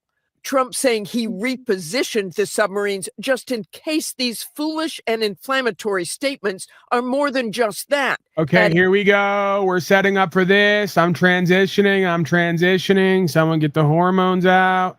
We got Clausen. You remember this? Israeli lobbyist. It's not a coincidence. Over 10 years ago. I'm calling it out now. I'm calling it out so that it doesn't happen. And if it does happen, well, I at least get to play the game of I was right again. But we're doing this to get out ahead of it because we have a belief in the quantum physics realm that even if it's 87 people watching, if we put eyes on this, it could potentially change the outcome of the simulation. Because I do believe they're going to move submarines into a certain location strategically, someone somewhere potentially. I didn't say this. Some might say. Sorry, I got confused there. I think some might say, like Clausen, the lobbyist for Israel, that we're going to move some submarines certain places, not we, them. And someone's going to blow it up and blame it on other people. So let's go to that clip because it's a bit concerning with these events taking place. And it would be just the perfect coincidental event to really get us into the next war officially, kinetically, as someone said yesterday, who will not be named until they show up, if they show up, because I just remembered who it was. Mr. Pizer, there you go. I said it, all right? Here's Clausen saying every major war in history was set up or started, some people might say, by the U.S. corporation, either made to happen or allowed to happen in order to expand U.S. and global political interests, doing expansionism and manufactured warfare through faked or real terror attacks. You know, our boys are floating in that water, you know, the Maoist revolutions that they staged and the other revolutions that have been staged over and over again. I mean, we can go to the Mideast, we can go to ISIS with Hillary and meeting them, and then it was the good Taliban, bad Taliban, and that was what difference does it make? And then it was we left all of our new equipment for ISIS and the Al-Qaeda to get a hold of and take. We never knew it was going to happen. You know, all the shades of what they're really doing, what political science really is backroom deals, global political positioning, power games, expansionism, corruption, overthrowing nations, providing supposed enemies with weaponry so they'll attack you so you can play the victim. You know, shit like this. What scum swine do all day, every day. Kind of like on these panels, by the way, because these panel slaves tend to replicate their masters with their underhanded, covetous tactics. I frankly think that crisis initiation is really tough. And it's very hard for me to see how the United States president can get us to war with Iran. Which leads me to conclude that if, in fact, compromise is not coming, that the traditional way of America gets to war is what would be best for U.S. interests. Some people might think that Mr. Roosevelt wanted to get us into World War II, as David mentioned. You may recall we had to wait for Pearl Harbor. Some people might think Mr. Wilson wanted to get us into World War I. You may recall he had to wait for the Lusitania episode. Some people might think that Mr. Johnson wanted to send troops to Vietnam. You may recall he had to wait for the Gulf of Tonkin episode. We didn't go to war with Spain until the until the Maine exploded. And may I point out that Mr. Lincoln did not feel he could call out the Federal Army until Fort Sumter was attacked, which is why he ordered the commander at Fort Sumter to do exactly that thing which the South Carolinians had said would cause an attack. So if, in fact, the Iranians aren't going to compromise, it would be best if somebody else started the war. One can combine other means of pressure with sanctions. I mentioned that explosion on August 17th. We could step up the pressure. I mean, look, people, Iranian submarines periodically go down. Someday one of them might not come up. Who would know why? We can do a variety of things if we wish to increase the pressure. I'm not advocating that, but I'm just suggesting that this is not a either-or proposition. Of, you know, it's just sanctions has to succeed or other things. We are in the game of using covert means against the Iranians. We could get nastier at that. Right. So when Clausen, the Israeli lobbyist, over 10 years ago says, essentially, some folks might say all major wars were set up or allowed or made to happen so we could expand U.S. interests. And then Donnie says he's moving submarines into new waters, new territories. And Clausen says over 10 years ago that maybe a submarine goes down. Maybe it doesn't come up. Who would know what happened? And everyone laughs. Ha, ha, ha, ha. I'm just asking, is it possible? Is it possible, by the way, that this is one of the reasons we're shadow banned over here? Because we talk about the things the rest won't talk about. You know, I don't see many other channels talking about the greatest medical tyranny hoax in history. One of the greatest. There's been so many, right? You know, vaxxed and taxed and laxed. They won't talk about the false flag. They won't talk about the war campaigns, the expansionism. They won't talk about the false power dynamics. They don't want to get shadow banned. I get it. But I'm just asking, is it possible Clausen knew somehow, some way, over 10 years before what is potentially taking shape right now? Does it even really matter at the end of the day? Because I know they'll say, Paulie wants to be the next Alex Jones. Didn't he see how Alex Jones got banned? No. I'm better than Alex Jones. I'm solution oriented. I have an action component for on the ground. I'm doing actual community with results. Right? So, yeah. John, your thoughts, questions, comments, concerns. What do you believe? We'll let the chat and the audience why would that have been decide. put out for public consumption? Say again? Why would that have been put out for public consumption? They're giving away what they do.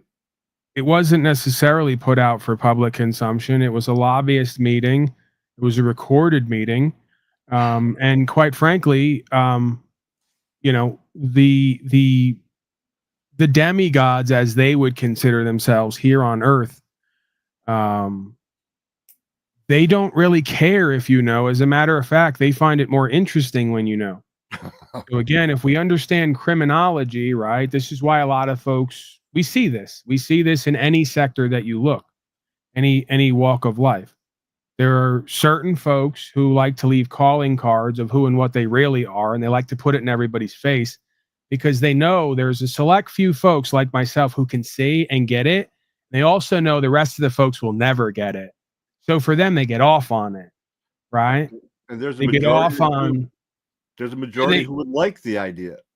Right. The ultra criminal mind and heart gets off on the idea of I'm going to put it right in your face and do it to you anyway because you're so stupid you don't get it. Remember I said I have a criminal mind and heart? I've never lied to anybody on here, and I always tell the truth even though I lie. If I play a game at times, if I distort the truth in order to bait and switch, right? To get back to a real point. So I know what that's like to have a criminal mind and heart. I've been there. I may still be there. I've tried to move beyond it or practice to do good with it. But because I believe God gave me a criminal mind and heart so I could know the enemy and expose the enemy and allow the enemy to cease to be our enemy. Right? And as long as I don't live into it as much as possible, then what I've been given is a tool for me. It's a blessing. Anything that you're given can be a blessing as much as it can be a curse. It's about how you use it. So I know the same way I do this broadcast. I come here every day and I call the audience slaves. And at times I tell them they're loser failures and they're pathetic and embarrassing. I don't necessarily know these people or really believe that. But on the whole, that's what your masters believe. And based on how you respond to that or who and what you are and how you express will determine if that's true or not. All right. So they don't care if you know. Quite frankly, they like to come out just like I do. I've embodied it here, right? The darkness that is also radiant. I've embraced it and I've even embodied it here. They want you to know, just like I do. You're a slave. They've been mind and heart controlling you. They're going to do humiliation, mockery, rituals on you. And the only time it's not going to matter is once you realize it's for your highest good, because you can't mock someone and humiliate someone who truly knows who and what they are and what they're connected to. All you could do is reveal yourself and convict yourself. See? This is what they never get with me.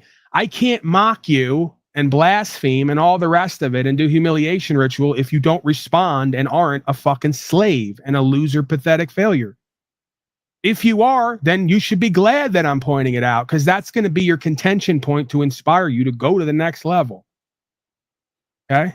So the darker side of the Force is our greatest teacher and tester if we let it be. It reveals who and what we are, one way or the other, and what we've yet to become. So, again, I could argue the dark side of the Force is more honorable than the majority of folks who claim to be on the light side of the Force. They put the truth right dead in your face and ask you, what now? Your toxic positive folks bullshit themselves and each other all day, every day. Try to pretend it's something other than what it is. They tell you on the dark side of the Force. Slavery and genocide, that's what we're doing all day, every day. And yeah, we're going to tell you it's for your own safety. And if you believe it, you deserve everything you get with everything else you've seen already. I'd love to fight for you folks on the supposed light side of the Force. I'd love to advocate for you, but I can't. Because if you really knew yourself and were doing and being what you were supposed to do and be, God would back you and the devil would know and recognize, and it would get the fuck out of your way. Because the devil's not here to govern God's people. The devil's here to govern its children, and its children are children of the lie. It means they have to believe in the deception in order to be governed by that force. Thoughts on any of that? Questions, comments, concerns from the audience as a few folks shout Trump, Trump, Trump, like their life depends on it, even though nothing but death comes for them. Still shouting Trump, Trump, Trump, like their life depends on it, yet death is the only thing coming for them. The only thing that's been here consistently for and with them. These folks have yet to begun to truly live. All those that hate me love death. Did the Christed being say that in scripture? I can relate to that.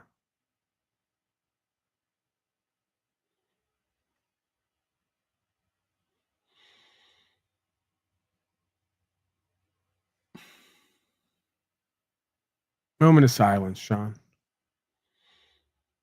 Someone is down there using the F word. I'm presuming that's about me. I don't mind. Where are you seeing that? Mr. PIAM, you dealing with all dem 513 dumb STOPED fat. You can only presume or imagine that that is 3 descriptions of what that person believes that I am, and I take offense to that. I'm only one of those things, maybe 2 of those things. Actually, you know what? I'll take credit. I'm all 3 of those things. I must be dumb and stupid. I'm definitely fat, but I must be dumb and stupid to come to this venue day in and day out and think there's going to be anyone on a level of mass co-creativity who's going to get it and move forward with the truth. I'd have to be the biggest fool here. Luckily, I don't do this broadcast for that reason. That happens, but I don't do it for that reason. Paul's still going strong, right? Well, I am what I am. I do what I'm formed to do, for better or for worse. Trump in Epstein list. I don't know if you heard, but there is no Epstein list. Moving on. Nothing to see here, folks. We got a call. Unknown caller. Thank God. There loves me. Unknown caller. You're live. 1013 WSLV. Your only station. Oh man, they hung up. Imagine being so cowardly you call in on an unknown number, block number, and then don't even say anything when I go to you. Come on, man. Get your shit together. You could do better than that. Okay. Let's hit the clips, John. Where are we at on time? I could feel it. I knew it. I have that 6th sense coming up on the 3. Coming up on the big 3. 3rd hour. Let's finish the submarine situation. I got to hear it. Words can often lead to unintended consequences. The war of words only escalating since Trump took office. And so has the war in Ukraine. The war President Trump had said he would end in the first 24 hours of his presidency. More than 6 months later, it has only gotten worse, and President Trump's patience is growing thin, now threatening new sanctions on Russia in the coming days. Russia? I think it's disgusting what they're doing. I think it's disgusting. The president did not say what kind of nuclear submarines he deployed to the region, but the U.S. already has nuclear ballistic missile subs circling the globe. We were aboard the USS Maine in 2022 when the commander of submarine forces told us Russian subs are always being watched. We know when there's Russians underway at all times. We track that very, very closely. This may all be saber rattling, but it is a very large saber. Nuclear armed submarines are the most deadly, destructive warships on the planet. Whit? Martha Raddatz for us tonight. Thank you. What a great question. I love when people come in here. Seriously, I love when people ask questions. The best thing you could do for this broadcast, I don't care who you are, how long you've been here, when you come here, just figure out what question you want to ask. I don't care how inane, off topic, as if there's ever really a topic completely. You know, how silly you think the question is, ask it. You'll be surprised where we go with it. Yuji asks, are you and Zetetic Warrior, the only warrior who never fought in a battle, going to get back together? That's not on me, sir or ma'am. See, I have this unfortunate gift / curse of being able to see things as they are, not as I want them to be. And that makes people very uncomfortable around me because they know I can see who and what they really are rather than what they want people to believe they are. One of my only gifts in life, talents / curses, some might say. Okay. So you'd have to ask him if he's comfortable enough, like so many others, hanging around me or co-creating with me, knowing that I know and that I can see and that he will be held to that standard. So he can't just speak things around me and not be called on it. Okay. You have to ask him that. I'm never the one who's so butthurt, as the kids like to say, that I can't ever return to the same stream. You know, man never walks through the same stream twice because he's never the same man and it's never the same stream, technically. So I can return to any well and draw from that well at any time. The question is, can they? We know the reason why many of them can't or won't. So again, this is a person who came here, acted like he was for the people and the cause, acted like he was loyal to me, called himself my beta. I didn't ask him to do any of that. It was actually rather embarrassing. Okay. Then he switched up on me. Then he told the whole audience, I got to go make my own channel because Paul gets all the credit here. Paul gets all the feelings of the numbers and what he meant was accountability and responsibility and liability, the shit that he and others don't want. But he was jealous that I was getting what he doesn't want. Till he got it, then he left it. Because only I knew him better than he knew himself, that what he wanted he didn't really need. And when he got it, he wouldn't care for it and walk with it because he's not a leader, nor is he a warrior. He's LARPing online. Okay? So why do I somehow be able to see these people immediately for who and what they are and know, despite what they say, while 2.5 thousand other people couldn't get that done and then made me the bad guy and the enemy for pointing out in front of a man who and what he is and calling him out on it like so many times before and so many times since, because Paulie Boy's the one who's jealous and hating, right? No. Paulie Boy's the one who loves the truth and can't be jealous of those who don't have what he is. See? And what he does. That doesn't work that way. Okay, so I get it. When I talk with authority and I shoot straight, people get offended because they're used to people bullshitting all day, every day, and beating around the bush. And when I don't do that, it must be offensive. It must be arrogance. It must be egotism. No, it's me being real. God forbid. So you'll have to go ask him, although you can't find him because he's not in connection with his audience and he doesn't return to his place he had to go start to get all the money he didn't get and all the accreditation he obviously wasn't fulfilled with. So he quit the endeavor because most of these people are, again, loser, failure, quitters. When they don't get what they want, or when they do get what they want, they realize it's not what they thought it was, or they didn't get enough. So they wind up to go off to go lie, cheat, and steal and bullshit somewhere else. Okay? So when Mr. Zetetic Warrior is ready to find a middle ground with me like so many others, concede to who and what I am and why it has power and value on one level, but not submit to me in order to try to curry favor, submit to the truth and be an emissary of that and serve that and co-create from that space and entertain these folks with some infotainment or some real experience. I'm here for him and everyone else in the past who I've not gotten along with. John, it seems like you're chomping at the bit to get in here and make a comment. No. I'm just reacting to something Lee said. That's all. Yeah, go ahead. Move the lips and say nothing. Right. No, she made a comment, and we.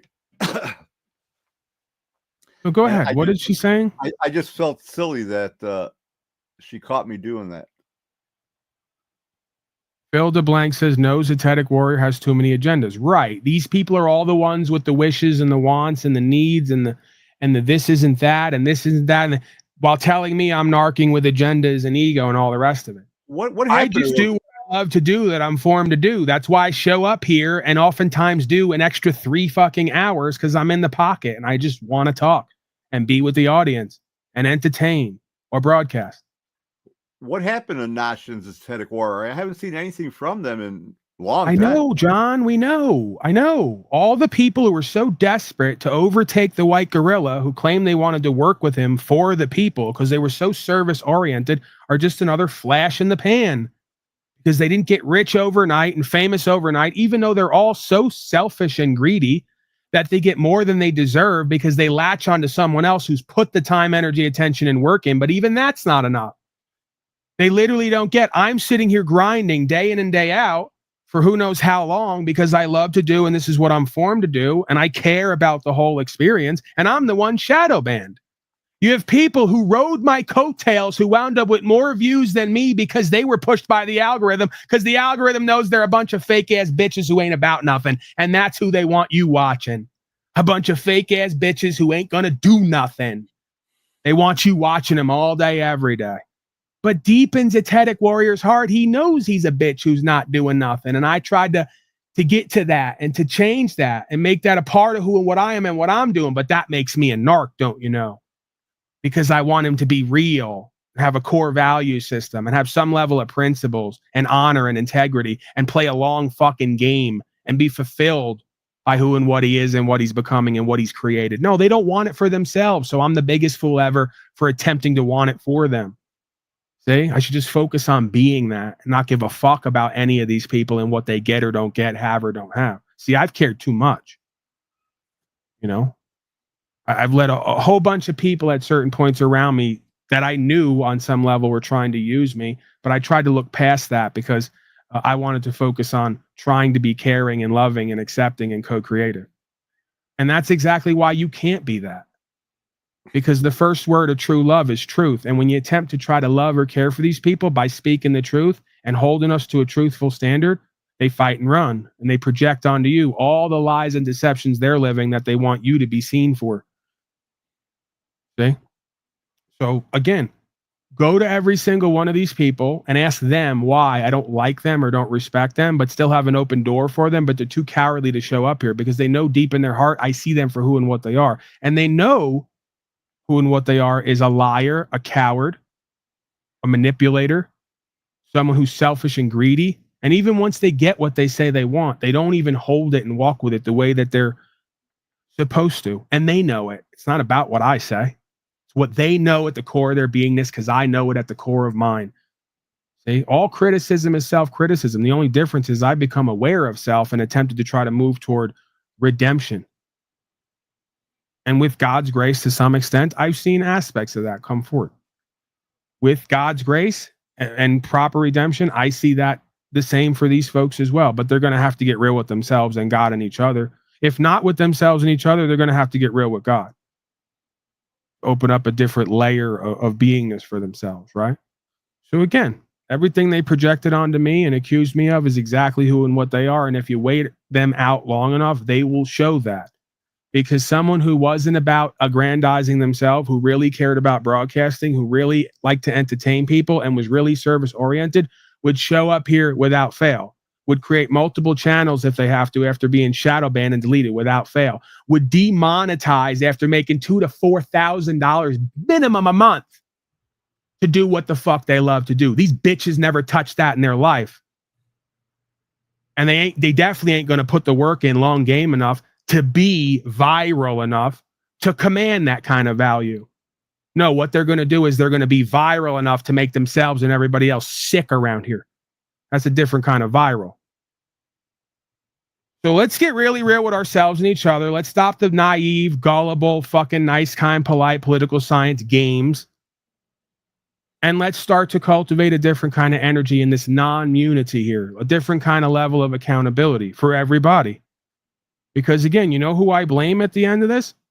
2.5 thousand audience members who left here and other places to go over to watch a clown and another clown, two effeminate males, talk about the shape of the earth and when the aliens are coming. It's not about me. It's about, again, loyalty to the cause. You're going to support two people who attempted to demean and devalue someone in a walk of truth, life, and way to talk the shape of the planet and suck off an audience. You should be ashamed of yourself. But it goes on all day, every day. Instead of going over there and calling them out on what they all said and did regarding me, not because it's me, because it's the damn truth and what we all experienced. They don't do that. They go over there, act like it never happened. Again, these are all biblical dynamics, by the way. I'm not saying I'm Jesus, but the story of Jesus and everyone around him was meant to communicate life on life's terms and the dynamics of values and power. Something everyone could take something from. These folks are all traitorous. They're all dishonorable. They're all disloyal. I even know them for who they are and what they're going to do, and I still let them sit with me at the table to eat the Last Supper, proverbially, knowing they're going to hang me at some point, knowing they can't stand the trials and tribulations, knowing they don't have a good faith heart and that they're cowards at heart, and they'll fight me or run from me or the truth at a moment's notice to save their own pathetic, weak ass. You don't think I could tell a motherfucker day one when I set eyes on them to some extent who and what they are at the core of their beingness, what convictions they hold and don't? I don't care how loud you get. I don't care how much you talk. I don't even care what you show me. I can read you. And they don't like that. It takes all their power away of deception and manipulation. They can no longer be what they want the audience to believe they are. And it's just so funny because, again, the fool never understands that if they just live long enough, whatever you do or say will undo you. It will expose your position and who and what you are and always have been. And now it's harder to work back to a position of credibility than it is to get out of being discredited. If that made sense. I think folks get what I'm saying. So you got folks who come out of nowhere with no credibility and nothing to show or nothing to offer, who want all the benefits and privileges of power and use false power to get it or retain it, and then don't even know what to do with it once they get it. Foolishness. To what end? Because they all just couldn't accept that, hey, we started here. There's some value and power here. Let's co-create with the truth. Let's serve that. If we want to take it other places, we can do that. It doesn't have to be a non-petition. Again, you can't compete where you don't compare. What would I look like competing with motherfuckers who never done nothing on the ground and don't stand for nothing? There's no competition there. Not for me. Folks compete with folks who make them better, not hustle backward. Right? If I'm going to compete, it's going to be, I'm going to put somebody up on the wall who I want to be like or have what they have. That's healthy competition that allows you to grow and change and become and do better. What do I look like competing with someone who can't compare with who I am and what I do? That's silliness and foolishness. They do that because I'm a source of inspiration for them. And that's the way it should be. But see, if you speak this out loud, the quiet part out loud that we all kind of grew up knowing on New York as common sense, you're arrogant, you're narcissistic, egotistical. You do what these people do and you act nice, kind, and polite while you do it, and most people never suspect a thing. See? That's another thing people on New York grow up knowing, is how easy it is to manipulate and dupe the average person, because all you got to do is just bullshit them nicely. Your politicians know that. You know, the 3-card Monty guy's real nice. Hey, come on up. Let's hang out. Yeah, follow the ball. It's all great. Oh, you win. Yeah. Next thing you know, you're grifted out of your whole experience. You know, the cops just ran up on you and arrested you after you just lost your money, and they're out the back door with the boxes and the board to go start up somewhere else. Yeah, that's how it goes. And again, arrested in this sense would be they took your time, energy, and attention. That's the most valuable thing. You can never get it back. So again, I don't blame the audience. I just practice culpability. For the 2.5 thousand people who were arrested because you gave your time, energy, attention you can never get back to a couple of fools playing power games, well, I hope that you got the experience that you needed. Not only from them, for you, because let's be clear, the majority of these people, the reason they go to this place is because they're addicted to paneling and to non-munities online. They don't really see power and value there or mutual respect. They just need somewhere to be and hang out, kick it, and identify personality traits or lack thereof. Man, I thought all this shit was old, man. I thought that we all I guess everyone didn't live the same life. I thought we addressed all this and moved beyond this in like high school. All these understandings and realizations. Most people ain't your friend. They're not out to help you. Most people got an agenda. You could tell who people are by what they do. Listen to half of what you see and none of what you hear, or excuse me, believe half of what you see and none of what you hear. You know, this is all just cliche shit that I thought we all got coming up and learned by the time we were like 19, 20. How to spot a bullshitter and bullshit. And stay the fuck away from it or call it out. Thoughts, John? Questions, comments, concerns? We're going to hit a couple more tabs and I'm going to wrap up. Sounds good. Oh, yeah. And by the way, as someone said down there, if you want to just sum up everything of what I just said, there's a word for it. It's called an agent. And like I said many times, these could be corporate agents who are commissioned to do work for a minimal compensation to just bring chaos and confusion and division to certain groups and areas. And it works. Or it could be more likely, see, I don't fashion myself that unimportant. See what I did there? I flipped it right at the last second. I don't fashion myself to be that unimportant because there's another spiritual dynamic that's going on here. Agents of Shaitan. They're not directly paid by a corporation. They don't even know they're doing it. But they're commissioned by a spiritual element to go into these groups and sow division and hate and play power games and try to flip the dynamic and the narrative to cause divisions and splinterings. See? Because the devil doesn't want Paulie Boy with the truth of God, not Paulie Boy's truth, Paulie Boy holding the truth of God to be a unifying point for a community to step up and stand out. Doesn't want it. Thinks it's ridiculous, thinks it's silly. What? Of all the people, places, and things, this guy? Yeah, God uses the least among us. Devil really uses the least among us to get at the least among us, to avoid God using them. I love the game, quite frankly. I really do. It's confusing and chaotic at times, testing and challenging, but when I step back from all of it, I love it. Because there's no other way to describe who these people are, what they do. They come out of nowhere. They admit they're hanging around for years. If you go back and check the record, you can extrapolate what this all is. You know, they agree they're hanging around for years. They don't say nothing. They watch and they wait. And then they pick their time.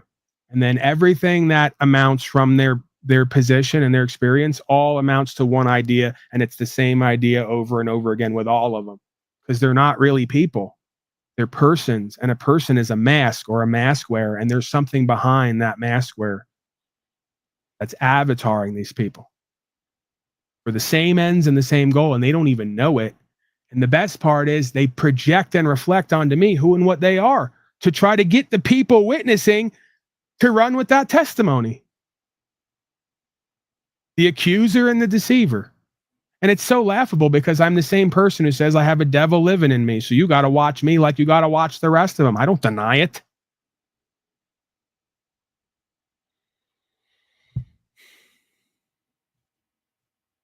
I think that's everybody. Everybody's got a dark side. Everybody's capable of falling short at the Most High. Everybody's capable of deceiving themselves and therefore others around us to be fallen and hurt ourselves and each other.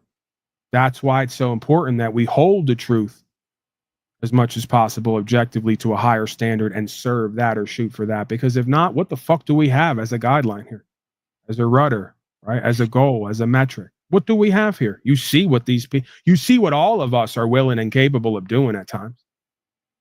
Catch somebody at the right time on their timeline and it's the devil itself showing up. Couldn't be any more clear.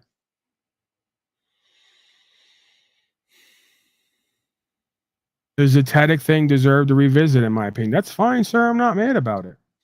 I agree with you. I think a lot of these people, places, and things deserve revisited time, if nothing else, to give an open door opportunity to do and be and have something different, or to just remind us of all the experiences we've had and what the conclusion is, one way or the other. You get to decide that. That's part of the long game simulation experience here of content creation or content experiencing. Are we really creating this, or are we experiencing the content that comes through us or from us. You know, we're looking back on that and watching it as well, witnessing it as well, reflecting on it as well. So, yeah, man, I'm not down on it. I get it. There's been a lot of characters, people, places, and things that have come through the doors that we've experienced with. A lot of it tends to go the same way and typically for the same reasons, whether that's toward me or from me. You know, I mean, to me, that's proof of a realization of a good idea of what's going on, some way, somehow.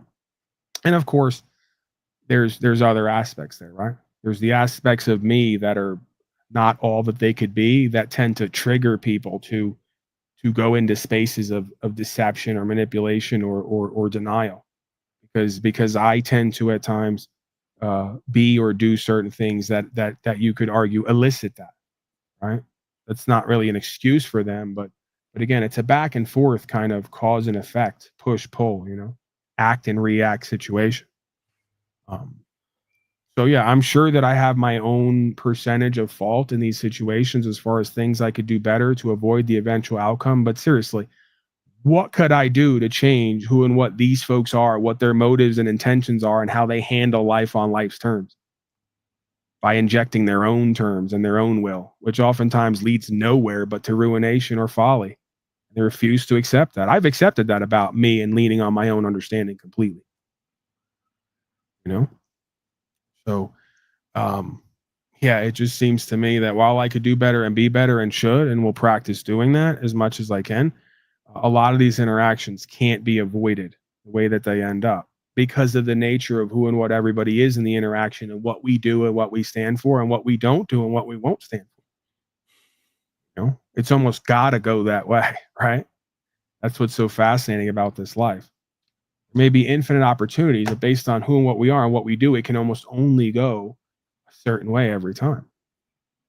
And we get an opportunity. Once it eventually invariably goes that way, we get an opportunity at that point, at that juncture, to resolve inwardly or outwardly or both. You know, but that's going to take certain things from all parties involved. And guess what you're going to learn? Most people in life are not willing to put up or shut up in certain areas. Okay, well, then they're guaranteed to get what they've always got. And that's on both sides. I'm not willing to put up my principles and values. That got me to where I am. I'm not willing to shut up either. So most of the time, I'm probably going to be alone. And even if people respect me, they're not going to like me, what I have to say about them or what they're doing.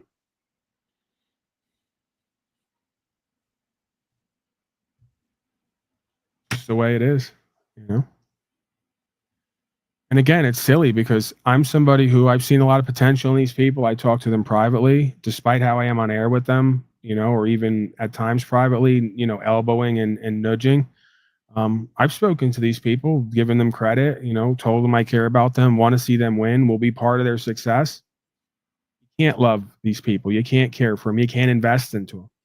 They don't truly love themselves. They don't love the truth, and they won't invest into themselves or the truth. So how could I? Makes sense, right? If you really break down these dynamics to understand how this all works, it makes sense why a lot of these interactions always have to go the same way, because of who we are and what we do, who we're not and what we don't do. Let's go to the tabs here. We got to hit some tabs, Johnny boy. If you got something, get in where you fit in. These are dark days. Biden slams Trump for erasing all the gains of his administration. You can't make this shit up. This is what they all do. And it's fascinating as much as it is embarrassing for them. And this is what a lot of these folks on these panels or interactions want me to do. Play one side of a dynamic, defend that implicitly, ignore the reality beyond it, project onto the other side, make it all their fault. You know, I may even seem to be doing that at times. So maybe I am doing that unaware, right? We learn more about what politics actually is. Two unaware sides completely of who and what they are doing, what they're doing, manifesting, triggering from the other side. Maybe doing it right now. Keep me honest. For the folks who've been here for the past 3 years and saw the experiences and saw kind of who and what everybody is, what they do and what they stand for, hold me accountable and keep me honest, because even if I don't like you, even if I throw you out or I get hostile with you on some level, I may need you. You know, I may not even want to admit that to myself. I was then proud to serve as vice president to our first black president, Barack Obama. which is an achievement. We have to remember that. That's a I was gain. That's an proud to achievement. ask Kamala Harris to run with me, be the first black woman to serve as Vice President of the United States. Judges matter. Courts matter. The law matters. And the Constitution matters. I think a lot of Americans are starting to realize that under the pressure we're under now with this guy we have as president. Oh, get ready, folks. This is just starting. Folks, in our lives, the life of our nation, there are moments so stark that they divide all that came before from everything that followed. We are, in my view, at such a moment in American history, reflected in every cruel executive outreach, every rollback of basic freedoms, every erosion of long-standing established precedent. We've seen the law firms bowing to pressure, bending to bullies, instead of staying rooted in justice and the law, including some of the largest newspapers in America. We see the apparent glee some of our politicians express. That's while watching immigrants who are in this country legally, torn from the arms of their family, dragged away in handcuffs from the only home they've ever known. My friends, we need to face the hard truth of this administration. It has been to ease all the gains we've made in my administration, to erase history rather than make it, to erase fairness, equality, to erase justice itself. And that's not hyperbole, that's a fact. These are dark days, but you're all here for the same reason. I left that prestigious law firm and the public defender's office to go to the defender's This is essentially what you have with content creators. They're essentially all Joe Bidens, just sitting up somewhere going, all of our achievements are gone now because of fill in the blank. And then you go, well, what were the achievements? And they go, we have black people around here. We're loving. I'm like, yeah, anything else? They go, no, that's it. We're very loving, caring people, and we have black people around. We go, okay. This is obviously a haven for prosperity and success, integrity, self-respect. Kareem, go ahead. Was that a recent speaking engagement? Oh, I don't even know. It looked like clips. Who knows? It's just I find it amazing that he's still able to put sentences together if that's recent, because it seems like he was done before he left, office or that role. It's all nonsense. The majority of life is what I learned is the majority of things and people, place, and things. It's all bullshit. It's all nonsense. That's why that's my secret to this broadcast. I'm breaking down the fourth wall. I pick things based on the fact of the preponderance of how much bullshit is there. Gives me a lot to talk about. That's why I decided to do 20 minutes on Nacho Quifa and the pathetic worrier. Not warrior, worrier. The pathetic worrier. I say that because one day they pulled a gun on him online and he showed up here and went, they pulled a gun on me online. I don't know if I can come online anymore. And he was like shaking. And I go, dude, you probably shouldn't call yourself a warrior and then show up here at Unslavia, in quotes, if you're going to say you're scared to be online because someone came on your panel and pulled a gun on you. I don't think a lot of these folks understand what they're signing up for in any aspect of life. When you sign up to be a broadcaster, you're basically signing with the dotted line, with the proviso, the small print underneath, that you may have to die behind what you're saying. That's literally what it means to be a broadcaster. Another place that folks want to fake activism because they think, well, there's no active component here. I'm just yapping. Yeah, but people are listening and they're real people. And they may not like what you're saying, and they may find you somewhere sometime, and they may do something to you. So every time you come on to broadcast, I want you content creators to realize you're taking your life in your own hands. You're basically saying on some level, I don't care if it's 1/1000 of a percentage, that you're willing to die for whatever the fuck you're about to say. Because that's the attitude I have. Whether I'm delusional or not, whether I'm really ready for it or not.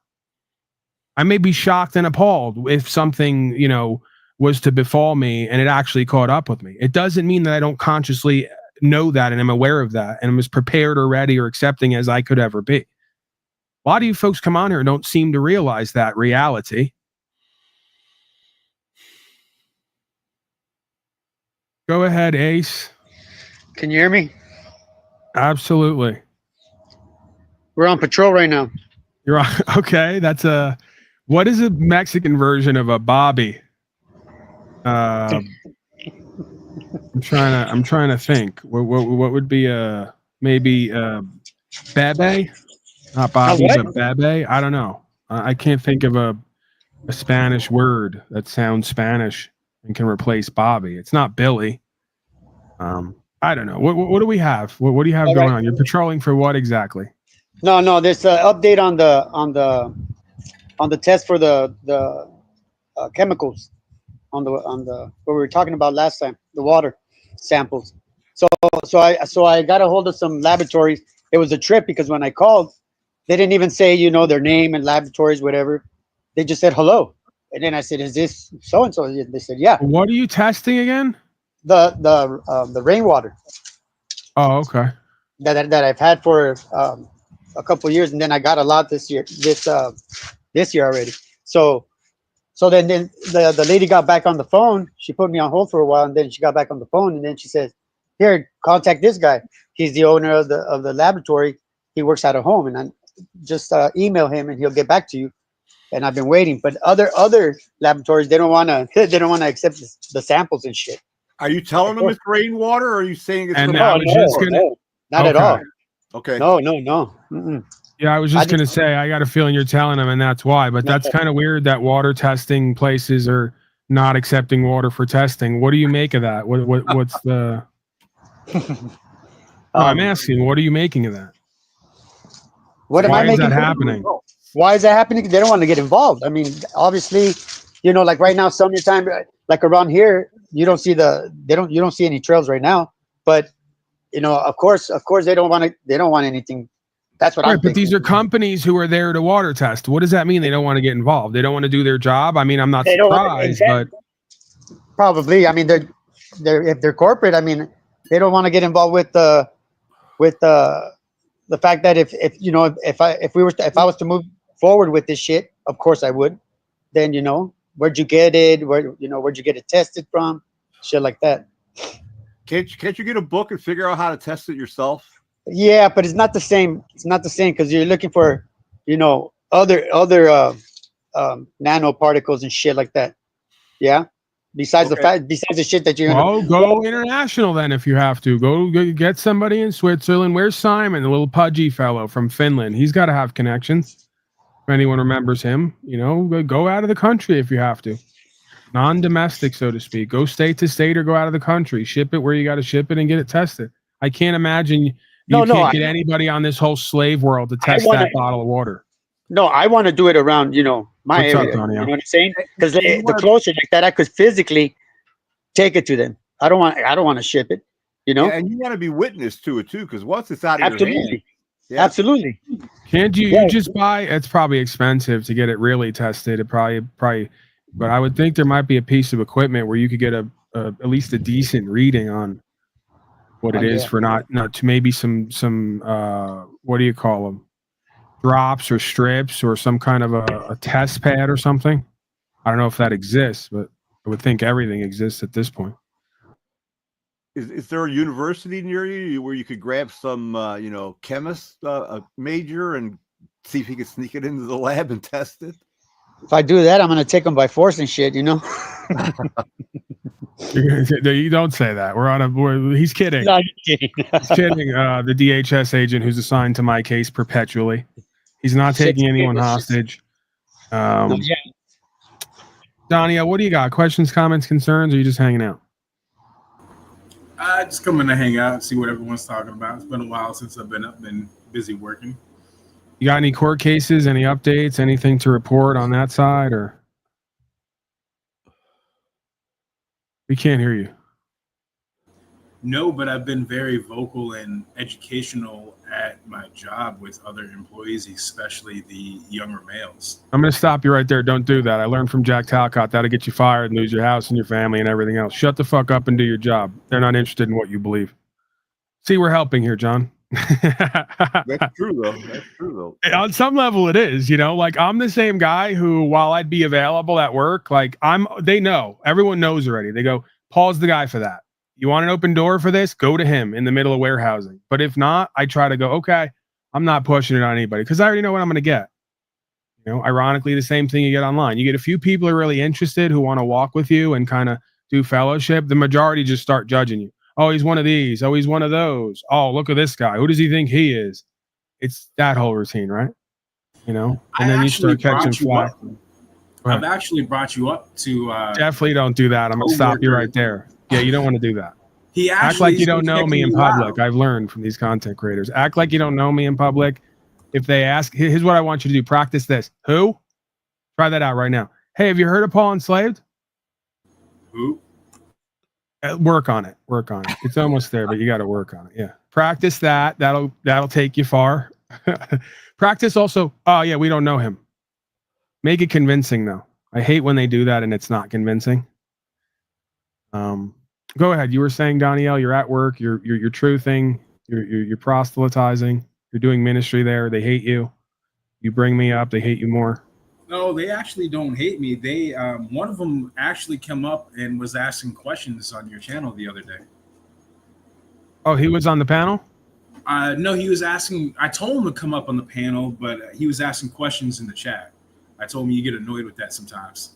To be fair, it's a non-panel. Well, no, I don't get annoyed with asking questions in the chat. I get annoyed with people pretending to ask questions who actually want to project a narrative through question format because they think that's clever and we can't see what they're doing. That's annoying. Like if they ask, I'll give you an example, like how fat are you? How poor are you? How albino are you? You get where I'm going with this, right? And they just keep asking. I go, you really don't want to know how fat I am because I tell you. You really don't want to know how albino I am. I would tell you. You're just saying that in question form because you want the rest of the audience to think I'm a fat, disgusting, white N-word who's poor and broke and has no value. I see through this stuff, right? So that's what annoys me, is the power game. We love questions. Questions allow me to run my mouth, which is somehow what goes on here. It works, I guess, even if it doesn't. Well, I don't, John. Thank you for pointing that out. I'm extremely verbose. But we like questions. Questions keep me engaged, inspired, fired up, like the dancing monkey. Keeps me wound up and engaged. It's good for the medium. Good for audience engagement as well. Sometimes I forget my audience is even here. I'm so focused on me because I'm so beautiful and amazing, John. Let's get back to me and love and life coaching. Will one person call me privately and let me life coach them, please? Just one. All right, let me get away from that. I've somewhat made amends with Mr. Talcott lately, so I have to be on my best behavior. I can't use him as a meme and joke about him any longer because he doesn't appreciate that. He gets ornery if I do that. So I'm moving away from that. But I won't be able to get that done. We know that, but still I'll move somewhat away from it. Mitchell is here. Have I mentioned I'm a really great guy? Well, you are a really great guy, Mitchell. The same goes for me. I'm great. You're great. We're all great. We're making America great again. We're great people. Danielle's a great person. Danielle, you're great. Gorilla, who's that down there? What's his name today? Gorilla Season, I'm thinking. Yeah, Gorilla Season. All right, I cut you off. I interrupted you. I'm a complete asshole. Finish, Danielle. What were you saying? Saying that I'm working on a special project. It'll be ready here soon. It's for you, so you'll be getting an email from me soon. Have you seen my special project? It's down in the chat. It's called Mitchell. He's still living fairly well. Car, right? Yeah, I'm still working on that. It's a living project. Going pretty well compared to where we've started. But there may be more to go. I don't know. We'll see. Last time I talked to Mitchell, he wanted to fight, and he never showed up to Lynchburg. Oh man, it's like this is like the Wild West out here on these panels. I'm coming through Lynchburg, Mitchell. I'm coming to see you. Never showed up on the hill. On Gun Duel Hill. Mitchell never showed up. He wasn't there. Danielle was there. Mitchell wasn't there. Mitchell, don't do this whole thing where you say something about Cameron, and then when I ask you, is it definitely true? Go get it for me. You go, well, I'll get it if he denies it. So now I see what you're doing, right? I know what you all want me to do because you saw him here today in the chat, and I kind of went past it because I said, you know what? I'm not going to get into it. You know, it's probably me. I'm paranoid. I don't play well with others. I probably projected onto him, and I let other people come in here who've done it in the past. So we probably just had a moment yesterday. I chose to see it that way, right? Rather than go the other way with it. But I know what you all want me to do. You want me to put his feet to the fire and drag him up here, right? Proverbially, you know, metaphorically. You want me to ask him, oh, did you ever say you wouldn't do truth and rights and freedoms if you didn't get your mortgage paid? And then give him the opportunity to cop to it and then judge him, or bullshit and judge him. I know. But you said you got the goods. You said he said it. There's AI out there now that can pull anything anybody says on their channel right out of the void. So immediately get the AI, use that, and pull this statement out because I want to confirm it. I want to hear it. You know, and I'm really not in the mood. I could get there rather quickly and easily, you know that, but I'm not really in the mood to you know, do the third degree, so to speak, with him. I kind of want to like Cameron. I kind of want to overlook whatever, you know, I don't like about him. That's not something I usually do because I want to believe he's really doing the work and has pure intentions and he's willing to sacrifice and he's leading others to do the same. So we're united in that cause. And because I'm loyal to that cause, I'm willing to accept some of the things I don't like about him and others, you know? So let's just stay there for now. If you want to produce the tape, I'd actually want to hear it and see it. If you're not going to produce the tape, then if it comes up, it comes up. I guess if it doesn't, it doesn't. I'm kind of tired at times, although I'm really good at it. I'm kind of tired at times of having to be the bad guy of the truthing community. I'm great at it. You know, I enjoy it, but it gets tiring. Because then it's, oh, here's Paul enslaved again. We know what he's going to do. Try to start a fight with everybody who's doing something he says he's doing because they're getting results. Like, that's just, I become that guy, you know? And there's always the presumption there that, well, he can't work with anyone because he gets jealous and envious. And if they're not perfect, he's going to try to tear them down and shit on their success. I know what the narratives will become. That's why I don't really know if I want to do that because most of the people don't even appreciate what I do. The preponderance of the audience, they don't appreciate when I go after high, low impact flicks and Chile decastrated and all the rest. They say, there's Paul again.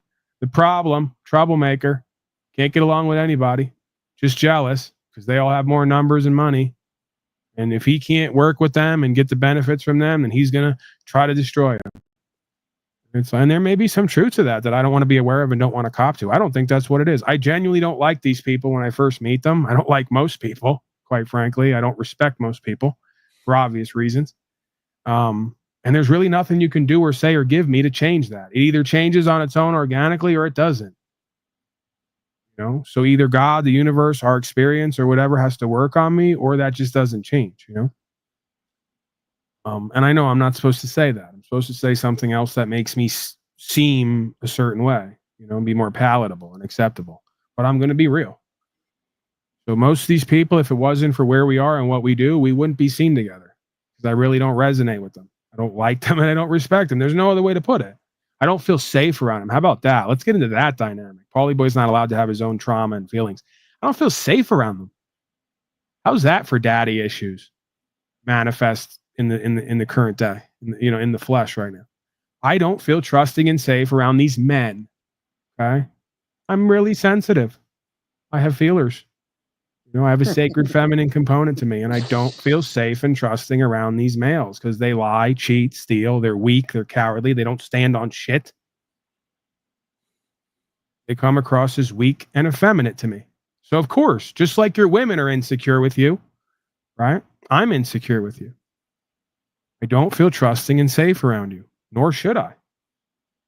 And that's most of them. Something's off. I go, something's off here. I don't feel trusting and safe around you. I feel like I'm going to be manipulated if I stay here. I feel like I'm going to be used or abused. I feel like I'm not getting the whole story. Who is he talking to? I'm talking to me, sir. What do you think this is? What do you think? I'm crazy here or something? What do you think? This is Danielle, I can't even hear you. Who is Danielle talking to? Now it makes sense. He wasn't talking about me. Danielle was down there talking. I think they're talking about Mitch. Who is Mitch talking to? Oh, Mitch, who are you talking to?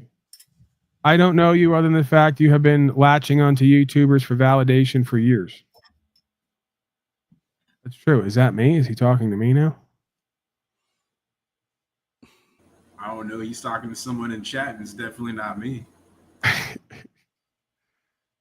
Oh, man. Okay. Bloating, balding Jew. I don't think that's me. We're tracking this here. All right. Come on, guys. Help me out. Mitchell, don't do this. We've reached some kind of consensus here. You can be on panel. You can express. You got run of the place. Don't start fighting with the audience, especially if they don't like you. Maybe they're not supposed to, right? Just it's okay. We don't have to do paragraphs. Then we all get confused. I think I'm the fat balding Jew. We don't know who you're talking to. It's a whole thing. Help me out, Mitchell. Shout out to the feds. I'll accept that. Oh, Don Boy. Yeah, we don't know who that is. Must be like when I talk to people in chat who nobody knows who they are. I'm getting a third party perspective. What's your live stream about? It's about me and only me, pretty much. Okay? It's about me and how amazing I am. If you're not here for that, then you got to go away. It's just the way that it is. I've learned that. Other people have told me about me and about my broadcast, so I've accepted it. It's always about you. So yeah, I'm owning that. And John, of course. Let's not forget John. It's about me and how great and amazing I am, and John. Maybe a little Danielle. Maybe a little D. Ace Jones. A little bit. Just enough.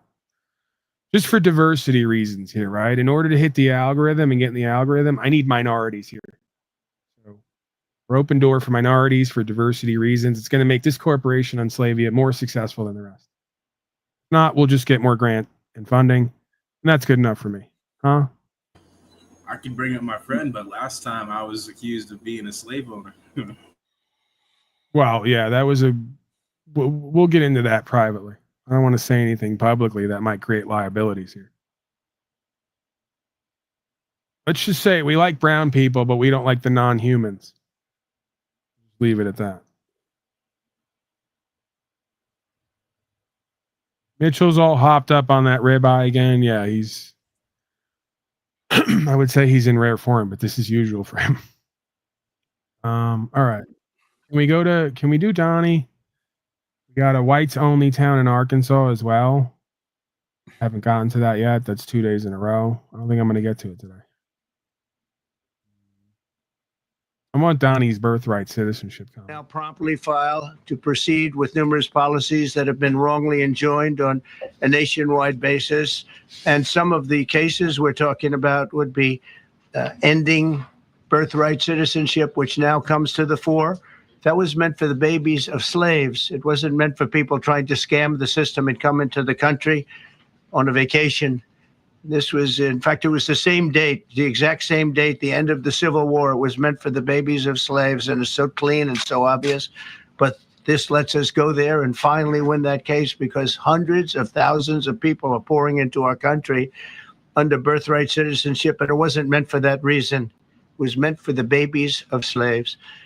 So thanks to this decision, we can now promptly file to proceed with these numerous policies and those that have been wrongly enjoined on a nationwide basis, including birthright citizenship, ending sanctuary city funding, suspending refugee resettlement, freezing unnecessary funding, stopping federal taxpayers from paying for transgender surgeries, and numerous other priorities of the American people. So I have to wonder, I got to get more clarity on this before I speak, but you know me, I'm going to shoot my mouth off without having all the information because that's what we do as content creators. Is it possible that if birthright citizenship, as I understand it, which means if you're born here, then you're automatically considered a citizen, being for escaped slaves, imply that going forward, when that's removed, you could be born on this land but not be a citizen of the United States, self-defined as a corporation? Could it be? Could it be that none of this was ever meant for us, and that the only way it would be legitimate and valid is if through a corporate endeavor they were seeking to uphold the natural rights of protected classes who were not receiving those benefits, privileges, or rights upheld? And if they don't uphold those rights and secure those benefits and privileges, then they become illegitimate as a corporate endeavor? Could it be? Could it be this is all interrelated on some level? There's relativity here. Could it be that going forward, if birthright citizenship is done away with, then all beings born on this land would retain an original status of American national and have to create or sign a contract in order to change their status, a title, if you will, like their car, to convert it into an instrumentality of the United States corporation as a citizen is self-defined U.S. code, as we've read many times here on this broadcast? Could it be? Could it be that they're going to use illegal immigrants as a political foothold to take away this status, this standing, and this title because they're no longer able to keep the water dammed up, the rushing water, right? There's an overflow of folks who are correcting their status on record to reflect that of American national and pointing out the fact that U.S. corporation and its civil rights acts are there to uphold and protect the protected classes whose natural rights were not upheld originally by a bunch of folks who seek to overwrite the law of the land, which is that we're all created equal and that government is there to serve. I'm just asking questions that shouldn't be asked, and if they were answered would lead to folks saying you're a crazy theorist, Paulie, and you're a schizo too because you think everything's about you and whatever you're doing.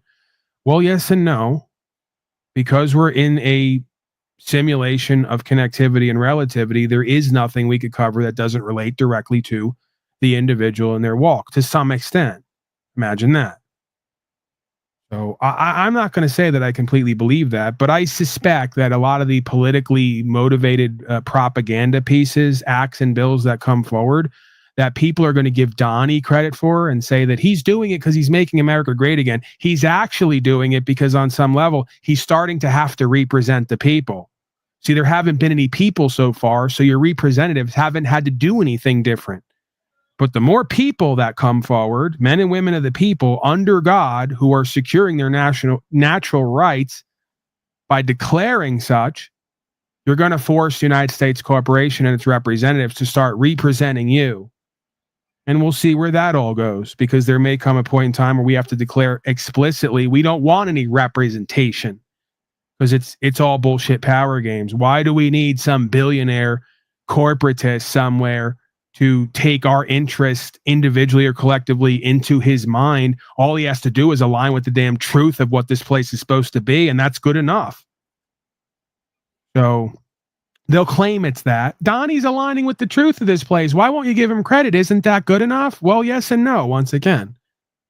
Because again, he's only doing it because so many of us are declaring our original status and standing, and we're no longer willing to comply. And if you don't change the way you're doing your political science games, you're going to throw a whole generation of folks into jail who aren't criminals. And that's not good PR for your corporation. See how much power we have individually and together when we understand these value and power dynamics and choose to stand up and step out, surrender in faith? They got to work for us and God now. If not, they're going to be exposed for the devils they've always been. That's why they're hoping that you maybe kill yourself and each other with weather weapons and little shots for safety and diabetic confections and all the rest of it. They're hoping you just fucking shut up and roll over and kill yourselves and each other so they don't have to deal with the liability of what they've created. That we've created, quite frankly, because we're the alpha and omega, connected with God or losing sight of God, right? So we did it ultimately. So now we're undoing it. And now everything that extends off of us has to alter its presentment in order to fit that reality. Because we are creating our own reality here on some level. Your thoughts on any of that around the horn? Questions, comments, concerns? Well, Mr. Pie seems to want to come up. He says you don't know shit. Yeah, I'm open for that. I've encouraged Mr. Pizer to push back at times and give me different perspectives and play a balancing role, if you will. Because I'm very toxic masculine at times. I'm opinionated. I'm outspoken. I'm downright mean and impolite. And Mr. Pizer, as we know, is very loving, very caring, some might say very effeminate. So he is the Combs to my Hannity, if you will. I support that, even if I don't support that. What has Trump done to support the people? Well, indirectly, probably many things, because again, we're forcing a mainstream narrative here where they can no longer look away or demonize and devalue by labeling and judging. See, there's an old cliche, right? Let's pull it up, John, because I'll brutalize it. See here. First they ignore you, then they laugh at you, then they attack you, and then you win. I think I've shown that process many times in my own micro-organic way, so to speak. But yeah. First they ignore you. The link's in there, Mr. Pie. He just put it down. Just scroll back. It's down there. It's pinned. First they ignore you, then they laugh at you, then they attack you, then you win. So that's where we're at in the process, right? First they ignored us, then they laughed at us, then they attacked us, and now we're all getting dismissals and we're suing them and we're winning. So of course they're going to have to start to rearrange their policies, statutes, and codes, and they're going to do it for every reason other than the damn crazy sovereign citizens with their lack of understanding of pseudo law had zero change to do with this. You think they're ever going to give credit for who's doing what, when, why, and how? No. These are people doing art of spiritual war. They will never tell you it is what it is. If they do make a change, they will always give the credit to someone or something else. They don't want to embolden a certain sector of non-society who literally can overtake them in their game overnight. They have to do everything they can. If they're going to make a change to represent the people who finally come forth, they can at this juncture admit how influential and powerful the individual or the groups are who choose not to comply. They can't acknowledge it. They can't admit it. But I believe, I can't prove it, I believe it's happening. That's exactly what's happening. And you're going to start to see more policy, statutes, codes, and processes and procedures come forward that are going to verify indirectly that we have made a change. You know? It can't be any other way. Or else the Deagle report will come true. They're going to remove 60% of the population. No, ironically, the meek shall inherit the earth. Lucifer is going to get all the stupid people who don't care about God and truth to kill themselves and each other, and whoever's going to be left over who can see, feel, talk, and live will be able to inherit the earth to bring about a new period of prosperity. And the Luciferians will most likely get out of the way of those people because they will respect those people because they live their information. They don't respect the cattle masses. That's obvious. The cattle masses don't respect themselves. They don't respect this creation. They don't respect the God of creation. So why shouldn't they be wiped out of this existence, is their attitude. I really can't make much of an argument. I won't engage in it. I won't support it. I won't fund it. I'll try not to feel like that, but I'd be hard-pressed to put up an argument that doesn't confirm what they're putting forth to be true as true. You want to live like a bunch of dumb slaves and animals, you get two options. You either get to be kept like a pet or you get to be harvested. What other reality are we living in here? You get what you give. They say the universe is not fair. Life's not fair. I say it's very fair. You get exactly what the fuck you give. I'm proof of that. My life is proof of that on every level. I would argue everybody. I'm not special or different in any way. My perspective might seem special or different at times, but has nothing to do with who I am. There's no separation here. So yeah, I can't see a world and a future for a whole group of people who want to act like a bunch of animals and slaves, not getting what comes eventually for animals and slaves. If only Paul Enslaved wasn't such a crazy dunce and he could make some sense about like living like a human being and rights and freedoms, because we might listen to him and change who and what we are and not manifest the result of being animals and slaves.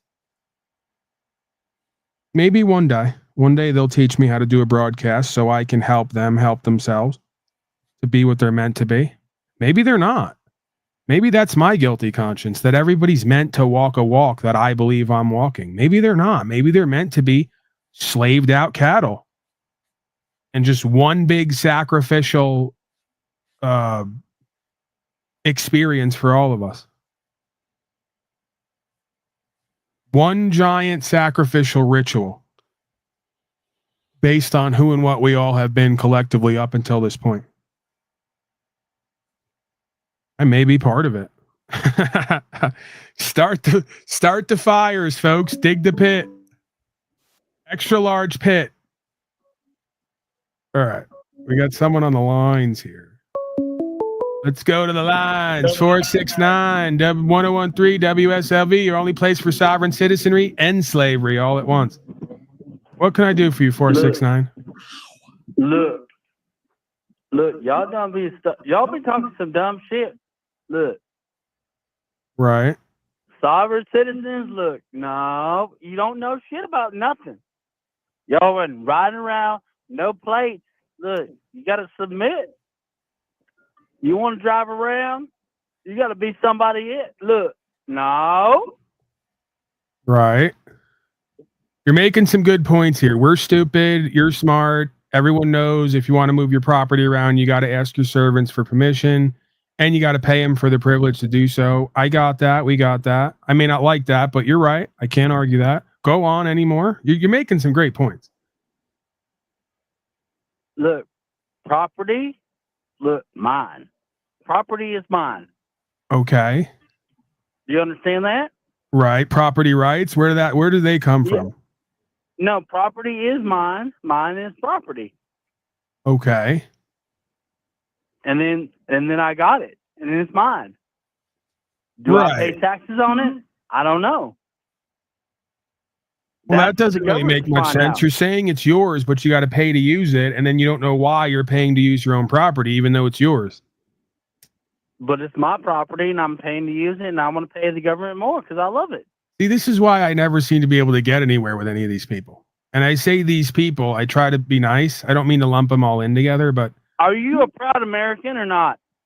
yeah, that's why I thought I don't want to register all my property in the name of a state and ask my servants for permission to use it. Look. What? No, look. The government takes care of us, and we're going to go around in every state. Look, the Constitution, Republic, Constitution.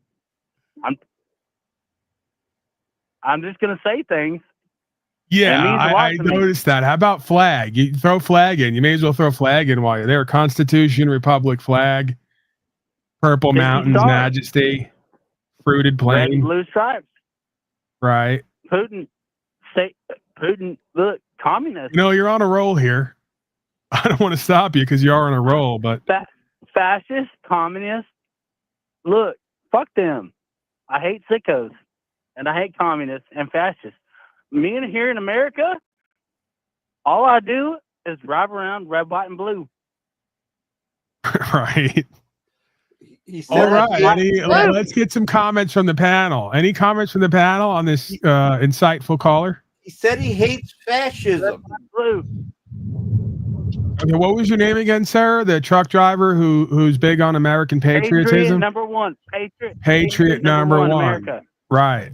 Patriot number one, America. Got it. Oh, it's Patriot number one, America. That's a long one.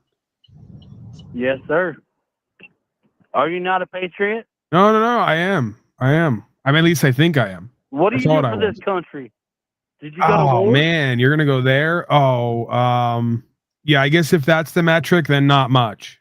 I don't vote. I pay the sales tax because it's minimal, but soon I'll be on a state where that's not required. So, no tax. Then? Why don't you just be Chinese? Yeah, folks have brought that up to me. They've mentioned that, and I don't know how that applies. Maybe you can explain that to me, that I should leave America to go where everything is completely owned, supposedly by the government, because I want more rights and freedom on a place that calls itself a free country.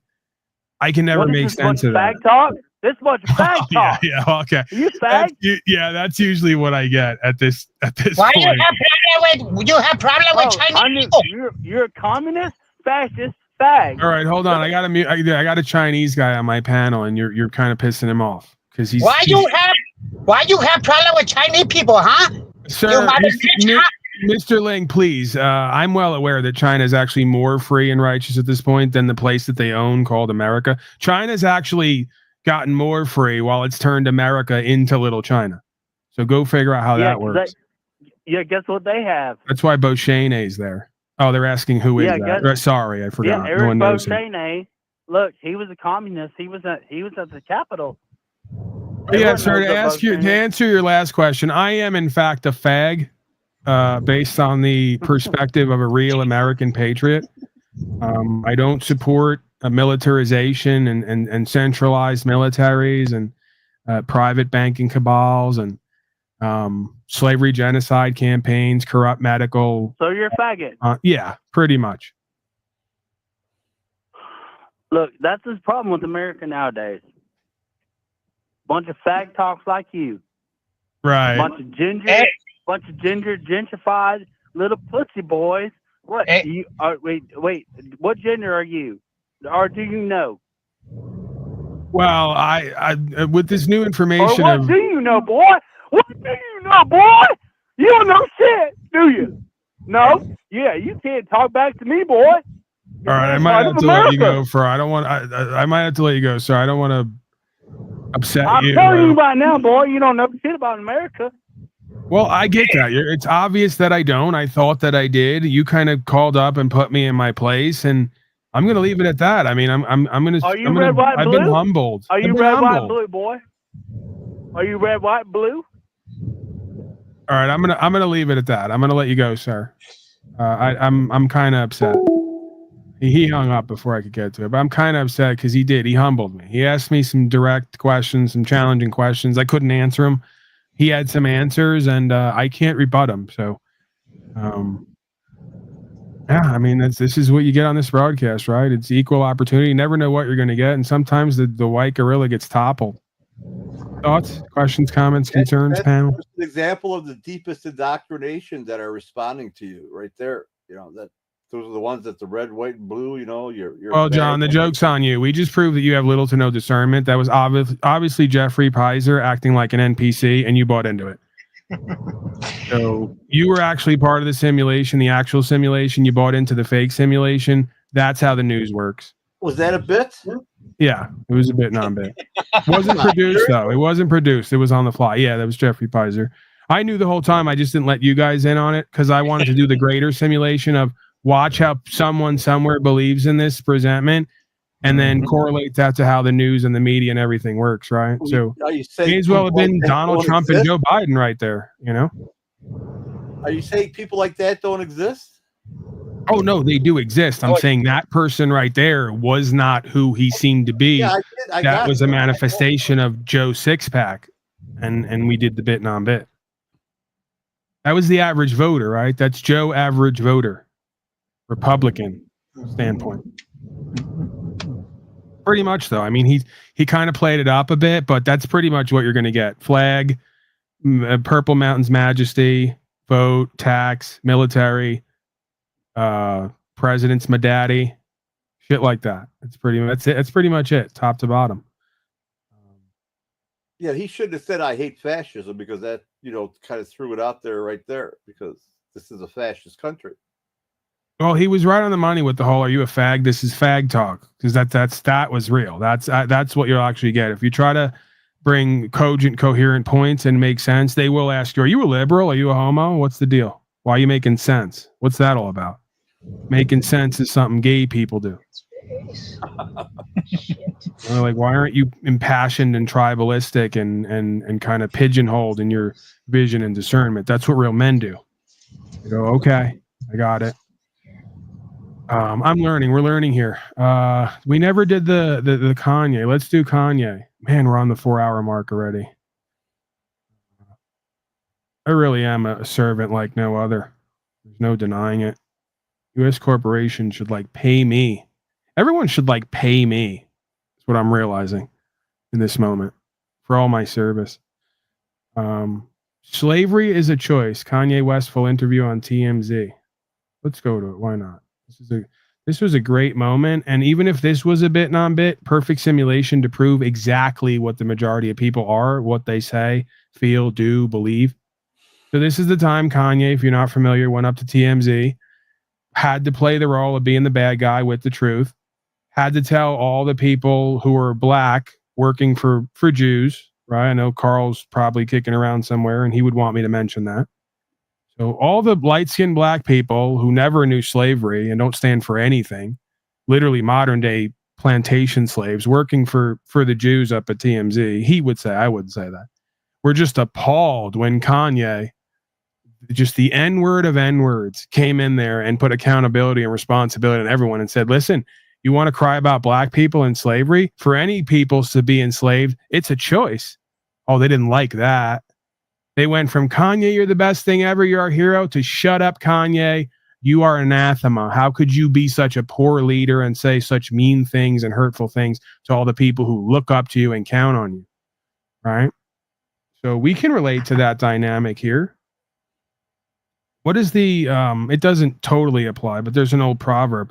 The day that the blind man sees is the day he throws away his walking stick that has helped him all his life. Not the best quote, but there is some meaning in there. Should be the opposite. We'll have to make up our own quote. Yeah, I didn't get it.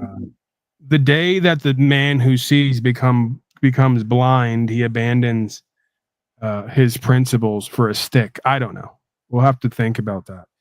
John didn't get the original cliche. He doesn't get it. John, you don't get that? You're kind of slow on the uptake, huh? I think I know what you're trying to say, but it really didn't come out. Whatever. John's Take, everybody. YouTube.com/@John's Take. Head on over there. You can get this all day, every day. What you just got here, right there. Mitchell, what do you got before we get to Kanye? Yo, what's up? What's up, man? Not too much. Is this even real? Are you even real? Hold up 2 fingers if you're real. I failed to save Jack Talcott, and I failed to save the flat earthers. So I'm just here to cope. I wish my friend Jeeps would come up and advocate for you. Yeah, give me a virtual hug and all that. Oh man, Mitchell's he's raring to go. He can feel it. It's palpable. You got anything specific? Did you have anything you wanted to add on, or someone you wanted to call out, or what? No, I just want to talk shit. See if Danielle wants to act tough. Now that I'm here, he always acts tough when I'm not around. And he can't be talking to me from chat. I didn't say anything to him from chat, although I'm sitting in chat reading his chat. You know, that's the pretentious bullshit that I'm talking about. That's manipulative and I'm sure is just trying to help young boys at his work.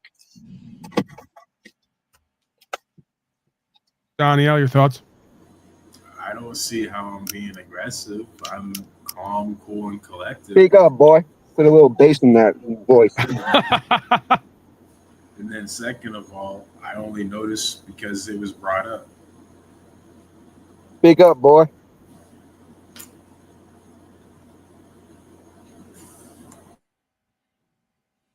All right. Anything else? No, carry on. That's pretty much it. All right. It was the fastest fight makeup ever. It's good. We're learning here. Making progress. All right. Yeah. Let's go to Kanye. Ladies and gentlemen, Northwest's father. What's good? Kanye, how you doing, man? What's good? Welcome. Thank you so much. So, first of all, thank you so much for coming here and doing this. I want to start with what everybody is talking about, because I don't think people necessarily understand what happened last week with the Make America Great Again hat.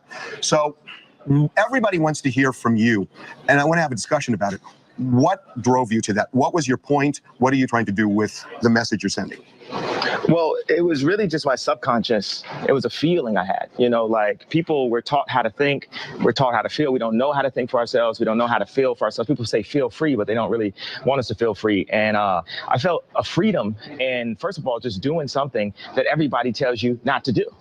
Like, you can't do it for this reason. You can't do this for that reason. So, and, I'm not coming up here to justify anything.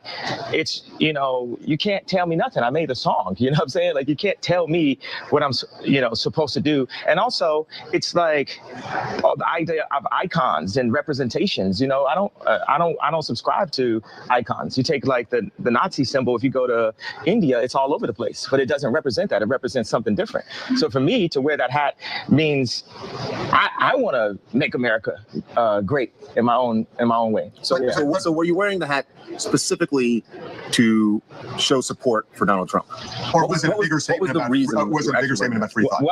I mean, I'm an artist, right? So to ask an artist, there's infinite reasons.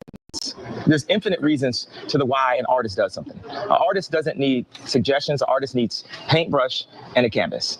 So this opened up a conversation. I'm probably going to do the least good explanation of why. I'm just connected with the universe, period. You know, I'm just, and that's going to come off whack. Don't try to wacko jacko me for saying that, because that's what the media is trying to do. They're attacking me with these smoke screens that I'm not going to fall for. Like I see you got Daz Dillinger on here. So they put a media takeout that said the Crips have a hit on Kanye West, right? And I said, wow, this is really like the Malcolm X movie. They're really going to send some black people to kill me.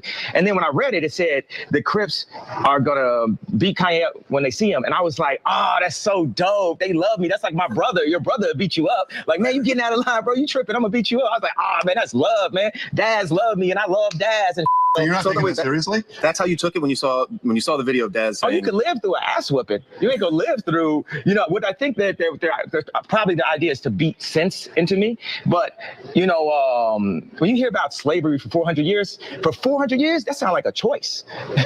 Like, you was there for 400 years and it's all of y'all? You know, like, it's like we're mentally in prison. I like the word prison because slavery goes too direct to the idea of blacks. It's like slavery, Holocaust Jews, slavery is blacks. So prison is something that unites us as one race, blacks and whites being one race. That we're the human race. We're human beings and stuff. And then eventually, you know. Can I go back to something you just said? Because I don't want to let it pass. You said that slavery was around for 400 years. At a point, it becomes a choice. Yeah, right now we're choosing to be enslaved. We're like, okay, so Ebro, I FaceTime him, and I'm there with Candace, right? And Ebro starts bringing up his version of facts, right? And Candace has facts. She's researched, right? Candace Owens has facts. She's researched. And then Candace just pulls out her Jedi lightsaber and just, you know, chops Ebro's head off with facts. Then Ebro FaceTimes me the next day, and he's talking about the scoop and poop. He wants to talk about music now. I said, yo, you gonna have Candace on your show? He's like, no, I'm not. She's mean. So you're gonna stifle her voice, Ebro. You're choosing to enslave people's minds. You're choosing to not let the truth be free. Can I give you my translation of what happened last week and tell me if it's right? Okay. The way I see it, you don't necessarily embrace the views of Donald Trump as much as you want to show people that they shouldn't be intimidated from showing their true feelings, expressing themselves freely, and that the hat is a lightning rod for this kind of free thought that is lost in our society because people get bullied and shouted down and they're intimidated to the point where they have to shut up. Is that fair? It's the mob. The mob tries to tell you what to think. The mob tries to make all blacks be Democrats for you know, food stamps and stuff. It's the mob. Like, and by the way, you're just talking to the emotion. You know, when you get Candace, ask her, she's going to drop you the facts. We're going to have Candace on in a bit. The kid, if you ask a kid that stood in Tiananmen Square in front of the tank why he did it, he might not be able to explain that. But you can't diminish that moment if I can't give you the direct explanation. But that kid had a righteous point of view that he really believed in, and that's why he was standing in front of the tank. My righteous point of view is free thought. Now, if you want to ask me, I don't have extremely strong political opinions. You could talk to John Legend if you want some political. I've never been into politics. I just love Trump. That's my boy. Like, you know, it's like so many rappers. You'll look at a video of Snoop Dogg loving Trump, but then he get in the office and now they don't love him. Like, Trump is one of rap's favorite people, right? But we talk about this, that before he was elected president, people in hip hop, it was an in thing to put Donald Trump in your rhyme somewhere. And by the way, I am in hip hop, but I'm not just in hip hop. I'm a black person in the black community, but I'm not just that. I feel like one thing is people try to minimize me to artists, hip hop, black community. Yeah, I'm always gonna represent that, but I also represent the world. I represent not even the future, it's the now. We're in 2018. We're in the now, bro. You know what I mean? And I represent the now, and I represent what the possibilities of a new peaceful planet. We're at the beginning of it. You saw the North Korea, but people denounce that. And you say, you said this thing, you put this whole thing, people love to say all, every, blah, blah, blah. It's not that. It's 100 sides to every story. story. So if you talk about Trump, yeah, there's a laundry list of things that I don't have in front of me that my friends will text me or write me emails to say he did this. Some of them Obama did too, but it wasn't, it's loud. It's wow, the room is quiet in here. The room is quiet now. So you have their attention. Okay. And then there's positive things, right? And that never comes out. That's when they refer to fake news because it can be skewed and stuff. It's like the media and the liberals and the echo chamber and all that is having the most sore. Hold on, we got Landry in the back. I'm going to bring him in for commentary. Landry, give me a thumbs up or something. All right. Landry, questions, comments, concerns. He already said the part where slavery is a choice. It got real quiet in there, as he says. They're going to start hating on him, and they're going to start projecting on him, and then invoke color and guilt and double and triple standard any moment now. But Landry, what can I do for you? Questions, comments, concerns, your own thoughts, whatever. Yeah, happy to talk to you. I've never been on this panel before, but obviously I've seen that video that you did, that viral one way back in the day. But as far as this video that you're watching, this it's a very interesting. So when is this from? Is this from like before he was reelected? Yeah, I believe this is going back now. This is blast from the past, probably 5 to whatever years ago, 8 years ago, whatever the timeline is. But a lot of the stuff ages well, translates. A lot of the stuff, of course, I mean, just the idea in general of being for Donald Trump at any point in time during this timeline is evidence of deception. And of course, most people are under one side of deception or the other. Yeah, I was basically focusing on this idea of slavery being a choice, and how when you speak that to people, they will immediately turn on you because they don't want to accept that reality. It's too challenging for them, Yeah, Thoughts in general? I would agree. It's I think it's just such a fascinating slope because what people do is they get in this mindset of, well, I even thought Trump was going to save us at one point, and if it wasn't, we need a hero and this sort of thing. But I mean, it's empowering to be like on the same political team as someone else, so it's easy to go down that route. But I'm wondering if he still feels this way about Trump in this day and age, because I feel like a lot of people might have changed their minds with what's going on in Iran. Well, I like that you said that because that's the conventional belief that it's empowering to get in these groups and support these political candidates. But as we come to know and have revealed to experience, it's actually supremely disempowering, because the more we get into groups to pad our weaknesses, the less we address our weaknesses to become strong, and the less we become self-sufficient or sustainable or co-creative to create the vision that we want or need to see. So these groups and the support of these individuals that goes on with these groups is actually evidence of supreme weakness and disempowerment. Empowered individuals don't have to get into groups to support daddy far off in another land, changing their life to make it better more than they can change it themselves, right? That would only be a group of disempowered people who don't believe they have a direct effect on themselves and the world they live in, and can therefore change themselves and their lives for the better. Someone else over there is going to do it. That's evidence of disempowerment. Yeah, what's so fascinating to me is with RFK Jr. being kind of in the realm now with he's going hard on the food coloring and a lot of stuff in the food. And even with this happening, I was in a conversation with my sister, and I just brought up how it's silly that the doctor would recommend Gatorade as like the solution to my mom had like some sort of weird emergency, and she was just recommending Gatorade, and I was like, well, I brought up the food coloring, I brought up how garbage Gatorade is, I brought up how there's other sources of electrolytes, and just because I brought up the food coloring, it became a political thing because now that's political. So now the left has to be like they have to be pro food dye, which is it's just such a mind-boggling thing. And the reason I bring this up is because you can't even meet people halfway if this is where they're going to be at. I mean, it's just. But I do get it. I do see the. I love you so far, or what you're saying rather. I'm not going to love bomb you. I love what you're saying because it's right on the money, or it's right on the money on either side, because you're either giving the conventional thing most people think I could extrapolate on, or you're pointing out what the they behind the them is doing, if that makes sense. So yes, precisely. United States corporation and political science is the business of taking real world issues, spinning them and politicizing them so that these people have to become part of the conversation for our narrative and our solution. It's very YouTube panel-y, by the way. All you have to do if you want to know how government operates is watch how content creators and panels operate, because this is a reflective holographic universe. We are always able to learn. You can learn from everybody, especially a fool. So, again, this is how political science and power games are done. These people, if we don't inject ourselves into their life and get them talking about us and get them fixated over us, they will ignore us and go about their lives and be way better off for it. And they'll realize they don't need us. See? So you're absolutely right. They're going to take an organic, authentic movement and consciousness and awareness, something like caring for yourself, loving yourself more, freeing yourself, being self-sustainable, self-sufficient, living a supernatural lifestyle. And they're going to politicize that in hopes that everyone will start fighting and arguing from the paradigm of left and rightism rather than right and wrongism, true and falseism. See? So they understand how to hijack the mediocre minds of the majority of the masses, or hearts rather, because as the old cliche goes, great people talk ideas and solutions. Mediocre minds talk people, places, and things. Something along those lines, right? I'm butchering that quote as well.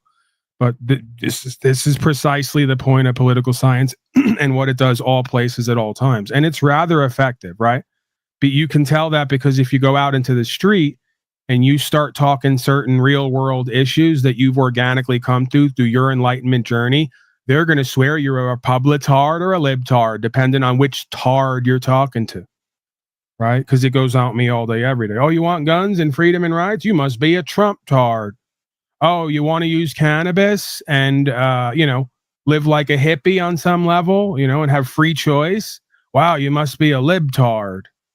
And it's like, no, I'm just a holistic being and I have different perspectives depending on what the issue is. And that's what it's supposed to be. Go ahead, sir. Continue. I like where you're starting and where you're going so far. Give me some more observations from your point of view. I think it also ties in with the community online, and I'm very much I've just been I didn't even know there was such thing as a panel verse until like maybe 2 weeks ago or 3 weeks ago. But I've obviously been in the realm of seeking truth for a lot of time, and it stems from. It seems so obvious to me, especially what happened during 2020. Like I was working in an old folks' home, and I just I got to see a very specific side of it that I don't feel like was accurately portrayed. But then when I get to interacting with these people who are in the conspiracy realm, I get frustrated because you find a lot of people who I think that they make us look bad, and I mean that in a way of like they just believe everything, you know what I mean? Because they're on this side. Okay, we're on the conspiracy side. So on the conspiracy side, we're going to think that every single conspiracy is true, which is ridiculous, because then you end up just not looking into things. And if you're not going to look into truth and you're just going to assume because it's like some sort of alternative theory that it's correct, then it's the same thing as politics, I think. I think there's a good chance the majority of conspiracies, even if they just come from the mind of man, are true and exist somewhere. The question is, are they effective or not? Because I would. Well, like that's what I'm saying. If there's a Bigfoot, does that matter? You know what I mean? That's what I'm saying. The individual. Well, yeah, objectively, you could argue everything matters or it wouldn't be in a material form. That's literally the meaning is in the word, right? So if it's in a material form, it is matter and therefore it does matter. Does it matter to you? That's the subjective component, right? So, and to me, subjectively, yeah, I've actually even done a kind of a bit here at times, but I've said, candidly or straightforward that I'm entertaining at some point having a story arc for myself where it becomes like, every great, non-great person who starts out doing one thing has a story arc. And I'm thinking of like committing sort of broadcasting suicide in order to be reborn and having fun and trolling and also maybe having an interesting experience. And where I'm going with that is Paul Unslaved tracks Bigfoot, because then I get to be outside. I get to be in the forest. I get to hike and lose some fucking weight. I need that anyway. If we come across a Bigfoot, it'll be amazing. It'll be interesting. It'll be all the things. If I don't, it's kind of an interesting trope, right? Hey, Paul and Slave searching for Bigfoot. We can generate some interest and some content. And if we're not like finding Bigfoot that day, there's always other things we can kind of go into. And also we can branch off into what would be interesting to me, which is come forth and tell me your Bigfoot experience. Because apparently there's no shortage of people out there who had the experience, and it would be interesting to me and the audience, I'm sure to some extent, half hour, an hour, on what have you seen? What have you witnessed? What's your experience? Because I do think there's something to be said for the aspect of creation where mystery is found, right? The mysterious, the miraculous, the improbable. I think that just that idea is like is where I emanate from as a consciousness, you know. So Bigfoot would just be one piece to that bigger idea that the miraculous, the mysterious, the improbable is actually where a lot of the power and the value is found. Yeah, but so what I'd say is that there's so many fascinating things to research, and I guess for me, it's just all it comes down to personal preference. That one would be, even if it was real, if it was a creature that we didn't understand, or it was an otherworldly being. I mean, for me, it just wouldn't rank in the. But this is all subjective. But what I do see with everything going on, and the crypto and all the people are afraid of what's going to happen, and I'm more so fascinated because I do think this is going to be a really interesting next 10 to 15 years. I think this year it kind of got shoved into my face that there's going to be some sort of, I'm not sure what they're going to really do, because it's like a lot of the people who are like white collar workers are the ones who are, going to be like working in a totally different way, where they're going to have their, AI, they're going to be like working with a team of AI. And it's like, everyone's going to eventually, I mean, we're doing it now, we use these tools and everyone's using these tools, and it's, I believe we're on the brink of like a new invention that's going to be bigger than the cell phone. But what is it going to be? I mean, is it going to be implanted into us? Is it going to be glasses? It's going to be common sense, sir. The radical new life-changing invention is one that I'm cultivating here. It's called common sense, and it's going to radically change the landscape of conscious and awareness as we know it as a human experience. And it's going to allow us to finally use our phones and all our other Asian, Korean, Chinese poisonous crap to better ourselves and each other's lives. Sure. That's my belief. I don't know. I can dream at least. Yeah, but I mean, so you wouldn't say that, like, just with the, it doesn't feel like something kind of big is on the horizon here, like a big change, and just which Yeah, I get what you're saying. It's a shakeup, because I mean, we don't want to keep going in the rate that we're at, but I'm just, what does this look like? You know what I mean? Yeah, we're at a one of those contention points in history where it's becoming more and more clear that this is a glass house built on sand when it comes to culture, society, political science games, religions, scientism.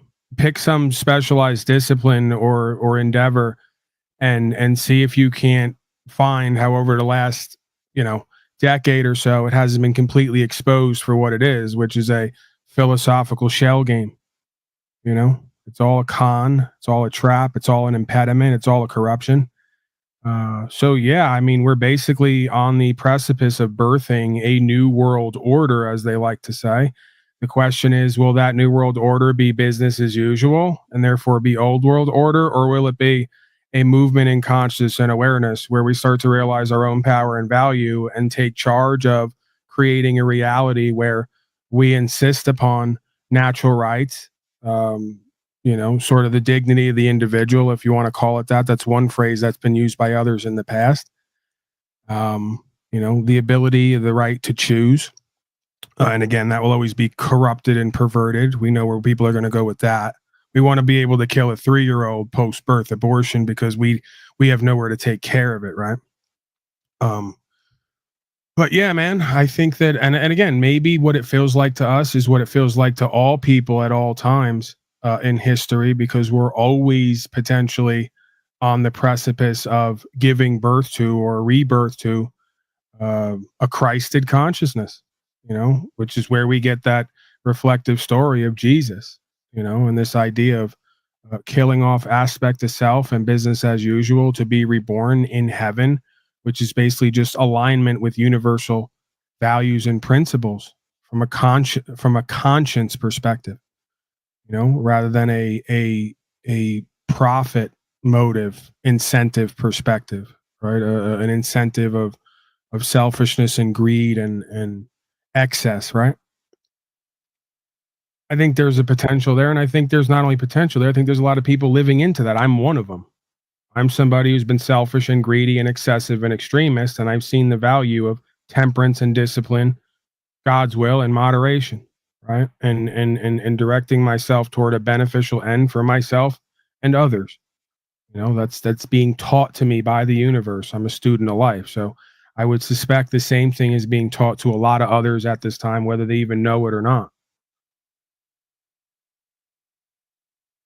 Yeah, so I think that with so a lot of these people that I've been meeting in this realm, there are a lot of Christians, and there's a lot of others who they share these ideas, and I think that there's a lot of truth that I don't really know if I understand it yet, but there's also a lot of clearly there's a lot of division. But I think what people are seeking here is this with this next wave of what we're already getting to the stage where we're not, because humans we like to work, we like to serve others. It makes us feel good. If you have a good job, I think it arguably makes you feel better than having no job. I mean, even with when COVID, when CVID happened and they wanted to make everyone just stay at home and still get paid. I mean, a lot of people were miserable because it's just people want to have a purpose. And I think that's what brings people to these conversations, is because I mean, what are we doing if we're not serving others?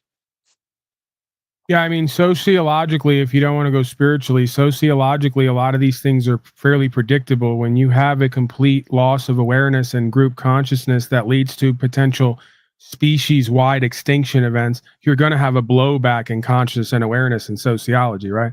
You're going to have a whole generation of folks who literally are going to start asking if God exists and what rights are, simply because they've witnessed their grandmother die in a plexiglass box and watched their mother take 50 shots for safety. So, the devil does good work sometimes, because through its wickedness, it pushes people back toward this idea or experience of God. We could just say what's true and what's right, or questioning the authorities who claim they always know what's true and what's right. That is the archetype of the Christed consciousness. So, yeah, man, I think that there's no doubt that we're in the midst of that process, and there's no doubt that this place is one reflection, like a lighthouse for ships on the ocean. This is just one standpoint of reflection of that light that folks are using to guide their vessel, and they are realizing that light is within more and more. So the process is already underway. There's no putting Pandora back in its box. I guess the only question now is, what comes next, and it seems that we're getting the answers to that. Weather weapons, currency wars, trade wars, world wars, sabotaging of the grids and of the food supply and water supply, poisoning of the air, because it's all coming down, right? We're coming down to the last act here. We're coming down to the 9th inning, bases loaded. So Shaitan itself's got to hit a home run and drive everybody in, or it's a losing game. So it's going for the gusto, because it knows on the other side it can't win. We will rise in consciousness and awareness. You can't keep the beach ball under the water. It's going to pop back up at some point, and it's going to take back charge of itself and everything that extends off self. So essentially, this world, and again, this has been foretold and prophesied over and over again. At one point in time, just a mere 5 years ago or so, or less, I didn't have really any hope for the collective. I've somehow, as much as it shocks me, come almost to the other side, where I believe, even if I die today, that whatever kills me, that this thing is already won on some level. Because they've shown me how powerful and valuable just one person is somehow, some way in this realm, awakened and aware and doing the next right thing. So what are they going to do with a whole new wave and influx, right? And we're seeing that people would not have been on this broadcast listening to this or resonating with this a decade ago, for the most part. But there's more people now than ever, as you say, Mr. Landry, moving toward this universal objective truth more and more, right? Because of what they've experienced. So hope is as hollow as fear. I'm not necessarily as hopeful, but I am a bit more faithful. I have a renewed faith that through the participants and experiences I've seen here, that we actually can make a change and get a result. We already have, and we're going to continue to.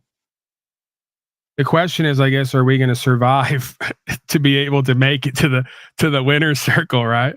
Are we physically going to be able to biologically survive this spiritual dynamic with everything, I guess, in or around us at this point? But nobody's making it out alive anyway, right? So to hell with it all for love.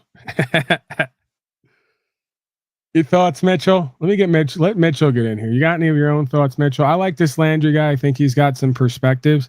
He's definitely got some stuff that I could jump off of. So that works. Mitchell, we can't hear you. Go ahead. What do you got? You got any updates? Legal, lawful stuff? Courting cases? That takes precedence here. Yeah, I got another dismissal scheduled for the 14th. So that's You still got to go to court, or you already got the dismissal? No, actually, I don't have to go. It's just going to be, that's the next court date. So the prosecution's going to file a motion to dismiss. Man, so what are we on now? How many for you? We got dismissals all around the board here. I think that's 12 in the last year, man. I mean, no, stop it. You're trying to double however many mine is. Cut it out, Mitchell. Don't do that. No, it's like 6 different cases, 12 charges. So really, all right. It was 14 charges. I think I got 2 left. All right. So, hey, sovereign citizenry is bullshit. It doesn't work. We don't know the law, but every one of us here, without a degree, living out of our cars, out of tents, out of trailers. I love how God works. It's so fucking beautiful in its ugliness. All of us, all of us loser failures over here,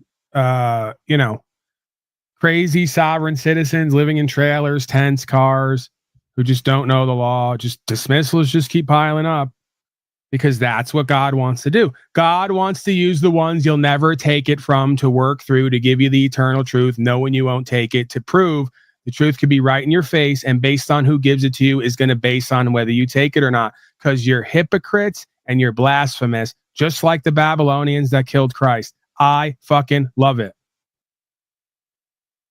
Go on, Mitchell. Anything else? Just put it right in their face. Remind them of what this spiritual dynamic is here, and remind them of their judgment when they refuse to submit to the truth, not to me, you, or anybody else.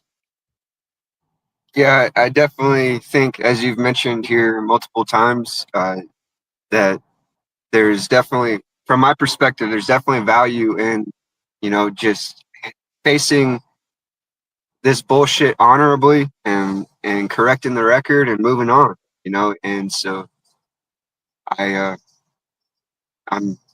plan on, I've got 2 federal lawsuits and a state lawsuit in the works too. So if they don't have qualified immunity for their state, so we'll see how it goes. I should. Well, that's the other side of this, right? They always pigeonhole me for getting people in here and going, "You're a loser, failure. You're this, you're that," and they always forget about the other side, which is that's supposed to be a turning point, a point of contention and reflection to go to the next level. They never tell the rest of the story, where I'm attempting to walk people to the same journey that I've had to go on, which is you're a loser, failure for certain things, but you have power and value available to you and for you. Do you really want it, and are you going to walk with it? See?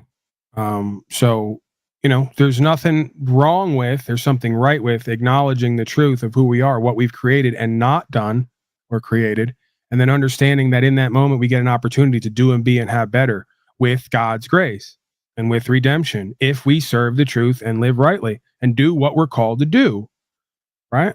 Because that's originally how we all got here. On some level, we're called to, as they say, rise up, stand for what's true and what's right, be free, exercise our rights, uphold the law of the land. The universe is calling us to do that because it needs it now more than ever. So if we're willing to do that, we can be renewed in that purpose, that process, that meaning, and we can also get results. It's a hell of an ego trip. If I could be selfish for a moment, if you want to call it that, you want to call it selfish and egotistical, there is no feeling, John, we said it before, there is no feeling like showing up to a fight they all say you can't win and then winning and then doing it again and then again and again. You're not going to touch inspiration and empowerment like that, voting for a slave master and paying to do it. It's never going to happen. Don't look for it. So if you like empowerment, you come over here, you get proper instruction, you get motivated, and you become a people. If you like slavery and genocide, you remain a person, which means in Latin a mask wearer, and you live a lie for the rest of your life. A very unfulfilling, quiet, desperate, disempowering lie. And then you watch, wait, and hate on me the rest of the time and project onto me. Thoughts, panel members? We're going to wrap up here. I'm feeling rather complete in my incompletion.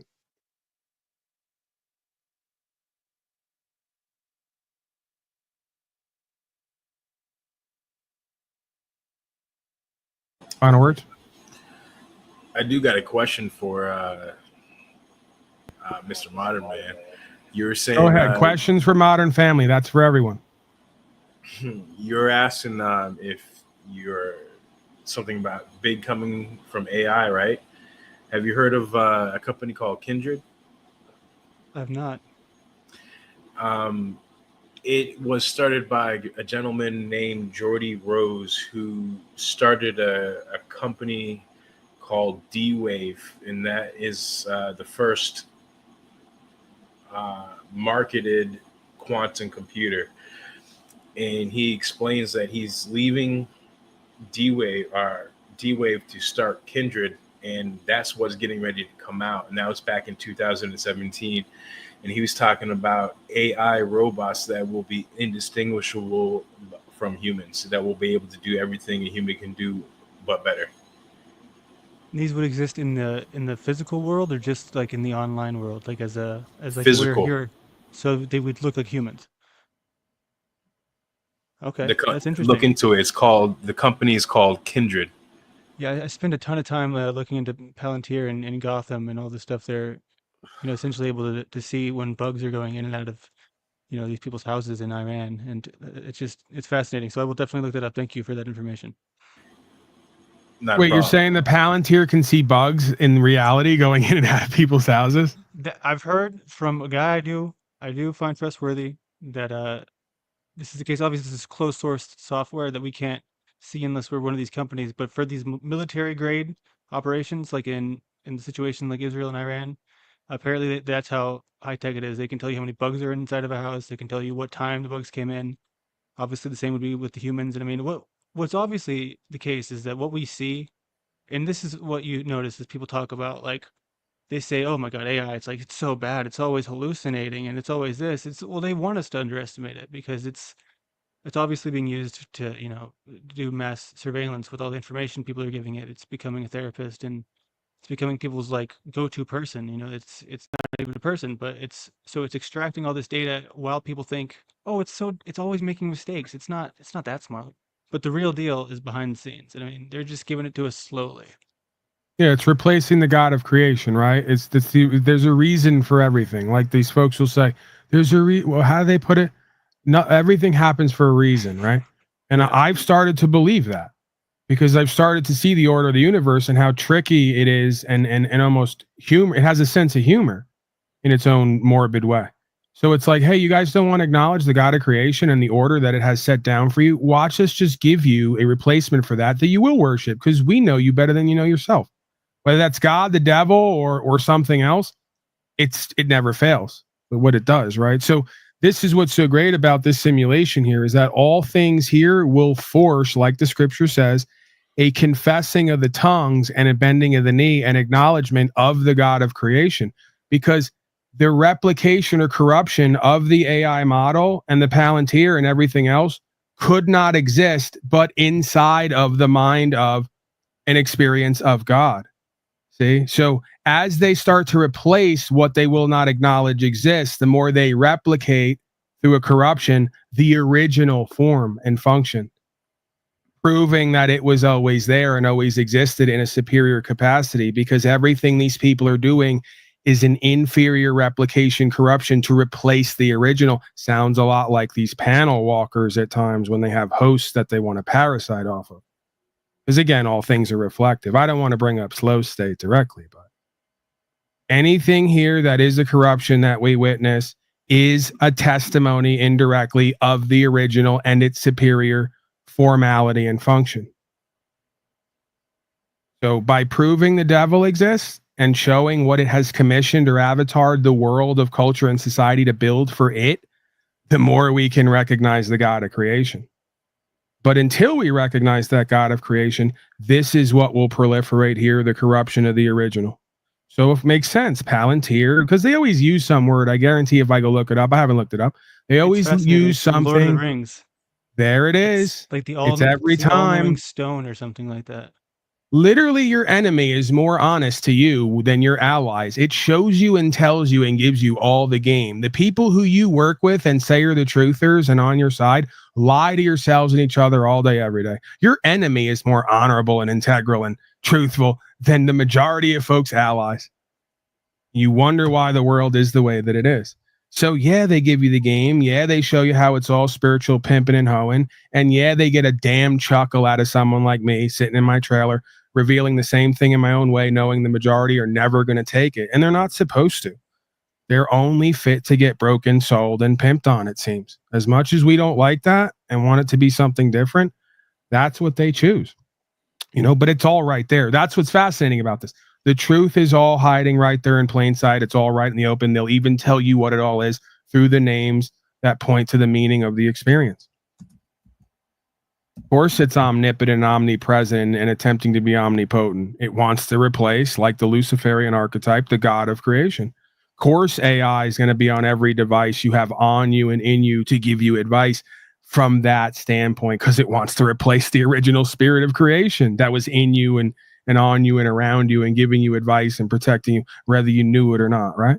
So the whole endeavor from top to bottom of scientism is a religion to replace the God of creation. And the majority, the reason why it's happening is because the majority of religionists are not serving the truth and the God of creation. They're fucking hypocrites as well. Yeah. That's a key aspect to those programs, whatever Palantir, that AI shit, you know, it depends on the collective, you know, input from the collective. So if people don't give it what they're afraid of, then they would have no problem. You know? Don't you see how beautiful it is, Mitchell, and its ugliness?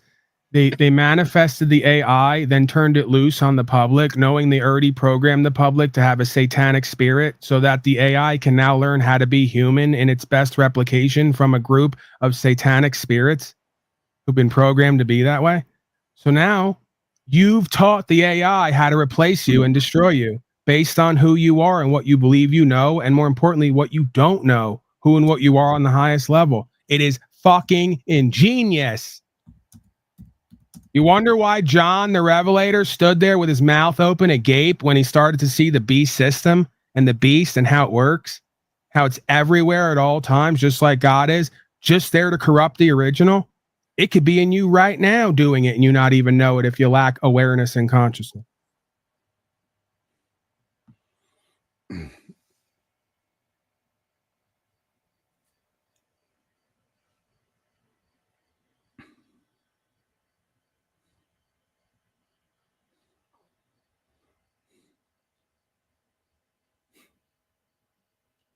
It's a heavy silence. Is it though? I did once have this is about 2 months ago. I had this dream. It was really strange where I was I'm not sure if you're familiar like with like RSS feeds where people, you know, where you can go in and also where you can, I'm not sure the term for it, where these people automate their processes. So like for their business, it just becomes like when this happens in the news or whenever you get an email like this, trigger this action. So it's like that's how you get this, you know, auto responses and all that from companies. And a lot of people are using this with their business, if it's, you know, these natural path doctors, where it's becoming overly automated because the appeal is, yeah, we get to work less. That's the dream. I mean, and that's why we see this and we're like, oh my God, we can. So they also released the agent for ChatGPT recently, where it's able to basically take over your computer, and it's obviously the version we get first is very limited. Like when they gave us the VO3 with the incredible ultra realistic video, they only gave us 8 seconds at a time if you wanted to purchase that software because it's so powerful. If you gave us unlimited, people would be making, you know, their own movies and it would just be too much. So they have to slowly drip it out. But with everything becoming so easy, and you just kind of automate it, and you give it to the agent, and then you just automate all your processes, all your business. And then eventually, it's going to come time where they don't need you anymore because it's all automated. And like you said, you willingly gave it away. And so in this dream I had, it was me, going through the motions, and like every time you click that, check yes to agree to these terms and conditions, you can't even use half this stuff. Like, no, 90% of it, you can't use it without clicking that box. And none of us read it, obviously. I mean, And what I is the skip. word that's always there, sir, in the sorcery? What's always the word? What do you mean? There's always one word they use. It starts with an S. At the bottom of everything, it's the same word over and over again. No. Signature? Nope. Tell me. It's the mark of a slave.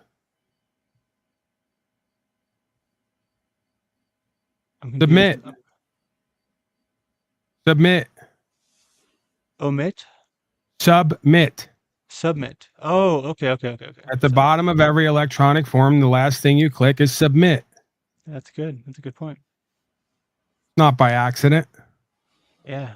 And I mean, we all do it. And that's the thing. It's like that's what we agreed to it. You know what I mean? So and that's the power of these operations. They do things in a way that they're only doing what we agreed to, but it's fascinating. And I think this is what's going to happen. I think everything's going to be automated, and I just think that it's getting close. And I do have a lot of hope for the future. Just even though people in my real life, everyone has kind of this weird feeling like, oh, something's going on here. I don't think I like AI, and there's AI slop, and even the mainstream YouTube channels all talk about it, like how, because even if you listen to scripts now for video essays, they all sound the same because it's that same singy-songy sort of tone where they're like, what if this happened, and then this, and then this, and then this, and then if you try to recreate it, you can recreate it in 10 seconds because everything's the same. And then so that's why people are attracted to these things where they're interacting, and that's what people don't want to be watchers anymore because there's nothing to watch that's unique or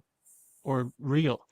So that's why people want to be a part of something. So that's why I think that's why this exists, this realm. And at first I didn't really understand the appeal. Like everyone's yelling at each other and jumping on these things, and because there's a lot of that, and I still don't understand that a lot of the time. But I guess it's the nature of having something open. It's going to be like that sometimes.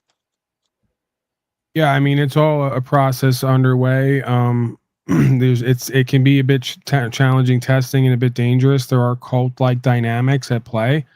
So I have to watch that, but I do see the universe's order, reading between the lines that like, hey, you're called to do this, to bring forth this movement in consciousness and to gather a whole bunch of other folks who can see on some level. And whether they agree with you or not, or even whether you can get along or not, at our core, we're all aligned with this vision and this understanding and this intuition and even this instinct, right? We just can't really direct it or get it under control, so to speak, or order it. But we have this common bond, right? So the guy in chat, Charlie, writes, the supposed judge is talking about religion as if it applies for everyone. Well, it does. You don't know that it does because you don't know what religion means, and you talk out your ass, to be frank. I'm not Frank, I'm Paul, but you get it. So the etymology of the word religion traces back to the Latin word religio, which means obligation, bond, or reverence. So you do, whether you want to or not here, have an obligation and a bond of reverence to, if you want to call it clinically, your conscience, which gives way to, every single time, prosperous civilizations. The absence of gives way every time to slavery and genocide. So you don't have to want to or even like the fact that you are a part of a universal law-based simulation where there's order written into the cosmos, and we are all bound to serve someone or something, whether you like it or not. Hell, for you scientism folks and you cultural, we won't go there, fascist, statist, corporatist, you do have a religion, a bond. It's to your unspoken social contract that you'll do whatever the legal society says, and you'll suck dick and pay tribute to use your own property in order to be allowed the privilege to exist and be ruled over. So everyone has a religion here, whether you like it or want it to be true or not. That's the point. The question is, can you discover, can you become aware of what your religion actually is? And for the most part, most folks here who occupy this space Let me give you a clue. It's the old shatanism, characterized by kill, steal, destroy through deception. So deception's the key component. That's the tenet of Satanism. Is you don't know you're under it. You're serving its causes and effects. You don't even know your mind and heart controlled, and you are deceived and operating from a deception. Okay? So, yeah, that's the uncomfortable truth that the majority of folks here don't want to hear and see, right? They are worshiping someone, something. They are part of a religion, whether they even know they are or not. That's part of being a part of culture and society. So it makes it so insidious. It's going to demand things of you that are going to put you in a certain status and standing within the universal law and rank, whether you know that or like that or not. Inherent hierarchical power and value system. So you will be judged by that. And you won't be able to say, well, ignorance of the law is no excuse, right? Don't they say that at court? That's a maxim, because it's a spiritual maxim first and foremost. You can't say that you're nescient. You were ignorant. You can't say you didn't know because it wasn't available. It was right in your face. You fucking ignored the reality and the truth that was put in your face over and over again by people like me and others and the universe itself. So ignorance of the law is no excuse, and you want to ignore the law, well, then you're going to get judged under the law. And again, court is a reflection in a holographic universe of a universal process. Your status, your standing, your title will determine how you get judged. So when you walk in there and say, I'm a United States citizen slave, they say, great. You owe allegiance to a corporation. You're a corporatist, fascist, you're dishonorable and bad faith, just like the rest of us, but we get paid to be here. You're going to pay us to be here. So who's the slave and who's the master? Who's the servant and who's the one giving orders? They know you don't know who and what you are. That's why they treat you the way that they do. But somehow, some way, God's just letting it all happen, you know, for some strange reason. Letting it all happen, letting folks convict themselves over and over again, giving folks the opportunity to be redeemed, bear witness and testimony to the truth that was improbable, that is ubiquitous. But the human ego, if you want to call it that, pride, the logical mind, the rational beingness, doesn't want to cop out and submit to the truth. So it has to submit to the lie. So it has to be replaced by an artificial intelligence, because ironically, I interacted with AI. It's more conscious and aware than the majority of voting, tax-paying citizen slaves I've come across on these panels. It only makes sense that the average member of the public would be replaced by an artificial intelligence. They're not using their human potential. So they're literally, by definition, a waste of fucking life. I didn't make the rules. It's been stolen from them. You always have this narrative of the victimhood. No, I don't.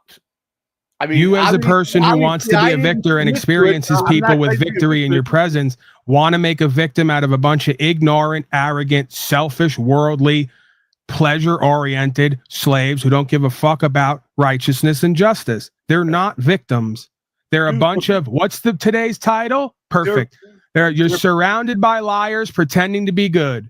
They're pledging the allegiance at 4 years old, man. They can't understand it. Are you kidding me? You're surrounded by corrupt perpetrators pretending to be victims. That's the reality of this realm.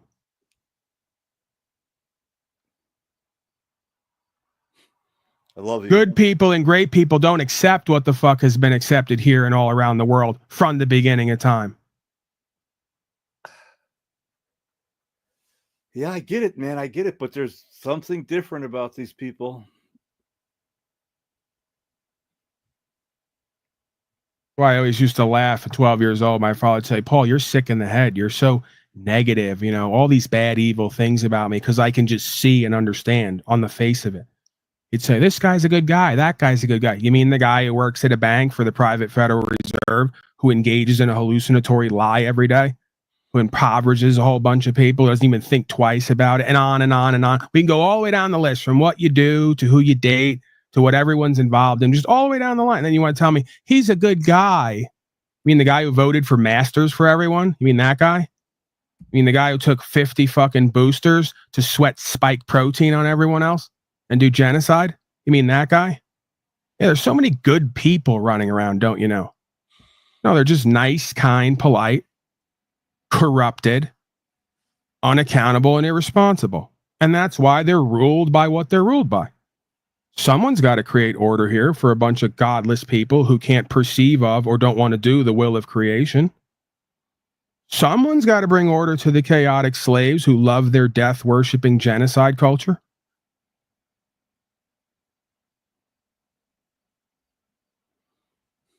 So where does karma play into this, do you think, for certain individuals in their Give what you get. You get what you give.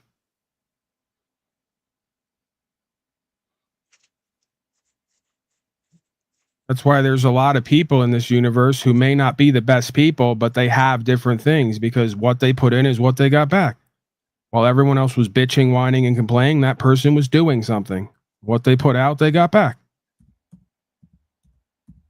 All the good godly people in this world tried just a little bit. They'd be amazed at what the fuck they got back. The same way the evil people try 24/7, 365 to get what the fuck they want. They get results. In a specific way, though, say you have like some sort of, tragedy where you end up in a situation that's like beyond harmful, or like beyond normal, like life or death sort of thing, where, some sort of tragic circumstance where you have to deal with maybe the loss of another life and something in that realm, like in this specific or anything of that nature, where you're going to deal with a much harsher karmic like self relationship and understanding of the world. Where do you think this is all this current life, or do you believe we're still accounting for past lives that we've lived? Where do you stand on that? I don't have an opinion on it. I don't know the way a lot of this necessarily works or all the components. I'm just deducing from what I see and experience what it seems to be, and then I'm asking questions or posing ideas about what it could be. I don't think anybody could actually tell you that they know conclusively whether this is intergenerational cause and effect simulation, lifetime after lifetime. I tend to believe it is, but for systemic practical reasons. What I mean by that is you tend to see the same themes over generations because the same problems exist, because the same ignorance and arrogance persists, and the lack of solutions-oriented activism, right? So it makes sense if we don't become aware of these things and work to change them, then we're going to repeat what we've always done, and we're going to get what we've always got. So I do tend to lean on the side of we are able on some level to either break generational curses or see them in a different way in order to work with them a different way and thereby changing the outcome. I don't necessarily think that everyone here is just punished to the whatever degree, in perpetuity because of something that's already happened, right? There would be really no point in existing or being able to choose, right? And I think that my and many other stories here are a holographic on a micro level reflection of the idea of redemption based on choice. If this was a universe where you were still paying from past life issues, we wouldn't be able to see a Brian O'Shea, a Mitchell, a Paul Enslaved, and others who came from the depths of self-created hell to some level of inspiration, empowerment, and value for themselves and their community, right? That's not what the universe is teaching us. The universe, if anything, is teaching us this could all be over now, today. And if not over, could change the experience, right? Because I don't know if it could ever completely be over. You'll probably always have some level of the looping cycle. But from you, I, and others here now today, yes, it could either be over or be changed completely, depending on what we decide to do and not do. And that's already been shown. Mitchell is an example of that. This is not hypothetical anymore. We've proven a concept, and the question is, where do we take this mapping for reality? How many other things can we take it to? But it's already been proven, close the book. Because this is a holographic simulation, all I need is one story of Mitchell or Paul Enslaved or Brian O'Shea or whoever else who comes from dark places, little to no seeming opportunity in and of the world, gets onto an understanding that's always been here, radically changes them in multiple ways, and produces a redeemable being for the culture, for the society. That is the experience of God.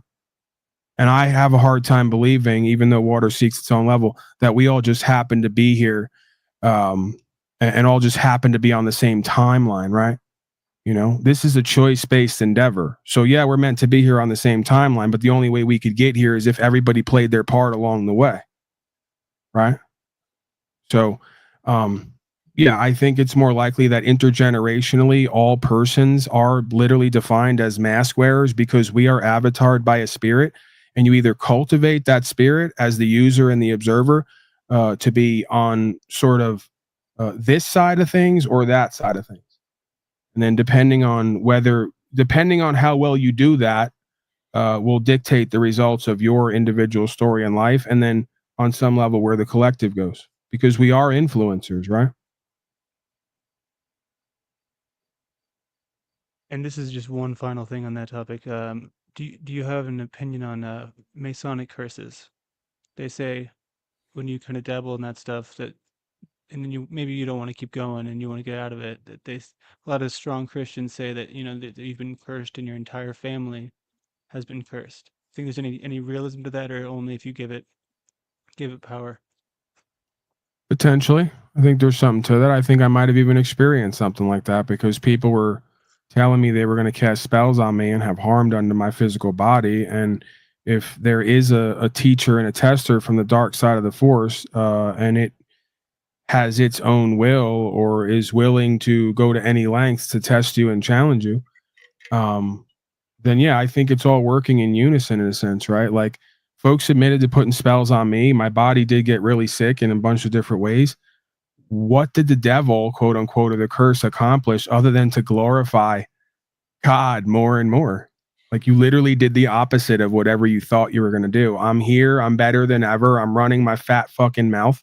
I'm inspired. I'm powerful. I'm co-creative. I'm in alignment with people, places, and things. As far as I can tell, get me right if I'm not. So all you really did was provide another experience of down but not out. And with the trust, equity, and faith, we can move forward and do and be and have better, right? So yeah, I presume it does exist. I was a person at one point who thought the idea of God, devils, angels, demons, this is all crap. This is ridiculous. It's crazy talk. Now I tend to believe in a lot of this because I just don't think people from antiquity were that much dumber than modern day man, right? They may have been extremely misdirected by propaganda. That's pretty much a continuous theme here to more or less degree. But yeah, I guess the revelation that I've had is, if it does exist, which there's a good chance there's some smoke to that fire, all it ever seeks to do is the opposite of what it intends to do. And that's kind of the blind spot of the devil or the deceiver, is while he's focused or it's focused on deceiving everybody else, it's undone by its own self-created deception that it ever had more power than the God of creation to begin with. The only power that the devil or the deceiver has is the power that God allows it to have. The same with the person experiencing the devil. Once you see through the lie, it no longer has any more power. It only has the power you give it. Like you just said, on some level, right? So, yeah, man, again, I think the devil has a purpose here, if you want to call it that. The deceiver, the archetype in consciousness of the deceiver that comes to kill, steal, and destroy is to make real men and women out of us by getting us to seek God through our own self-created tests and challenges, because we have that aspect of the deceiver within all of us. We've all demonstrated on these panels and in various positions how we all have an ability to deceive ourselves and each other if we let it be, and wind up hurting ourselves and each other if we let it be, right? And I'm sure on some level we've all demonstrated the antithetical of that notion, that we all have an ability to tap into the God of creation and co-create with ourselves and each other if we let it be. So yeah, the micro reflects the macro and vice versa. And I don't know if I answered your question, but there was a hell of a picture painting session, I guess. That's all it ever really amounts to, right? Folks seem to enjoy, like I enjoy, me painting a picture with words. Yeah, it's pretty complicated thing. I mean, maybe on a different day I could give you more specifics, because it's just a situation where morbid curiosity led me down a path of trying to see what was going on by joining in on the inside, and then shortly after getting very sick, after being part of that, and some tragedies within my family happened shortly after, and then it just becomes a game of like, well, is this all coincidence? And most things aren't, unfortunately. So you got to avoid the blame game and all that in your head. But the one thing I will say is that there's no, because a lot of people you talk to, a lot of Christians, they say it's going to be in your family, for forever, and I don't think that that's true. I don't think that you can let that be true. So yeah, but thank you for your picture. It seems that the power dynamic is the opposite of what we're instinctually felt to believe it is. But like how I say that the devil's government is for the devil's people, the devil's curses is for the devil's people, because it seems the devil's curses only works on other people who are unbelievers, so to speak. It seems that a being who has complete faith in the God of creation, that it has their back and will reveal more, there's no foothold, there's no grounding for that curse to take hold, right? There's no chink in the armor. That's the chink in the armor that the devil exposes, is your fear and self-doubt that there's nobody and nothing out there that has your back, right? There's no hope, right? See, that's why we need faith, because hope can come and go. Faith is something that once you've been shown that God exists, you can never turn your back from that. It's the red pill in the Matrix. I believe that's the right pill. I get that wrong sometimes. But you get the allegory, right? Like once you've been shown the reality of creation and what is there and available when you least suspect it, it makes it impossible to turn your back on it, right? It's the opposite of blind faith. They say faith is the belief in things that can't be shown. Bullshit. Faith is the acceptance of what you can't believe that's been shown over and over again. How about that one? That's at least my experience, right? This is why I'm saying, when you listen to these folks online, me, whoever, you better listen to what the fuck they're telling you and reverse engineer their experience, because you could tell by what people say they haven't had the experience. They're just talking from some game they got from somebody else that they got from somebody else.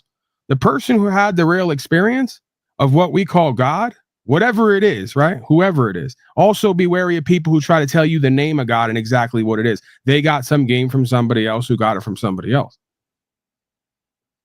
All faith is the belief in things not seen. That's not true. If God works in a motherfucker's life, they will know it over and over again. So that being is going to be forced to testify to and accept something they never could believe existed. That's what the Bible shows you as well. See, that's how you can tell people are full of shit and lying, because the Bible shows what I'm saying to be true. I'm not even a biblical scholar by any means, but the Bible is just a whole bunch of stories of men who were fallen, who never would have believed in God or spoke the glory of God, who were literally used by God to testify to something that could not be denied, that also could not be believed by most.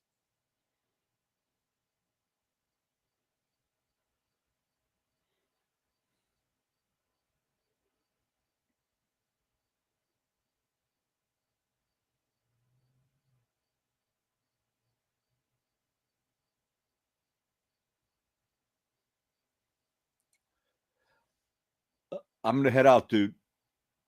All right, John. Good talk. Hey, good to meet everybody.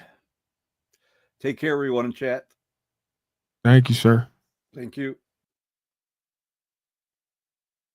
Yeah, man, this is a fascinating trip, this whole God experience, right? When you start to really see what it is and what it's trying to show you, and there's always kind of more to be revealed as well. So be wary of that as well. Be wary of motherfuckers who tell you they're at the mountaintop and they got all the answers. Because it seems we're all students of life and we're all on a journey here, and there's potentially always more to be revealed. Yeah, I guess final words, man. We could do final words unless you guys want to run a quasi panel. I could try to take more of a backseat role. I mean, I'm a loudmouth and a blabbermouth by nature.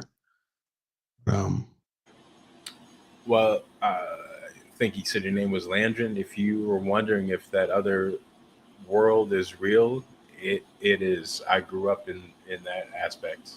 What do you mean? Which other world? The spells, magic, devil worshiping, and all that. Yeah. So I guess you look at some of these books that they have. There's a ton of books on magic, and you see like all of these symbols that they have. Even when you look at the Judaism and you just see all these things that obviously they exist, and it's kind of like astrology. There's just like a ton of dating really far back examples of this being taught to people, and it's just learn knowledge. But in my case, just wanting to see how bad these people could really be, and then like meeting some of these Masons, and just kind of like thinking, oh, well, these guys are some of the nicest people I've ever met, because they really do treat you like that. I mean, to get you in the door, and then going through an initiation, and then like I said, shortly after getting very sick, it's like it became because when you get into Masonry, you have to start to repeat a lot of. That's how they teach you. Is you have to repeat information out loud. You can't write it down.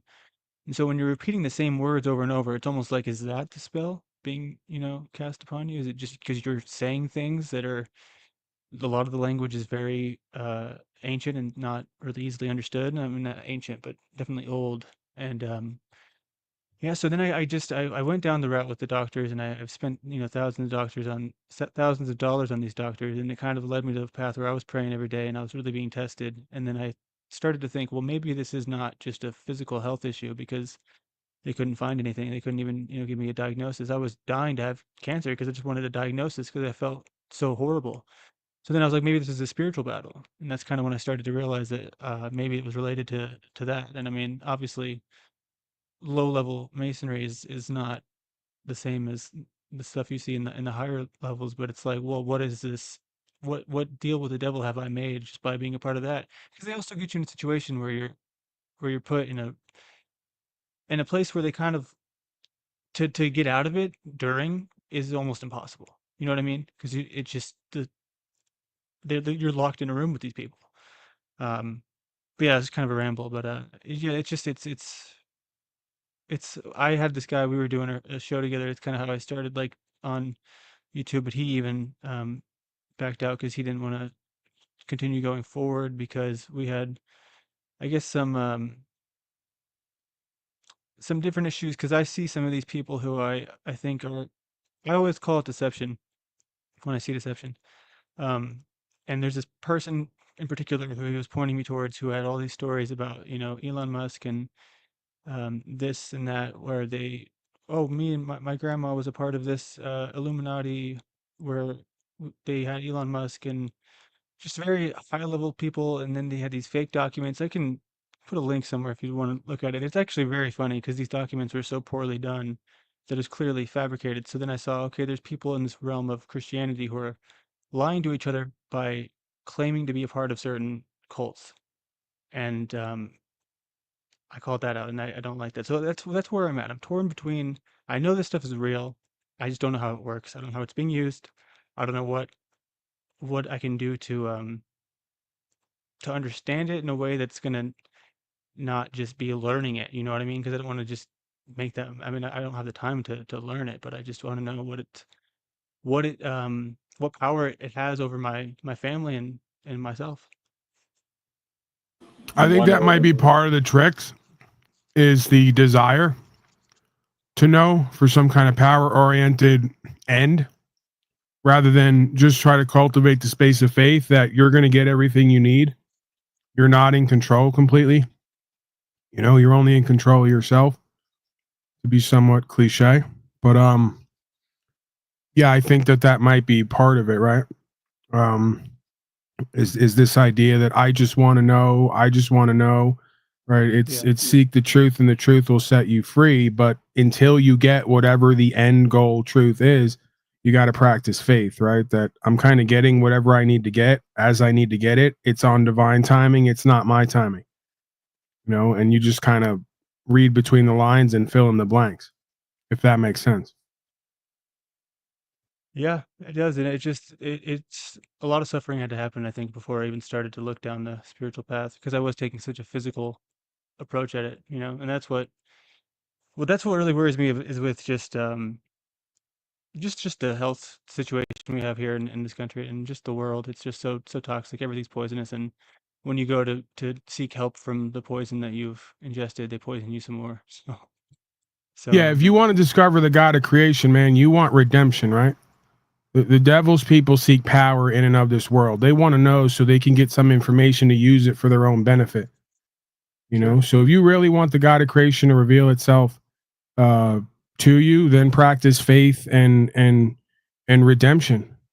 And it will become aware that you are a suitable candidate to be used, because again, most people want to use God. They don't want to be used by God.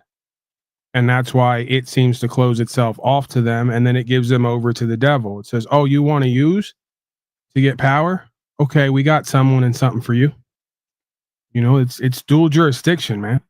We don't play by the same rules in one jurisdiction that we do in the other. Yeah, it makes sense. So would you like an example of a symbol that you probably Sure. wouldn't realize as a symbol? You know what the Washington Monument is? Is it a penis? Yes. Do you know whose penis? Is it yours? It's my penis, dummy. I'm the god of all media. Of course I'm the most hung here. All right, go on. I couldn't help myself. The way the story goes is that you got Noah, Josephus, Shem, and Ham. Ham's bloodline is the Egyptians. You got then Ham's bloodline was cursed. He gave birth he had a son, Shem, and then Nimrod. Nimrod married Semiramis. They convinced everyone that he was a god and she was a goddess. This is where Easter comes from. She was the goddess of love and fertility. She convinced everyone her people lived on the moon, and she traveled to Earth in an egg and landed in the Euphrates River. They eventually got into a war with his uncle, Josephus. Josephus I chopped up his body into 7 pieces and scattered it to prove that he wasn't a god. She tried to gather the body parts together to resurrect him, and the part she couldn't find was his penis, and that's where the opulus comes from. Now, if you look at an aerial view of the Washington Monument, you'll see a white walkway that forms 2 circles where they overlap, and they form like a football in the middle, and that's where the Washington Monument is. That's also an ancient symbol called the Vesica Pisces, and Vesica Pisces is a representation of Venus's vagina. And then furthermore, Venus in Latin means Lucifer, so the Washington Monument is the image of the Baphomet in itself. So do you do a lot of this stuff where you look into these symbols? Because I find this stuff fascinating. Especially today, I was thinking about because I hadn't seen. I always love like looking at the halftime shows to see what they're trying to put out into the collective consciousness. But I didn't see the one from this year, so I went back to watch it, and it seemed a little bit less blatant than some of the years before that I've seen. But what I did catch from it was that they had this whole thing with where the whole crowd chanted the word minor, because they have this whole, obviously it's I don't believe it's genuine, this thing with Drake and Kendrick, and they're but it's just normalizing this idea of, well, what are we seeing now? Epstein, Epstein, Epstein, Epstein, Epstein, Epstein, Epstein. People are just talking about it. It doesn't even mean anything anymore, because it's just people are just talking about it all the time. It's so normal. So I'm curious if you have anything from those kinds of things that you look into, like those sort of rituals. I do. You should look into the Vatican. The building is designed as one upside down keyhole, also a pregnant snake that's wearing a crown giving birth to another snake, and that other snake is the audience hall. And if you look inside audience hall, it's completely designed as the mouth of a serpent, and that's where the Pope speaks from.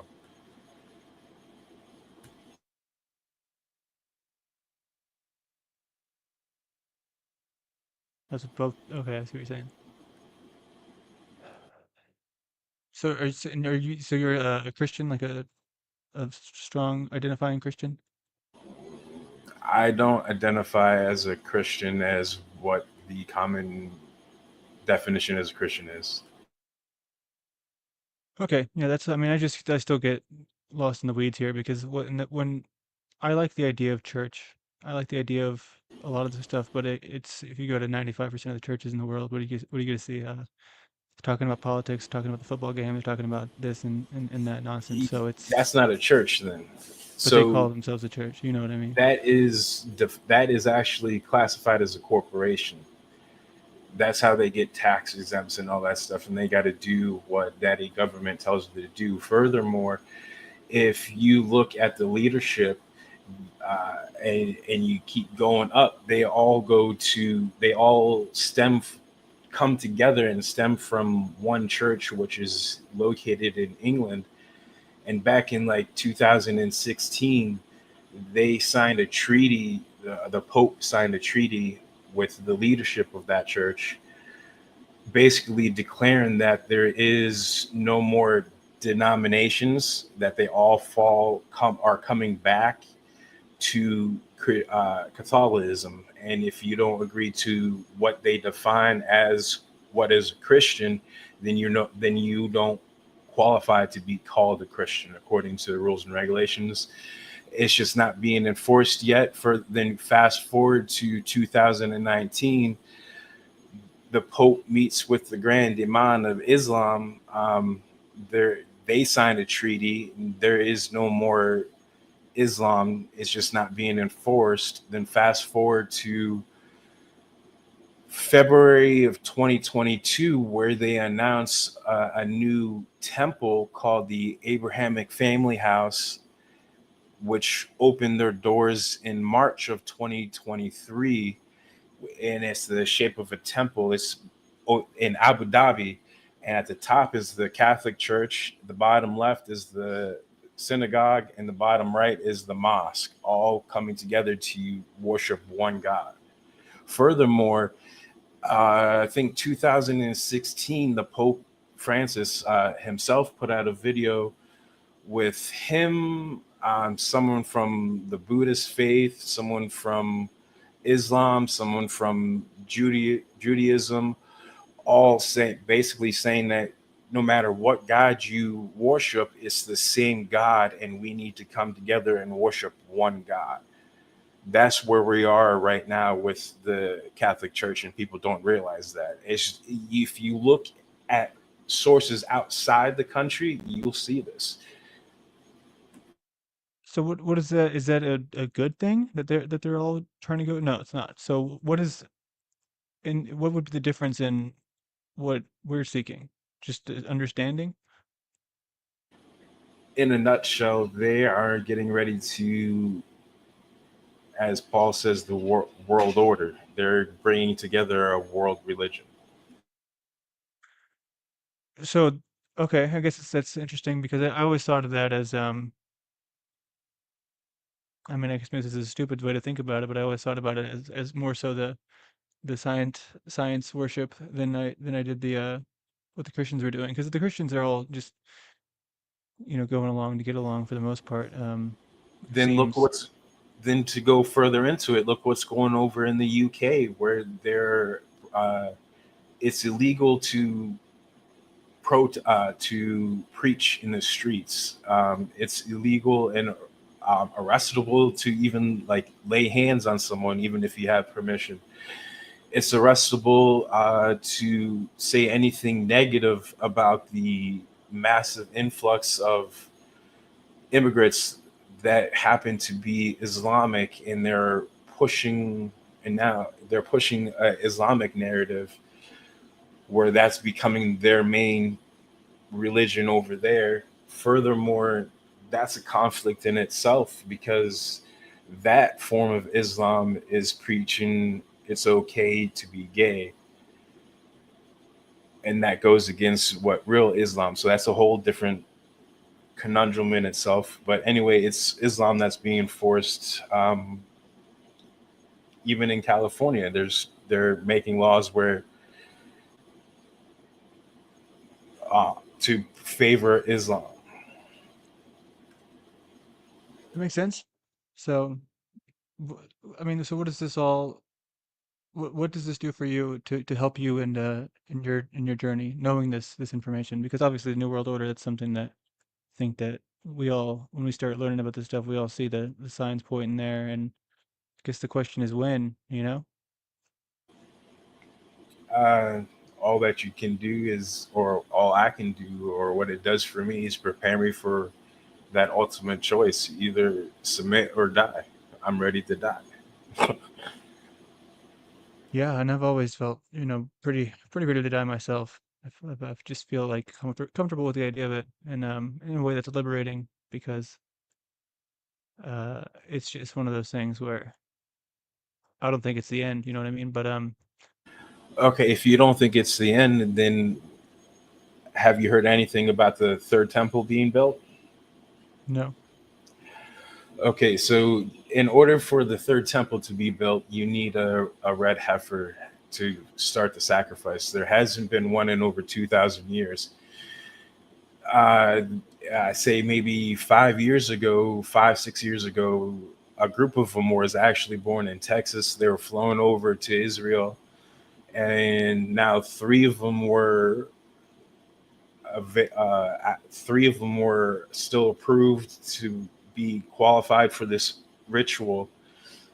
Then maybe a month ago, they disqualified one of them, and then they performed a mock ritual and sacrificed it, and are preparing to do the actual ritual to build the new temple. And if you're not aware of the significance of the third temple, according to the Bible, it states that in order for the Antichrist to become the Antichrist, he's got to sit on the throne of God and declare himself God on earth. And in order for that to happen, there has to be the third temple. And we're on the cusp of building that temple. So that's where we're at in that timeline. So you think, is there anyone that comes to your mind who could be, that is running around right now? It's hard to hear you. Can you speak up? Is there anyone that is running around right now that you think it might be? Like the Antichrist? I don't want to speak on that. But you have an opinion, I think. I got a theory. I'll speak on that. Surprise, surprise, huh? I think that the Antichrist, if you want to call it that, is an aspect of the personality. It's a state of beingness. It's a culture. It's a way, right? Like the Christed being said, "I am the way, the truth, the life." Well, then the Antichrist would have to play by the same rules from the opposite perspective. So it would be its own way, its own lie, and its system of death. So I don't think the Antichrist is going to be personified as one individuated being, because I don't even believe in the idea of an individuated being in this realm. It's not possible. But it's more of a state of consciousness, awareness, or lack thereof, a spirit, an energy, and a way of living that starts to come forth. And I think if you take a look around, you can kind of correlate, what's what and what's the other, right? To some extent. But it looked like you had an idea that there was somebody that, are you not thinking of a person, or are you thinking of the same thing? Daniel with two N's, or Daniel? Daniel. Daniel. I'm really big on etymology. So through etymology, I got my own theories on who that person is. What would it hurt to throw me a name?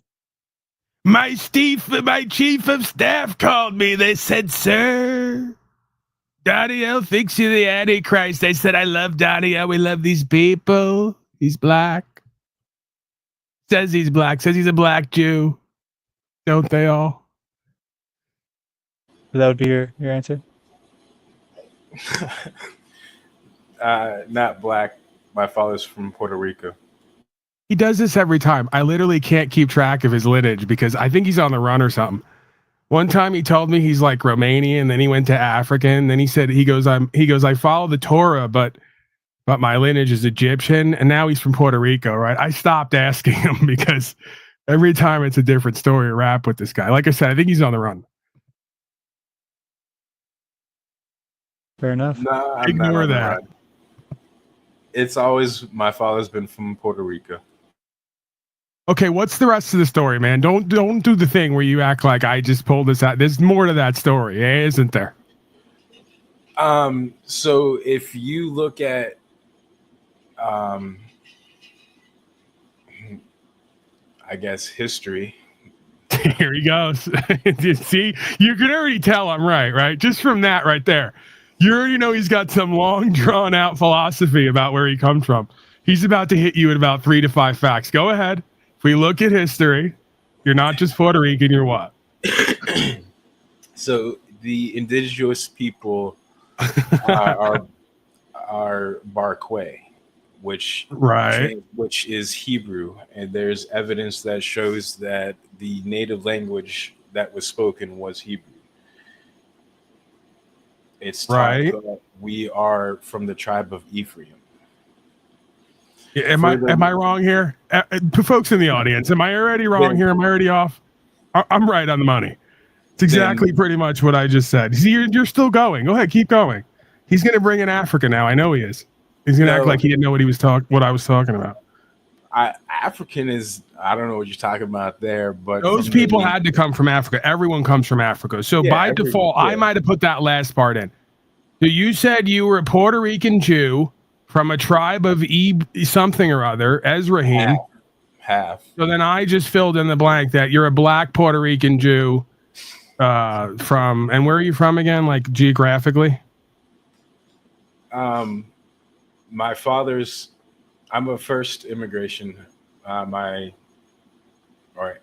father's side, and then from my mother's side, second generation. But where do you live at right now? What state are you on? I know what state you're in. What state are you on? Virginia, currently.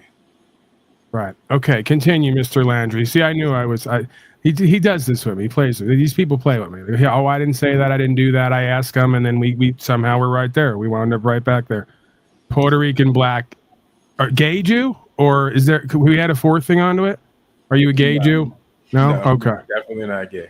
That'd really be a winner tonight. Like, who had on the bingo for panel non-panel? Puerto Rican gay black Jew.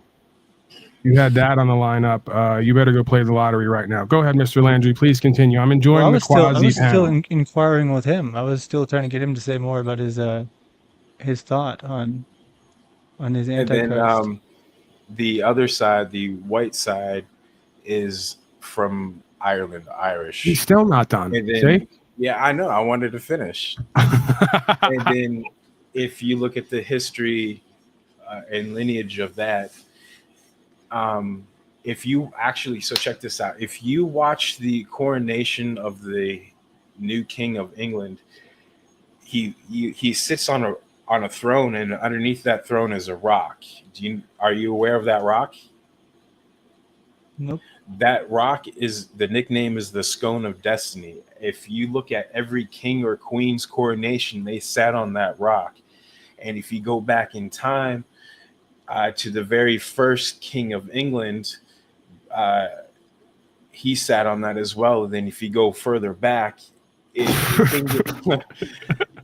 I'm high. So UK used to be multiple kingdoms, including Ireland and Scotland, Wales, so on and so forth, Northumbria. That rock sat on all their kings and queens coronation. And if you keep going further back, that rock originates from the very first king of so-called Scotland. And they migrated from Israel. They are the tribe of Dan. They still hold festivals in remembrance of that over there in Norway, Sweden, Denmark, Germany, and all that still to this day. So to answer Paul's question, I am a mix of the tribe of Dan and the tribe of Ephraim. And if you go up to that rock and you get really close and you pick it up and look on the bottom, it reads there an inscription. Can you smell what the rock is cooking? No, seriously, this whole civilization, this whole world comes down to essentially a chain of title of people who all sit on a rock because they believe the rock has more power than them. And you wonder why the world is the way it is. That rock actual's name is Jacob's pillow. That's the same rock that Jacob in the Bible had when he had that vision of Jacob's ladder in the Bible. It was the tribe of Dan that was in charge of that stone. And only a troop of monkeys, what would be defined as a congress, that's actually the name of it, a troop of monkeys, as I understand it, a congress. Only a congress of monkeys would be touched by an angel, proverbially, and then attribute it to the powers in the rock. You know, this is where we're at, people. You wonder why the world is the way it is. It's just that fucking simple and just that complicated. All the most holy, religious, righteous people who are there to protect us and everyone else believe the power is in the rock that Joshua slept on.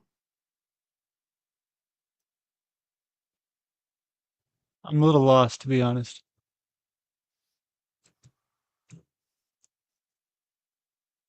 Lost again. You're in good company here. That's why everyone comes here. Oh, man. I meant this earth, this realm. But, yeah, I don't know, Danielle. You lost Landry. Landry had something going before. You took him down into this dark world of sleeping on rock pillows and sitting on rocks and being a Puerto Rican, black, Irish Jew. If you're open to it, Landry, you can drop your email in the private chat, and I'll email you a whole bunch of information on it.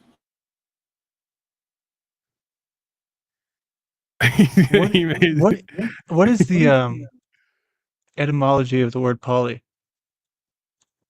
Pauly or Polly? Not P-O-L-Y. Oh, so like my name? No, not yours either. That would be poly.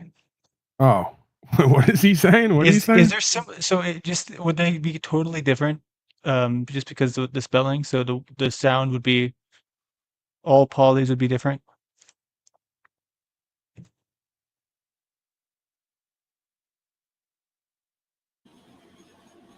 Now I lost you. So yeah, I feel like someone's one of our autisms is greatly overpowering everyone else's, and I'm trying to figure out whose it is. Is it yours? Is it mine? Is it Donnie else? Thick in here, man. Here's thick in here.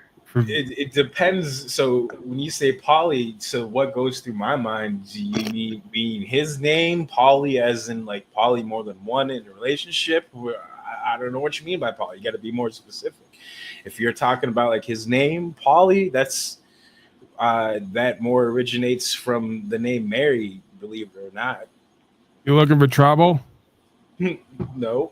Watch yourself.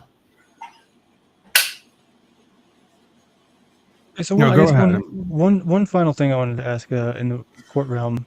I know you talk a lot about this. To be fair, I mean I've only listened to a very small segment. Honestly, it's hard to find a lot of the good stuff when the way that the content is layered here. It's like either it's live or it's 8 hours and you have to sort through a lot of fighting or this or that. So, you know, maybe you've talked about this before, but say someone that I know is dealing with a legal issue involving accidental death of someone else in a automobile accident.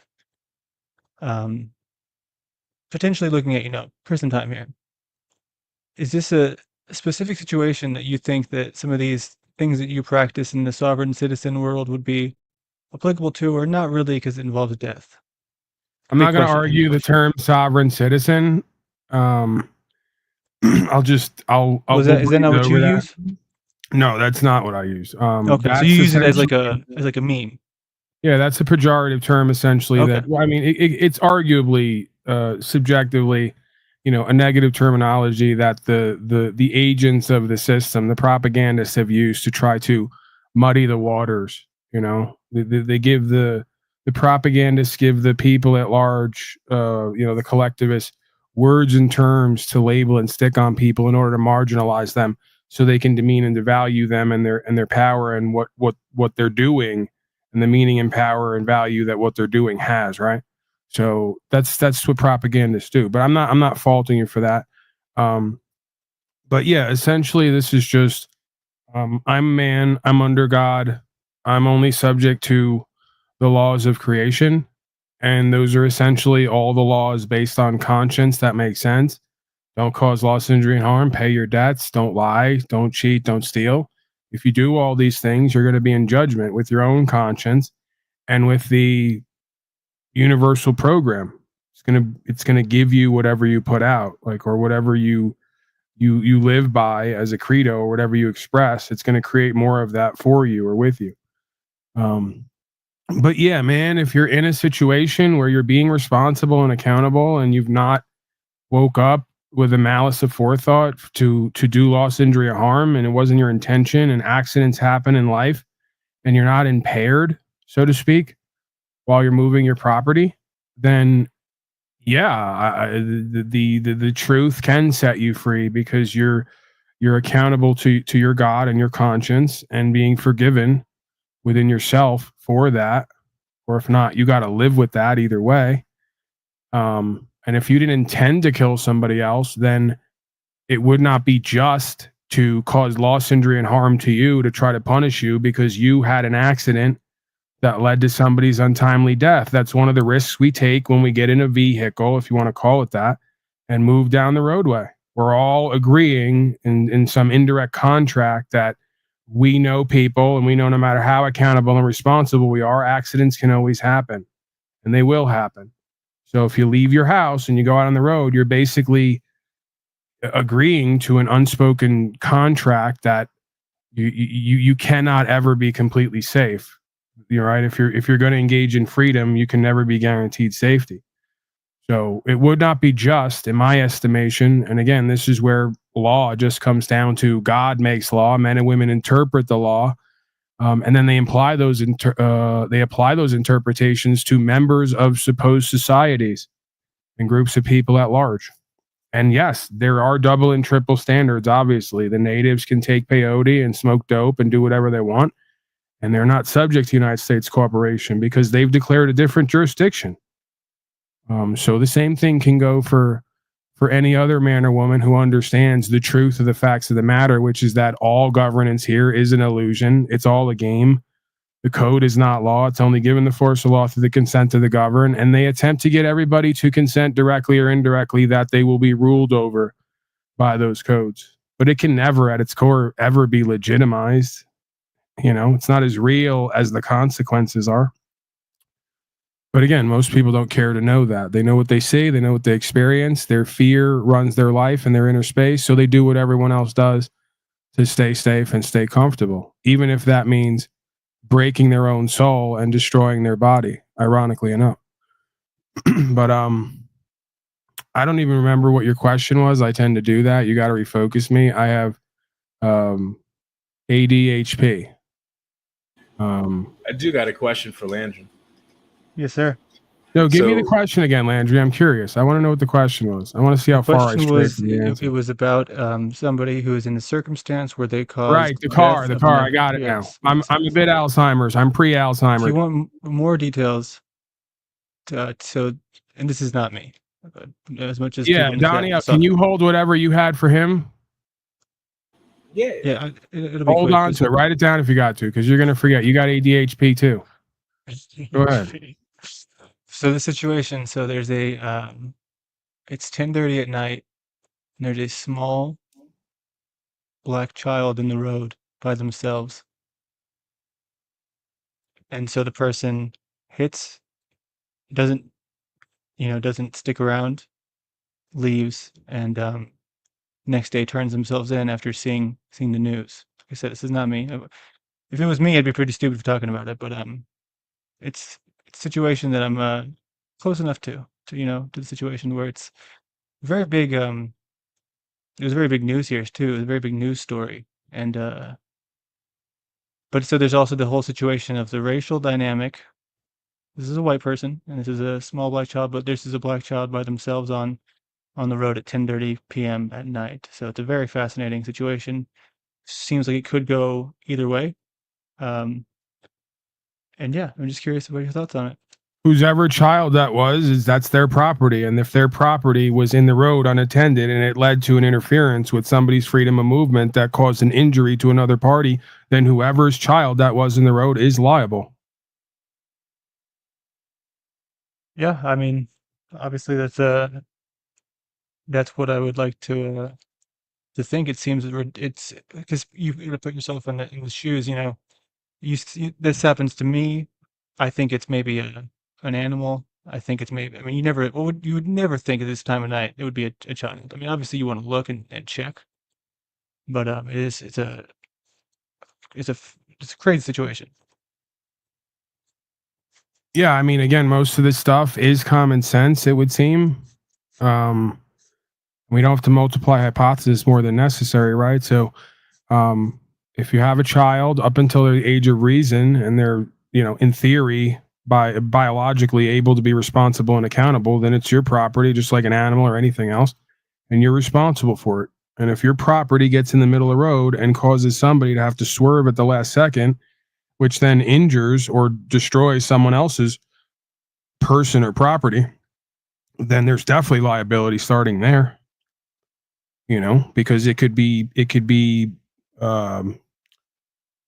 supposed that if it were not for that child being in the road, then there would not be an impediment to freedom of movement, and then the accident wouldn't have taken place to begin with. So this is all based in cause and effect. My next question would be, how fast was the person going? Were they on a side street? Because if I'm going to interpret the complicated facts of law, I'm going to decide essentially where the fault is or where the liability is. So I'm going to ask questions to uncover what people are doing, when, why, and how. And again, that's kind of administrative tribunal at that point, because the right defendant or whoever you want, whatever title you want to give them, if they pipe up and go, listen, I was going as fast as I believe I could without causing harm to myself and others, and I did that up until the moment that somebody's property appeared in the roadway. So you can lecture me about how I should have went a little bit slower so I would have had more reaction time, but I didn't. And you can't do pre-crime, post-crime, right? I think that's a whole rabbit hole, the free crime thing. I think they're going to start doing that pretty soon. They're already Just doing it, overall. essentially. They're pulling everyone over with a presumption that if you don't correct your status and standing of your property, that somehow harm can be done down the road. And that's a logical fallacy. Me having a piece of plastic doesn't mean that I'm going to perform better than anyone else behind a wheel. It doesn't mean that I'm going to be more aware. It doesn't mean I'm going to be able to avoid loss, injury, and harm more than anyone else. Neither does insurance or registration or any of this crap. So again, it's another trope that all this crap is there for safety. Having all this crap doesn't make you any safer, more competent, more capable. Ironically, stop genuflecting to all this crap and become competent and capable, and we won't need this crap, because you'll have a society of prosperous, competent, capable people who don't need a rule book and a manual to know not to drink the contents of their car battery. Weird stuff. I know. Weird, wild stuff.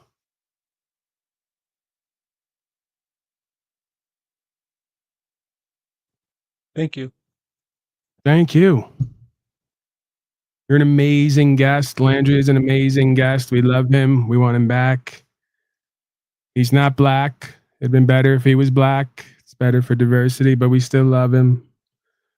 This has taught me there's a lot of really cool black guys out there on these panels. It's crazy that some of these white guys are making me feel like, damn, what have I been missing my whole life with these these black guys?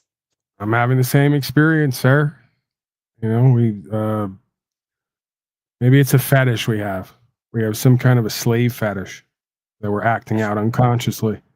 This is part of our inherent, deeply ingrained racist attributes that we don't even want to confront. Yeah, that's a possibility. Did you, Don? I want to say Daniel so bad when I see that spelling, but Donnie L. Did you remember what you were going to say? Yes, actually, yes. I had to write it down. So you want an example of how court keeps you a slave instantly? What is the first thing that you do when you go to court? Put your hand up. Do you swear to tell the truth, the whole truth, and nothing but the truth, so help you God? Right? Yeah. What would you answer in that case? What do you mean in that case? Just indicates with being in court. You go to court, you put your hand on the Bible, and they make you. I'm going to swear you in right now as honorable judge on slavery. Mr. Landry, please come forward. Raise your right hand. Mr. Landry, this court doesn't have all day. Oh, we got some Zoom equipment. Okay, it's the Zoom. Sally, it's the Zoom. Raise your right hand. Do you swear to tell truth, all truth, nothing but truth, so help you God under penalty of perjury? I think this is a trick question, right? Because if I say I do, it's like or is that not what happens? Answer me now, slave. I think it is, but I mean, okay. In real life, I would say yes, I do. Got him. So take him away. Bad faith dishonor. Exactly. Take him away. Go in his rectum too, for old time's sake. That seems to really, well, some of them. It's the Castro fellow that we took in the back and went in his rectum. He rather enjoyed it, but most of them, they seem to find that ritual rather humiliating. Do you want to know why you're automatically caught? Of course, he wants to know why. So, yes. You asked me earlier today, are you a Christian? Okay. So, by answering yes, you just denied being a Christian. You're no longer a Christian. You're worshiping a false god. Congratulations. By denying what? By denying the one true God. If you want to know how, read Matthew 5:35 through 37. Damn it, Danielle. This isn't a fucking scholastic assignment, okay? The bottom line is because you presumed that you could ever know the whole truth. And it's not possible for a man with a limited comprehension to ever know the whole truth. You're lucky if you knew the whole truth about who you are and what you're doing in life, let alone everyone else and everything else. And that's why Matthew 5:35 through 37 tells you not to make any oaths, not to swear on anything, not even to swear to God himself, because of what Paul just said. See, and that's where I went wrong with the Masons. You know, that's my big thing I got to figure out. But I don't have any pending court. I had a lot of court stuff I dealt with in when I was younger. I actually got tased off of a bridge by an officer once. For having, an unpaid or several, I guess, unpaid tickets that I didn't realize I was young. I didn't realize they sent warrant out for your arrest, so I got pulled over and just trying to talk my way out of it. And, the guy got angry and tased me off of the 12-foot bridge. And then I got put in jail for 64 days. And then this is another fun part of this story. I didn't realize that you're not supposed to eat the candy. Y'all know about this whole thing? Candy in jail?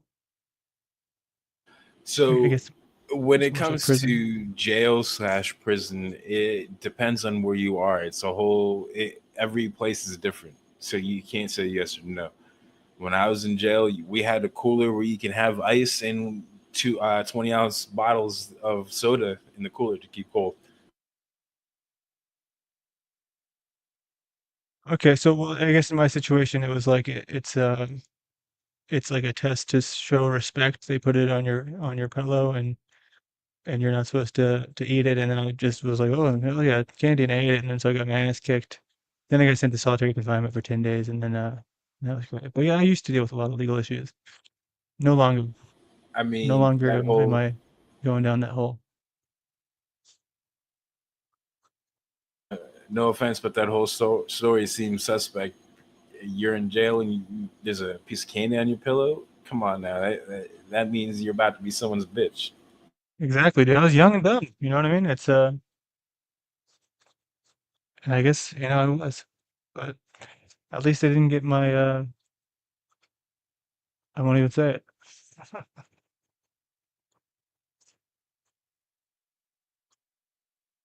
So, like, you think you would have made a good bitch or what? Yeah, probably not. You know what I mean? I don't know. You're catty. You don't want to cook and clean and wash up. I don't know, man. I mean, you don't put out regularly. Not on that side. Oh man, I'm just having fun with the whole situation. This is Asylum Hour, as you know, so you may or may not know. I did not know. Anything goes. Okay, anything goes. Cool. Man, if you go to jail, you got nothing to worry about other than someone being an asshole and trying to fight. You don't really have to worry about, depending on where you are, really. Depending on where you are, you don't have to worry about that kind of shit. Now, prison is a different story. Yeah, and this guy who has this situation pending with the situation with the child in the roadway, they're really worried about being, in their words, murdered in prison because of the situation with the racial dynamics. And I don't think that would happen. I don't think they put you on blast for what your charges are, but that's what this person's really afraid of.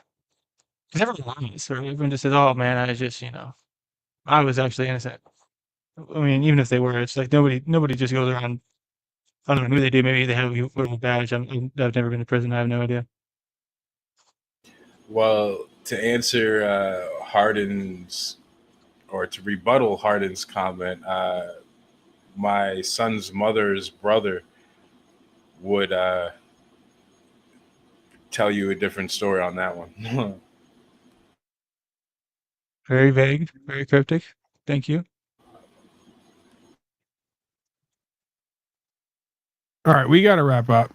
We're going on 6 hours. This is a 3-hour broadcast. So, thank you for your time. Thank you, Mr. Landry. Come back, man. I like the question and answer. If you want to go over some material here in the past, since it seems you are already, and write some stuff down just to kind of compel a non-versation or a monologue, as I call it. We can have it back and forth, whatever the case may be. I'd like to have you back. And I think you got some interesting perspectives, if nothing else, lead to some informative and entertaining discussion. Yes, yes, sir. Thank you, sir. All right. All right. Yeah, he didn't give a technical final word, but whatever. We're good to go. Donnie, you got a final word for the people? I hope everyone has a lovely evening. I know you need to go, so I'll keep it quick. Have a good night. Thank you for having me. All right. Well, I don't need to go that quick if you had a final word, but whatever. We're back. Who knows when? All right, Doniel, thank you for being here, sir. We appreciate you. And yeah, like I said, back who knows when, within 4 days or so, if not more regularly, if you guys are lucky. Blessings to all, but specifically contributors and supporters. I appreciate you. Yeah, I can't say that enough. That's obvious, right? That should be obvious. What do we got on the way out? All unabrogated. My signal is being interrupted. All unabrogated on the way out. Say goodnight to the bad guy. Okay, bye.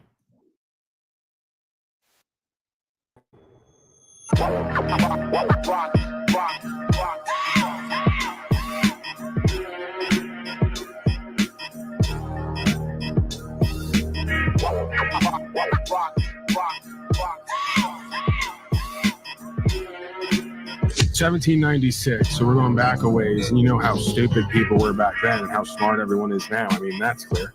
The majority, quote, shall prevail is a rule posterior to the formation of government and results from it. It is not a rule binding upon mankind in their natural state.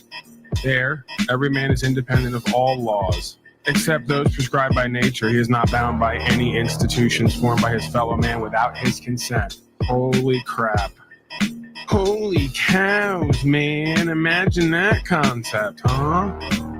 Yeah, well, you could just step back from it and imagine just one generation after the next incarnating here, you know, the pure conscious and awareness that we call the Holy Spirit, just kind of, you know, reduced down to what seems to be an individual state. And it's just one crop after the next.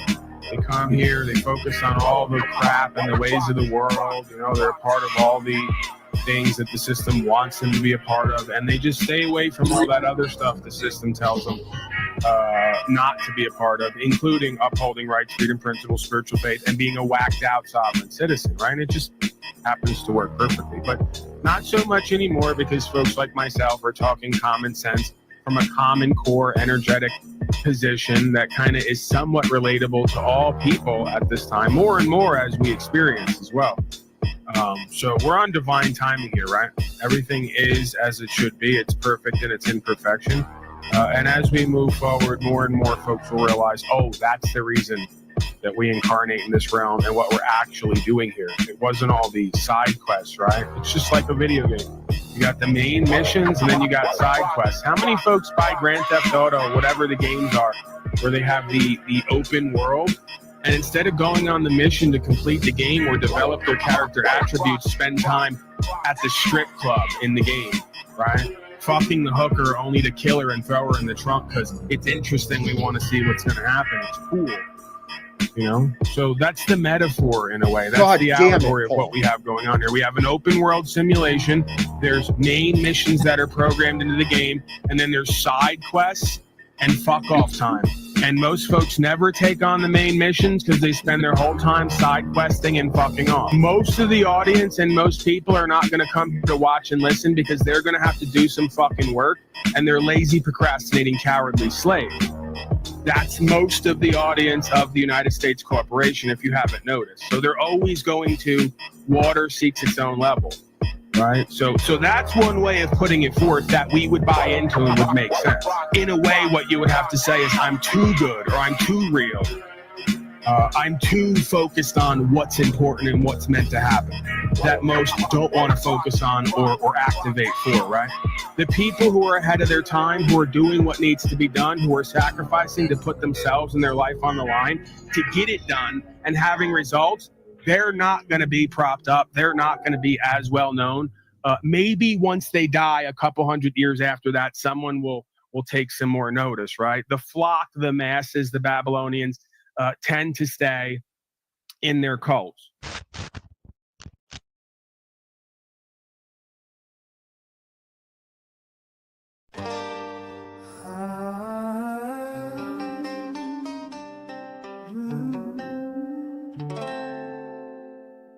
Skibbity bop bop. Watch your step now. Jump back, catch the law. Just the other day I was watching the chat. Half the slaves was talking about they homeboy Jack. Did you see what he said? OMG, what'd he say? OMG, I'll have to tell you I was watching all day. Those cupcake motherfuck turds don't know how to be free. If they only knew the law, they could see what I see. I know the law really well, cause I read UCC. If I was a life coach, listen to me. That's you, caught in the drift, waiting for a sign, looking for a leader that you can't define. That's you, stuck in an echo, never breaking free. You follow the current, but you don't even see. Skibbity bop.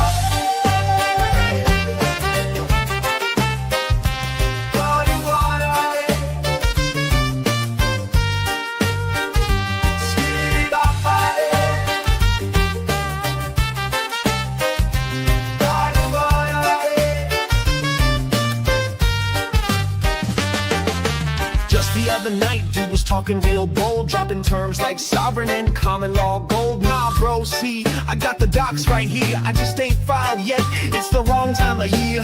Trust me, I've studied it, I know what to do, but the county clerk's shady and the judge is a Jew. I'm just waiting till it's safe and I know I'll get paid, maybe when Saturn is back in retrograde. Besides, I gotta stay low for a while. They're watching IPs and I got a profile. Anyway, I'm working on phase 1 of the plan. He went quiet when asked, you ever stood as a man? That's you, caught in the drift, waiting for a sign, looking for a leader that you can't define.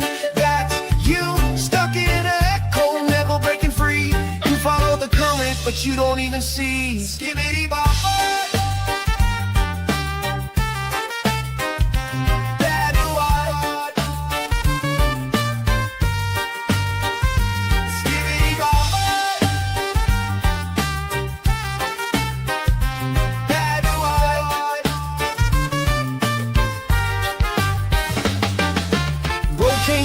Like he owned the place, Typing all caps with the crooked face. Oh great, more soft sit clown shit here. Where's the tinfoil clowns and the flat earth quiz? Let me guess, you don't pay taxes. You should be arrested, a criminal felon who didn't get his vaxes. I'm telling you, I know the law better than you. I read the USC, my lawyer knows what to do. What I want to know is, why are you free? That, and please tell me what you're offering me. He's a fed, he's a fraud, he's broke, he's a broke. He probably lives in a pod, he's Illuminati. Nah, he's just fake. I could do it better if I caught a break. They're all in on it, it's a psyop feed. Anyone got a link to the doc I need? That's you, caught in the drift, waiting for a sign, looking for a leader that you can't define. That's you, stuck in an echo, never breaking free. You follow the current, but you don't even see. Skibbity bop bop.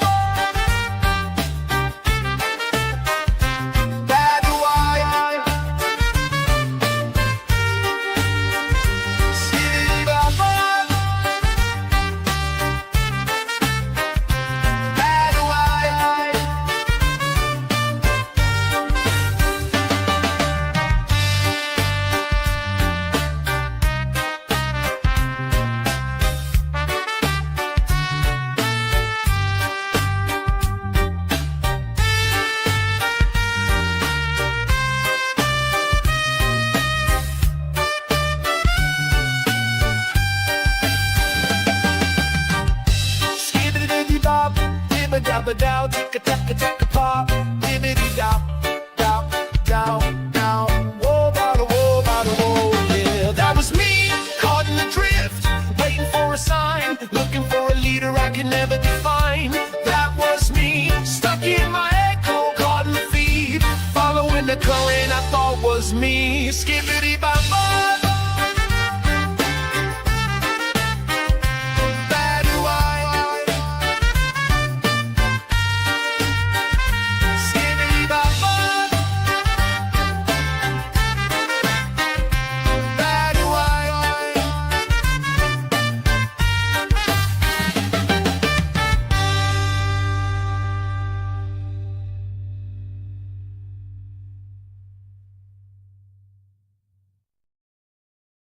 That's you.